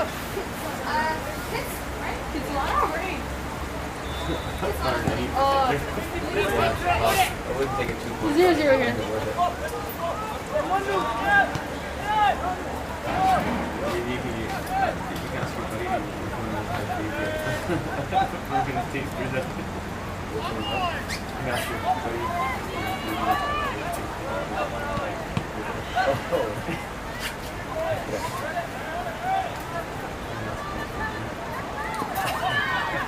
What are you gonna burn tonight?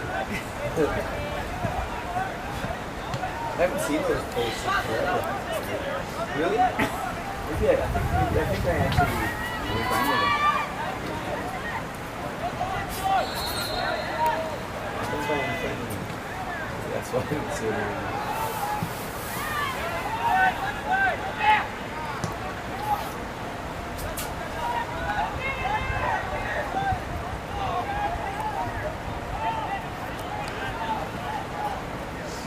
Corner by corner kick.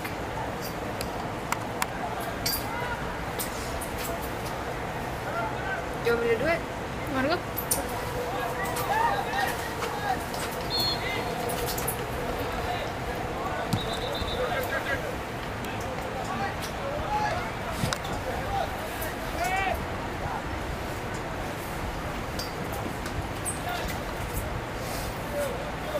You finish your coffee? No, I got cold. Here, finish it. Hold it. Huh? Finish it. Hold it. It's too cold.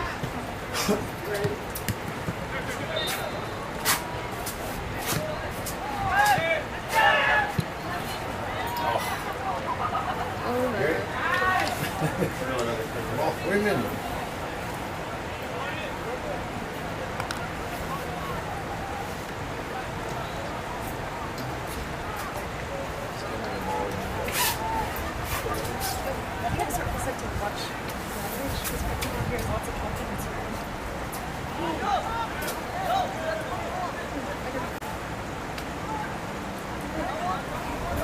They really should just have enough ball right for it.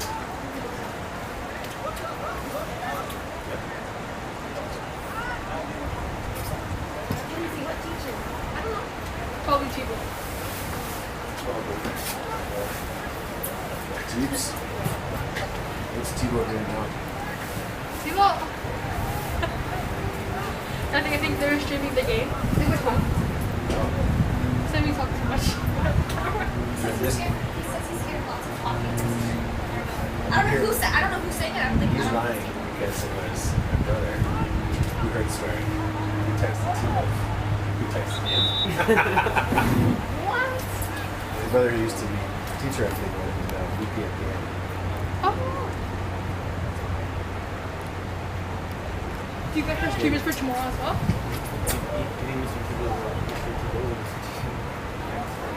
I thought Tito was supposed to come, was he not?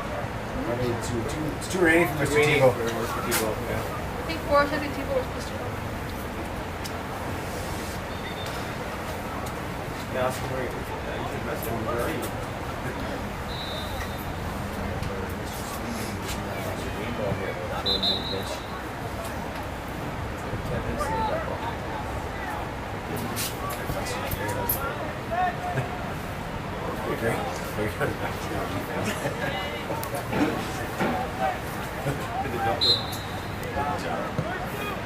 It's a really nice system you guys have. For the live.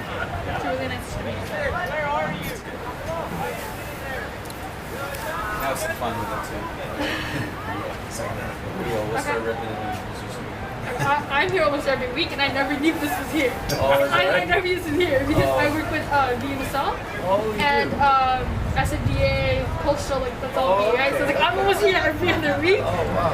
I couldn't get to watch BB5 play, Burgundy Selects, Intern, Okay. all the Prem team, and all the U21 teams. So BMSL does this. BMSL. Yeah, BMSL. They don't do live, but I'm BMSL's photographer because I do it outside. Because my dad sits on BMSL. So my dad sits on South Fraser and BMSL. So that's why I'm very involved in this.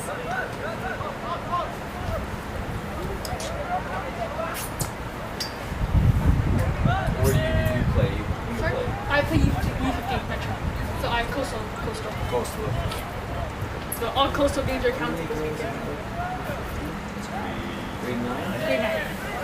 We're agreeing this too. We coach the girls team there in Oh. school. South Delta. But I don't know if you know Mr. Hayes. Yeah. Yes, he also was South Delta. He's at South Delta. oh, he's at South Delta. Yeah. We're at South Delta at the high school. Oh. So I'm just trying to think of any girls that I know in grade 9, but we don't really know many grade 9s because we didn't meet them last year at all. Yeah. I know it's like first year back for sports. Yeah. It's kind of Yeah. wonky a little bit. For sure.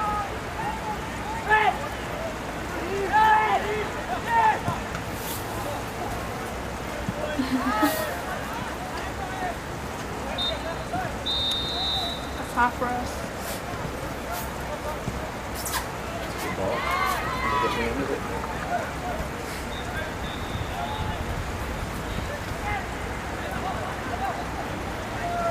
So I think, is this referee playing injuries? Because they started before us or after us? It's only been 33 minutes. Okay. So he'll probably play like a minute of injury maybe, I think. It's pretty cold though, he might not.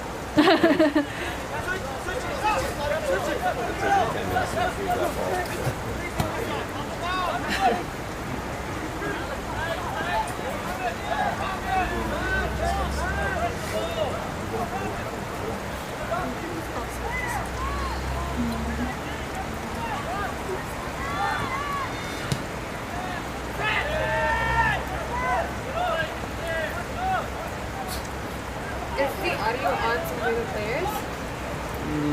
Or a ref maybe? Ref's whistle? Can they hear you say? No, it doesn't. It won't pick any of that up. It'll hear. They'll hear the worst saying. But it won't hear the thing. Oh, we heard it on the other live? From the previous players? live? Yeah, we can hear like players yelling, spectators. Oh, really? It's pretty strong. It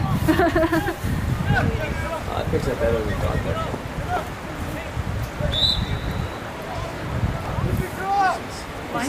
The linesmen are so fast.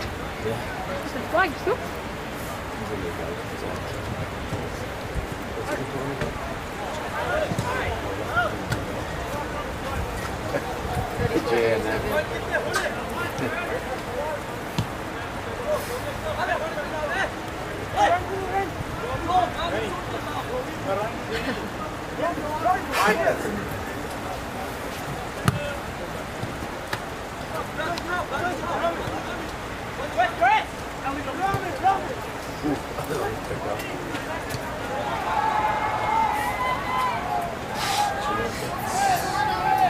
They scored again? Can Solano score? Oh wow.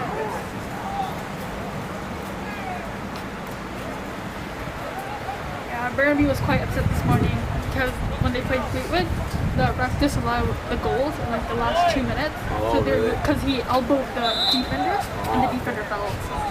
Was that 1-0 that game? Sorry, yeah, perfectly 1-0.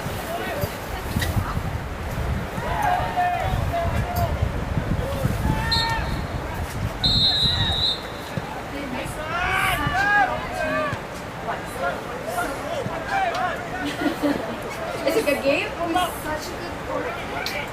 By who? Urban, like, almost got rid of one of their players. Oh.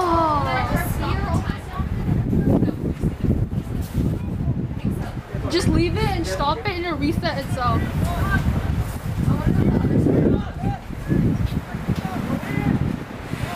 guys see that? Yeah.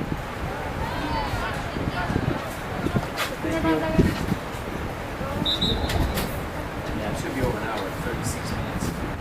I think he's just playing a little bit.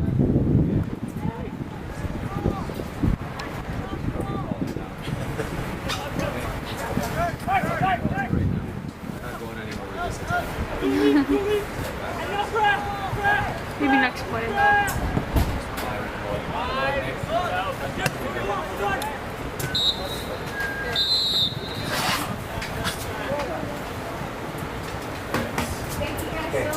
Thank you. Thank you very much. Appreciate it. Good luck. It depends upon the team. Okay. It depends. Okay, I'll talk to Sam. Yeah. Okay, sounds good. Oh, we're Yeah, right over here. Yeah.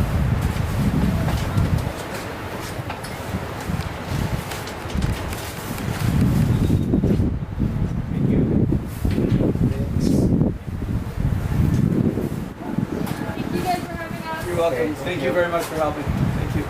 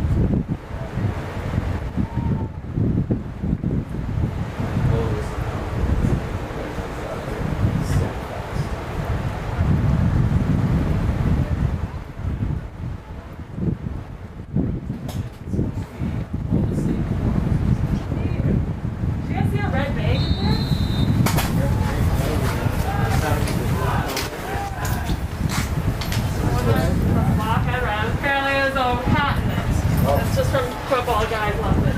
I didn't see Looks it. like a no-go. Yeah, I didn't see anything up here. No worries. Yeah. Okay.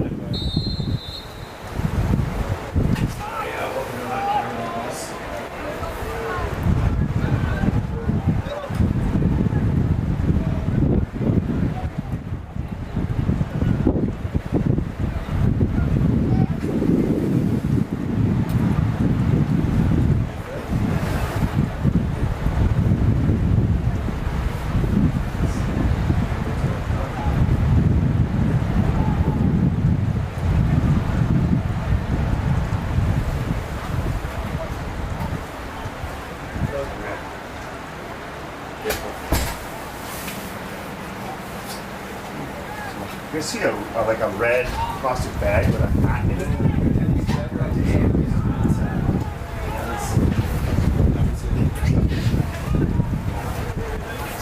Right, no worries. Yeah.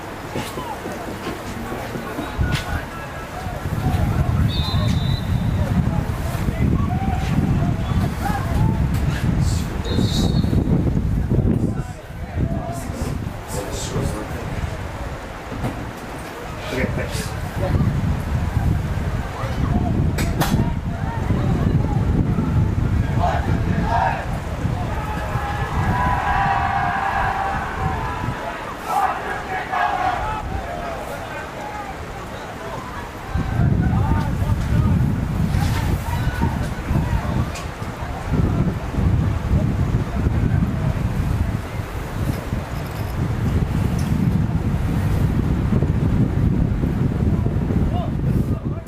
We're about to start the second half of the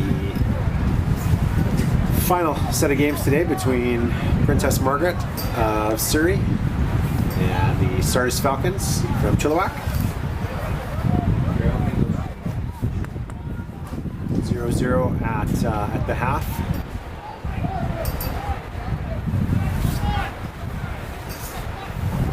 First day of the 2021 BC AAA Boys Coastal Championship, held here at Burnaby Lake under nasty weather conditions here.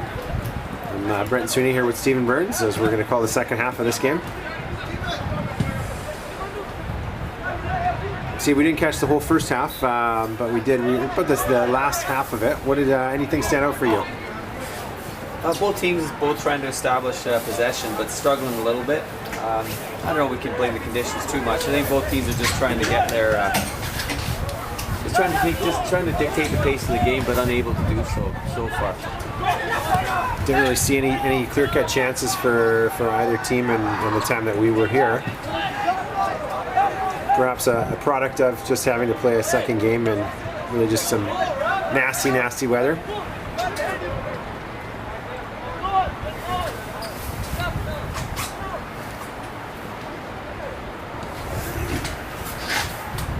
Yeah, I think Sardis to get here won the East Fraser zone, correct? Right? They won the East Fraser zone.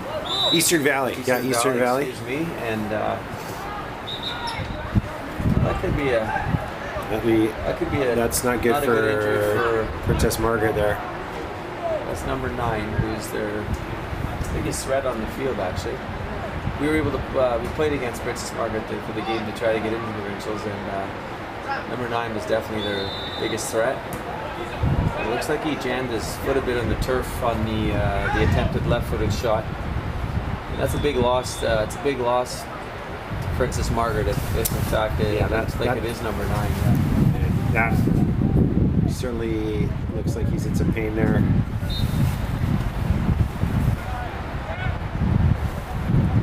Princess Margaret came 3rd in the South Fraser zone to qualify for provincials, ahead of Enver Creek and behind Fleetwood and the South Fraser champions, the Panorama Ridge.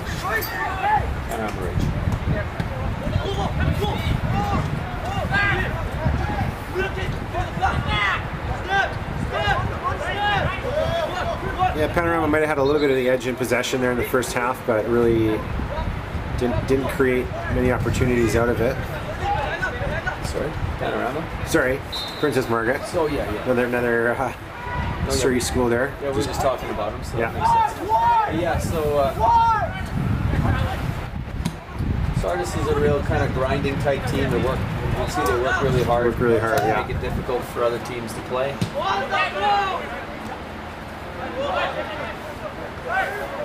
But we're glad that we're here. They had a little longer trip than usual to get here yesterday. Yeah, but bit of an adventure for Sardis to get out here. They took the bus along Highway 7. It was up in the air whether or not they were going to make it out to the tournament, so we were very happy and glad that they were able to come and join us here in Burnaby.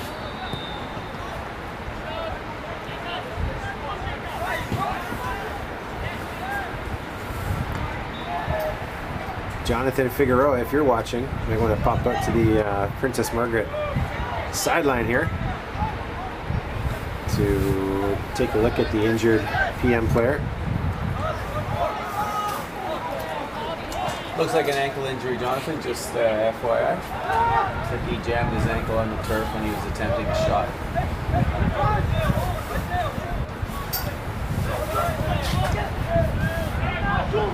A big dig from distance here now for Princess Margaret.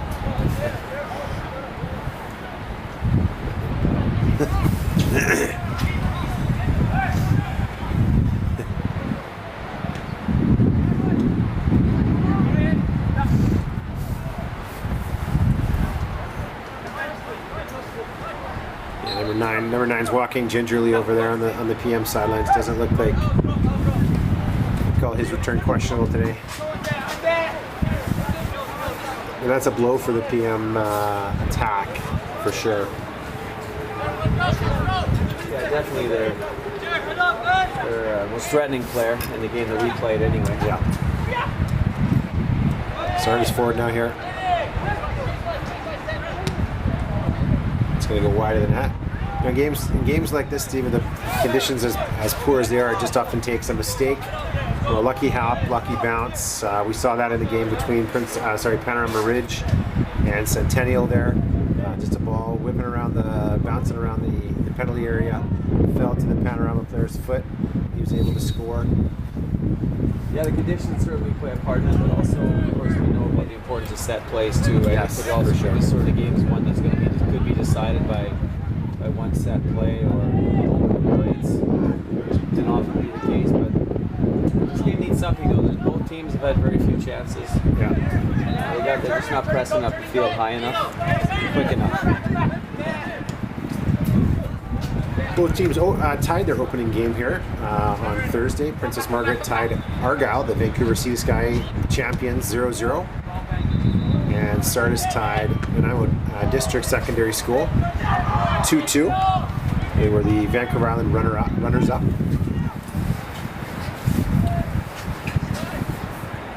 So this group obviously is still wide open, as we don't know any results to each from Nanaimo. And no, they're playing down on field 4, below down there. Not sure what the score is down there. I know in our field behind us on field 3, field 1. Kitsilano is leading Burnaby Central by a score of 2-0. In the distance over here on field 2, Fleetwood Park and Riverside are tied 1-1. Ball knocked in here for Sardis. Free. Number 13 did well to get up. Very dangerous ball whipped into the near post. Very difficult for goalies to leave their line in those. That's right. Unable to get direct out on target. Fleetwood has a corner down there. We've got a big aerial threat in number 26. Yeah. Fleetwood very, very dangerous in the air. Princess Margaret as well. Their center back dangerous on set pieces. Haven't been able to get any of those free kicks in dangerous areas though, as of yet. It's a really poor corner from Fleetwood there. Long throw perhaps here for Sardis. Again, there's the number 21, the center back from PM. Looks like the Sardis player has taken that ball in the face, right off the nose. Day like today, that's not going to be comfortable. Yeah, he's gone down here.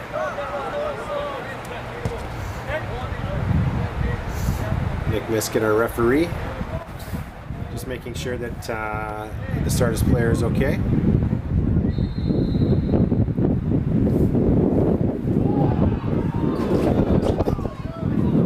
Burnaby Central's just scored to make it 2-1 behind us.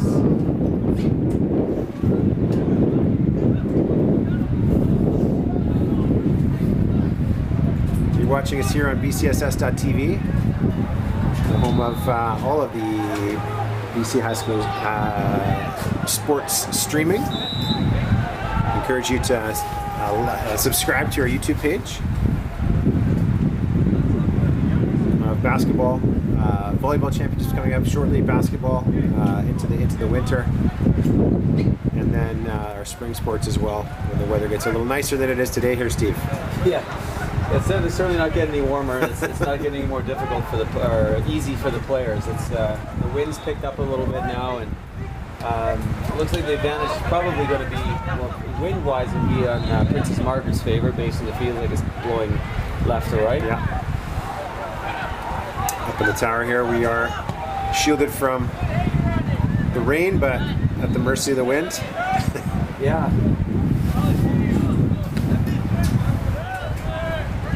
Ball. That's a dangerous ball.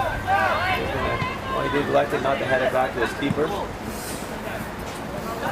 Just got a report from the Princess Margaret sideline that number 9, who he looks like he's again moving pretty gingerly over there, might be looking to come back into the game.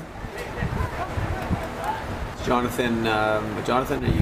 Jonathan Figueroa, I think he's still in the tournament control. There's some pizza left. There's a couple of pieces of pizza left there. Viva Sue Pizza, fantastic, outstanding. We're going to try and get that as a tournament sponsor next year. Yeah, Jonathan, you heard that. So yeah, so Jonathan's in enjoying pizza while we have an injury out here, but we're going to keep working and trying to get him out. Yeah.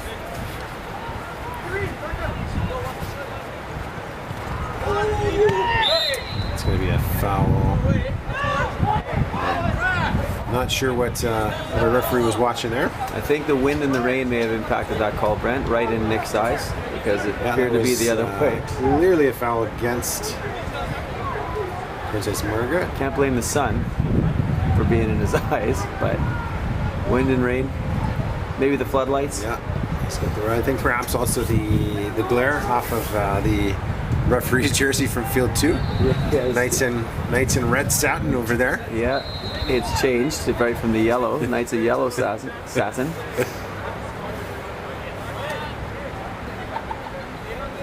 The Sardis coaching staff not happy with that call. I think they probably had a point there. I would say so. It's a chance now for the Falcons forward. Welcome to any of the Sardis players or excuse me, spectators or Princess Margaret spectators watching on our live stream here on BCSS.tv. Yeah. There's certainly one Princess Margaret spectator that we give special mention to. Number 3 of 3 vice principals at Princess Margaret, the C team there. My brother Mike Sweeney. So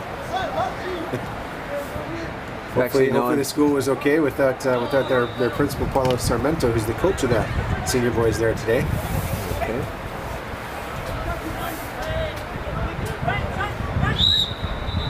Oh, we got another player cramping by the looks of things. Looks like a good old hamstring cramp.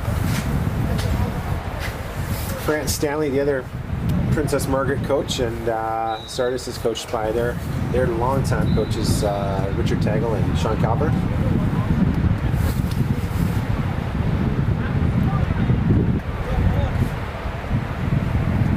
Yeah, both teams, Brent, are just fighting things just to gain control of even territorially on the pitch. They're both kind of on the back foot and not really pressing the other. Yeah, second game of the day, poor conditions, just a little bit of energy. It takes a lot to get that fire here, I guess. They're complacent. Yeah, and going from warm to cold and cold to warm. Yeah. It's difficult circumstances. But let's hope the boys can put together the last 20. About 25 minutes to go. Should be good.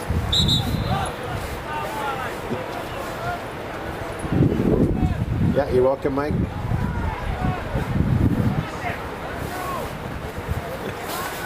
Well, number 9 is back in the field here for Princess Margaret, Steve. Interesting, and Jonathan is still inside eating his pizza. No, he's outside now. Actually, he's probably too warm in there, so maybe he's gotten too warm. It was quite warm in there, so he's getting a bit of fresh air. Bit of fresh air there. Ignoring the fact that we haven't had a player go off and come on. Oh. Well, we have another Princess Margaret player limping off. Oh, with the cramp, obviously. And number 9's come back on. There's a little bit of confusion. Raining. Nick Michigan wondering what's happening.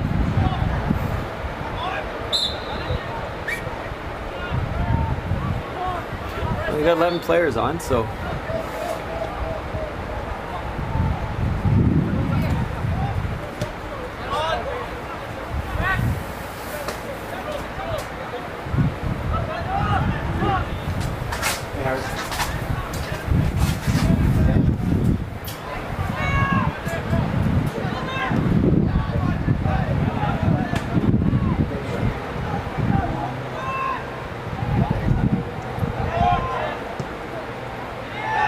Ooh, inviting ball there in the 6-yard box.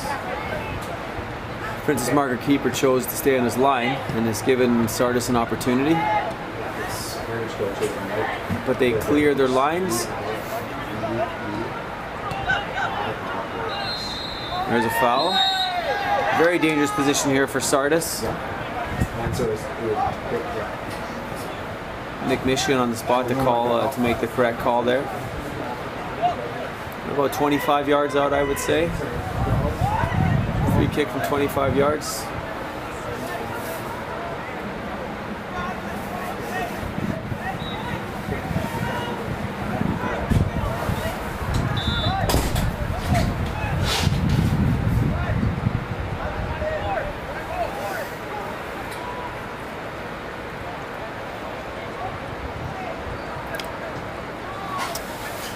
I'd be surprised if I didn't see number 11 have a go here on target. He's got a good angle on the goal, and about 25 yards out, I would say.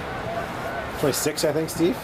Okay, fair 26, enough. yeah. You do have better eyes than I do. Your eyes are a little older than mine. The wall does its job here. Doesn't really matter. Clips that ball through. Doesn't really matter if it's 25 or 26 if the wall does its job. Yeah. Well defended. Just had a quick chat there with Howard Samara, a long time BC supporter of high school sports. He's at home watching his Detroit Lions lose today, unfortunately. But he'll be out with us in the tournament tomorrow. He was out here in the AA championships. Here's a breakdown for Sardis, unable to get much on that. Frustration showing in the face of number 13, the striker. No danger.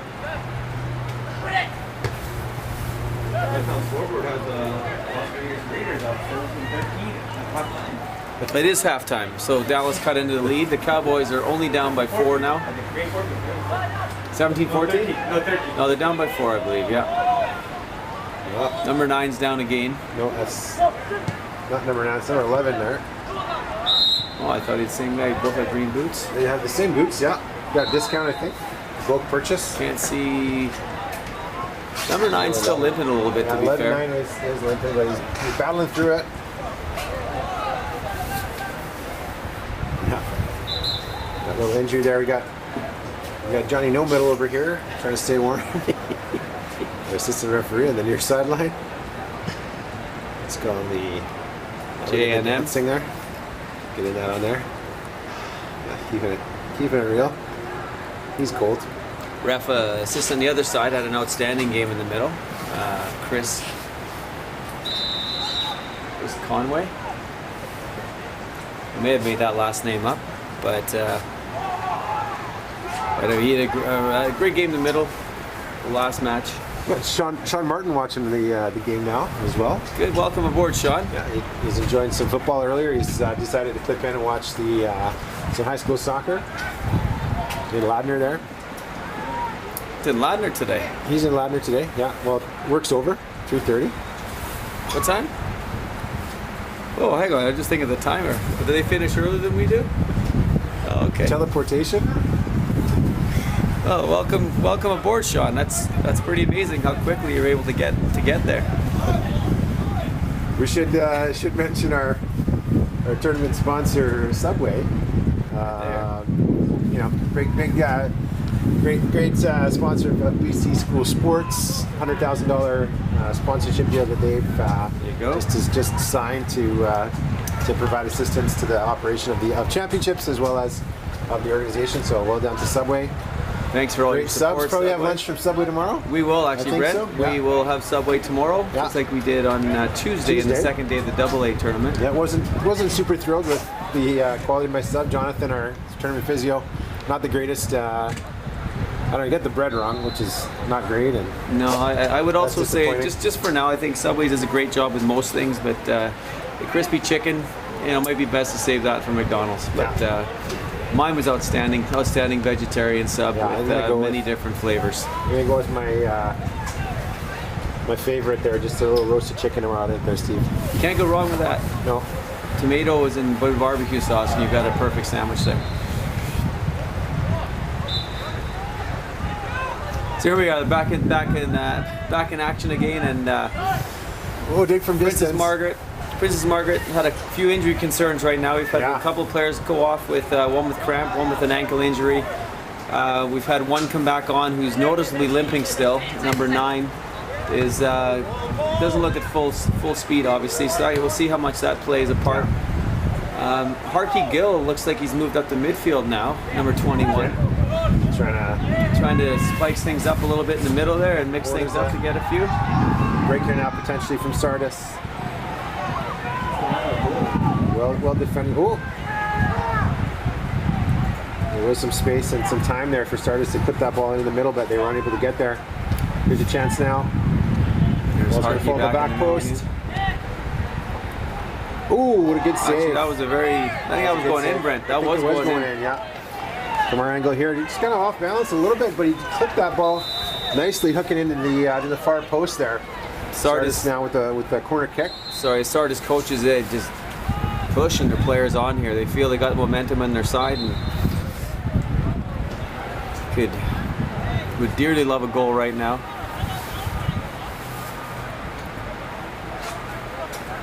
Very hard to break down though. It's number 21 again, Harkey Gillies. There's a huge presence in the air for Princess Margaret.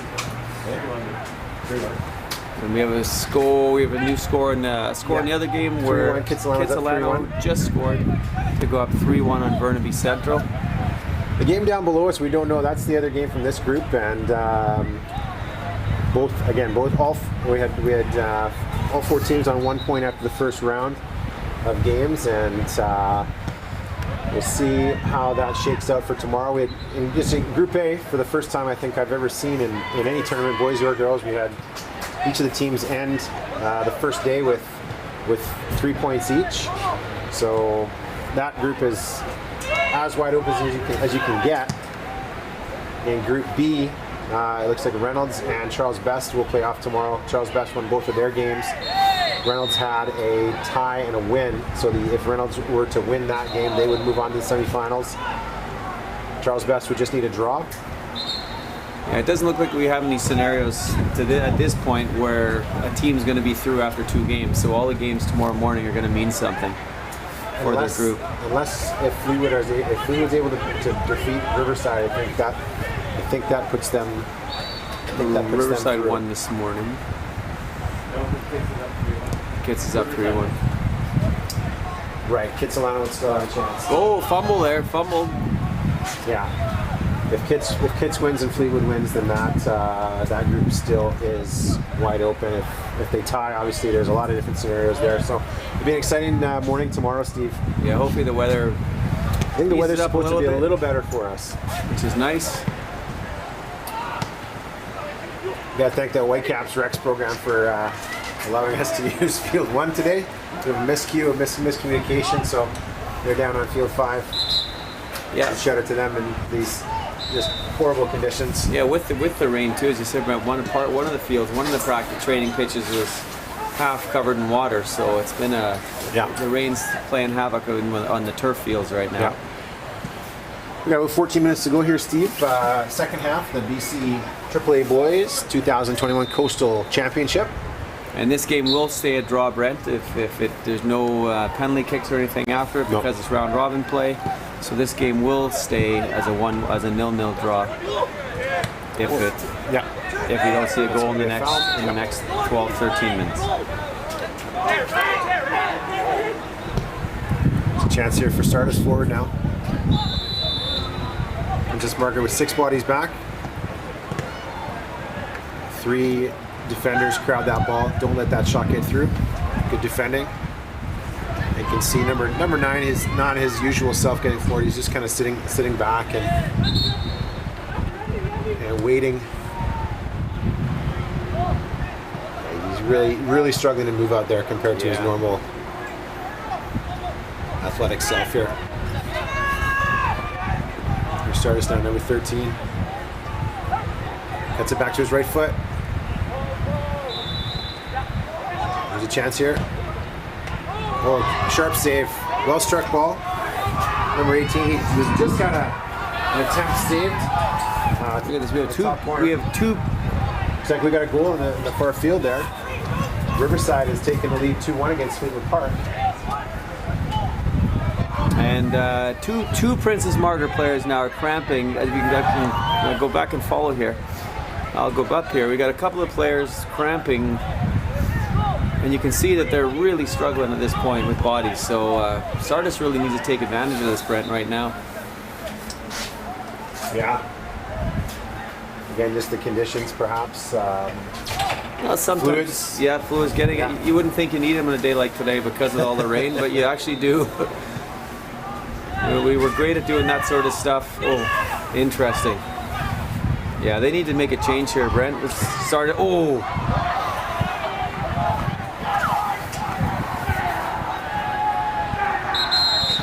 Not sure what that's all about there from Sardis. Well, it was he missed he attempted to shoot and he fell over and missed the ball.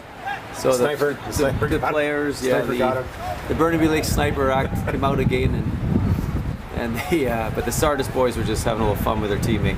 Yeah. But you can see Princess Margaret did have to make that change with one of their center backs as he was cramping too. So looks like they're probably going to have players out of position too now, Graham. Realistically, that's a couple of times where they've had to adjust. So we'll see if PM has any depth here to try to push forth to get that elusive first goal. Slow just getting their 11th player onto the field. Yeah, here. it seems to be a little disjointed at the moment.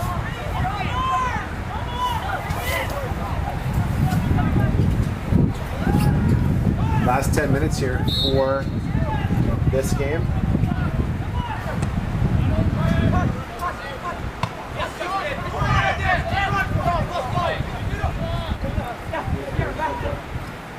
Yeah, they just scored 2-1.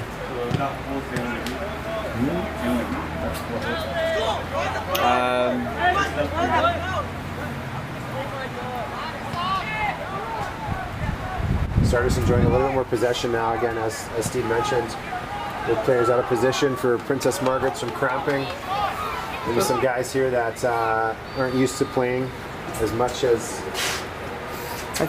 Yeah, you know what, Brent, I think in that scenario right now, especially they're settling for shots from 25, 30 yards out, but the Princess Margaret backs have pushed back really deep into their 18-yard box. I'd push your striker, get the ball into the striker's feet, test a little bit, make that back line work right now. They want you to shoot from 30 yards at this point. Yeah. It's not a very high percentage shot, so. Yeah, you can see number 9 on there, Steve. He's on the field. Oh, he's laboring, for sure. Just in. Not able to catch up. Oh, we got a goal here behind us for Burnaby Central, 3-2. Another goal before there, Burnaby Central did it, Gary. How much time do we have left in that game? 5 minutes, 6 minutes. Okay. Now putting it all out there. So we have about 10 minutes left here, just under 10 minutes left here in this 0-0 stalemate between Princess Margaret and Sardis. A draw here, Steve, for both of these teams does. There's still neither of them are out of it yet. Yeah, keeps them alive. We don't know what's happening in the other game, but we did see a goal. We heard a goal. We can't see who scored it. Whoever's wearing white is celebrating. I want to say that's Argyle down there that just scored, Steve. But even still, that puts, with the win down there, if Argyle does win, that puts down 4 points. And Sardis plays Argyle tomorrow. That's right. So Princess still Margaret takes on Nanaimo. If with the Sardis win and a Princess Margaret win, we could look at a situation there where either of those teams could go through goal difference, would play a role, and potentially a penalty kick shootout to have the winning team advance on. Just to clarify, Brent, the tie-breaking format in the group play is goal difference. Goal difference, correct? Yeah, between all teams. Between all 3 teams. So obviously, Sardis and Princess Margaret would be on a goal differential of 0 after their first 2 games. And again, we don't know the score down below. We just did see what we believe is Argyle taking the lead there. Or at least Argyle scoring. Not sure what the score is, but based on the. Usually we can still hear we can hear when goals are scored, right? And I think that's the first time we've heard anything. That ball was out by about 2 yards, I would say. I'm going to say Yeah, but Johnny No Middle over there on the near sideline. He maybe some rain, Steve, in his eye. Rain Perhaps? and the wind, the big gust of wind also must have come up and possibly So that distracted. ball was clearly out of play. There's a chance now for Princess Margaret to have a go from distance, and that's just didn't settling get from distance. You can didn't see get the over boys the- just don't have the drive to push, to press the other team back. Yeah.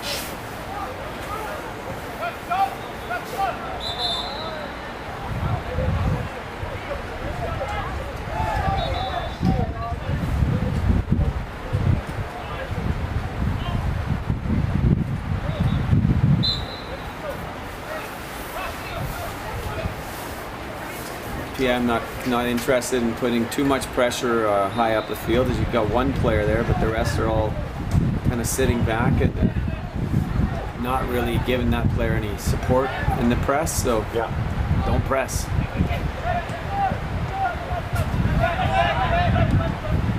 This ball. Oh, we have someone else. I assume that's a cramp. Looks like it from Sardis. He's in some pain here. I don't remember ever cramping when I was playing as a 16-year-old. I'm just, I mean, times have changed, I suppose, but It's a turf. I don't ever recall cramping. Certainly remember it later on in my career. Well, Riverside's just gone ahead and scored 3-1. 3-1. But, So, but like we started, Brent, yeah. But it is a lot of, it's a lot under for the kids to play in these, 2 games a day and 5 games in 3 days. It's never easy. Gary, I think that does put Riverside through the win there. If the results stay as they are, Pool C? Is that Pool C or Pool B? Central needs to score. Central needs a win here. Yeah, Mary Central needs 2 late goals, otherwise Riverside have gone through to the semifinals.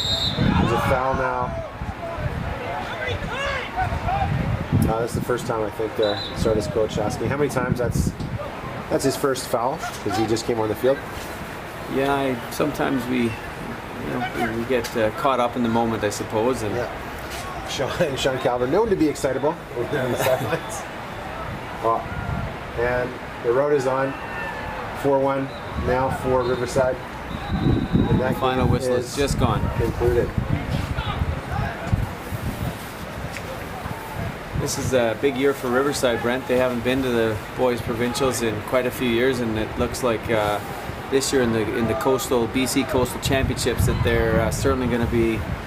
Well, it looks like they're now going to be probably playing in the Final Four now, based on the result behind us. Unless we have 2 late goals from Burnaby Central, they'll be making the semifinals. And that's a huge advantage, as you know, Brent. Having that morning game where you don't have to play. You're only playing people. You're only playing 1 game tomorrow instead of 2, and the game is meaningless in the result in the standings. So that's a big advantage for Riverside. They'll be very happy to hear that Burnaby Central has defeated Kits has defeated Burnaby Central.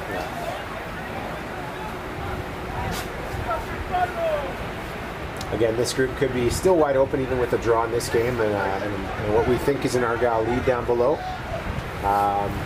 Still an opportunity for either Sardis or Princess Margaret to go through tomorrow with a victory. Brent, is Cheeky Meeky still playing for Argyle? Cheeky Meeky. Have to ask Coach Rath there. Okay. That would have been 3 years ago. Was a special team. Oh, a set play. Set piece there. You know what? Good idea. It was a good idea because I think it might have been a little far out for a shot on goal. So not a bad idea at all. Special team from Argyle there a few years ago, making it all the way to the final to 5-1. I think they unfortunately lost to Panorama. Or was it Charles Best? Charles Best. I think it was. Oh, there's one Meg there. I think it was Charles Best. Charles Best, yeah. They did, that team. Argyle did lose back to back. Then they lost. That's right. Once to Panorama, once to Charles Best, yes. Okay, and that game behind us is. So it is official. It is official. Riverside is through to the semifinals. And hopefully their coaches realize that and recognize that. Looks like the game down below has concluded.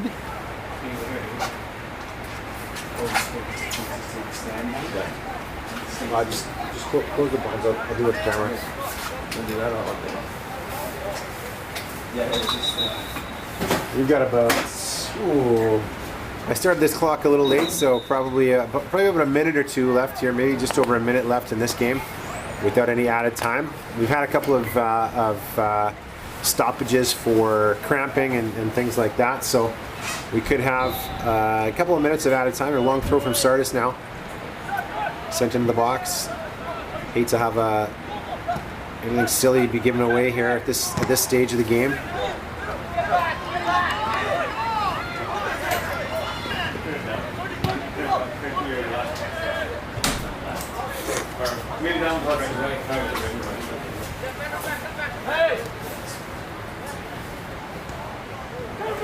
Nil 0. The Princess Margaret Lions of Surrey and the Sardis Falcons of Chilliwack.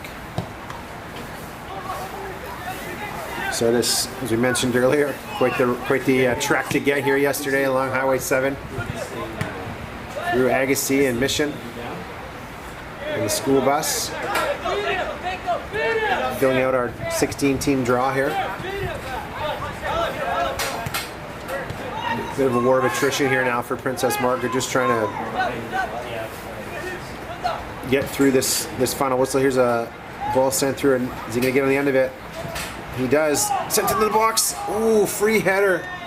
Another opportunity for Sardis there. Goes over the bar. Miskin looking at his watch. He says 2 minutes of added time. So we're playing another 2 minutes to go here.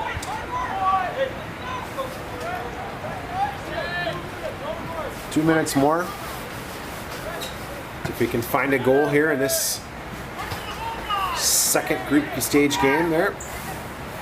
Excuse me. Right now you just got to dig deep and try not to give away anything silly. Best place for here at Princess Margaret, get this ball up the field. No time to play cute here. There's a cramp there, number 11. He's suffering. Some good work there by number 3 from PM. Perhaps a chance here now. Flag stays down. Cleared here by Sardis.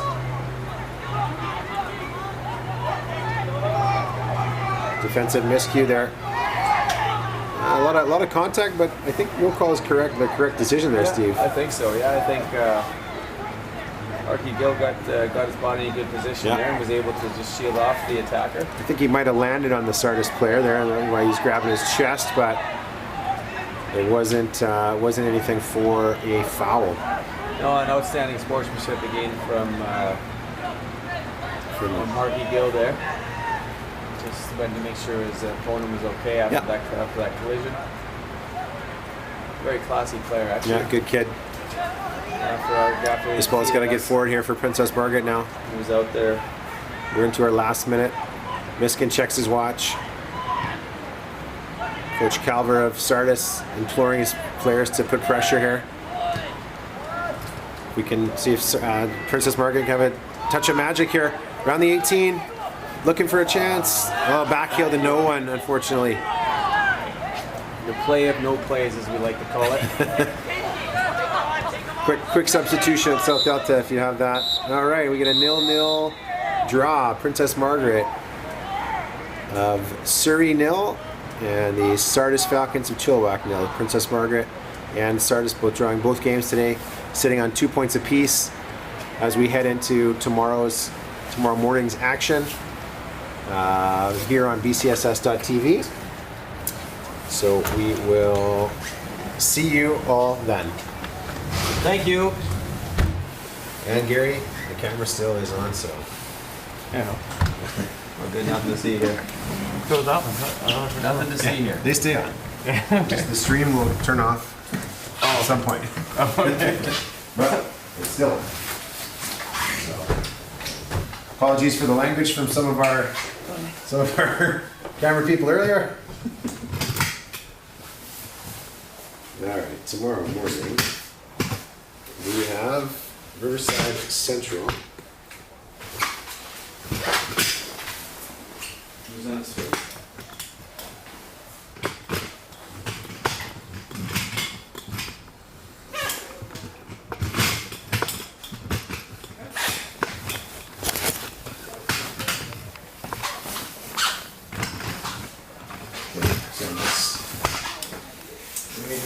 Score games in a midnight Dallas. Over there, it's Nanaimo PM.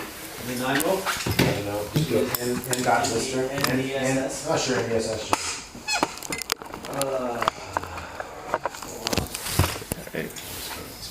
That's good. Like this? So Nanaimo's home. Sorry, Nanaimo's on this one. You guys, you have Riverside and Burnaby Central. The Riverside's at home. Yeah. Okay, should I head down to the room? Should I this fellow sheet? Yeah. Riverside.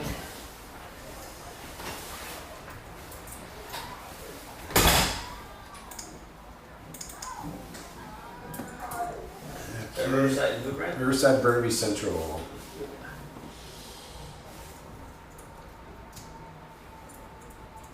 No.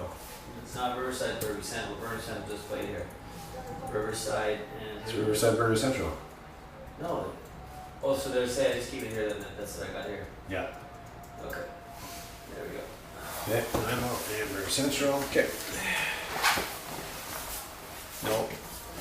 Hey, Well, you put in the Nanaimo district. you got Riverside, Burnaby Central. Why is this here? This This is. is Nanaimo. And Princess Margaret. I told you that. Yeah. Yeah, you're correct. Yeah. We're good. We're good, brah.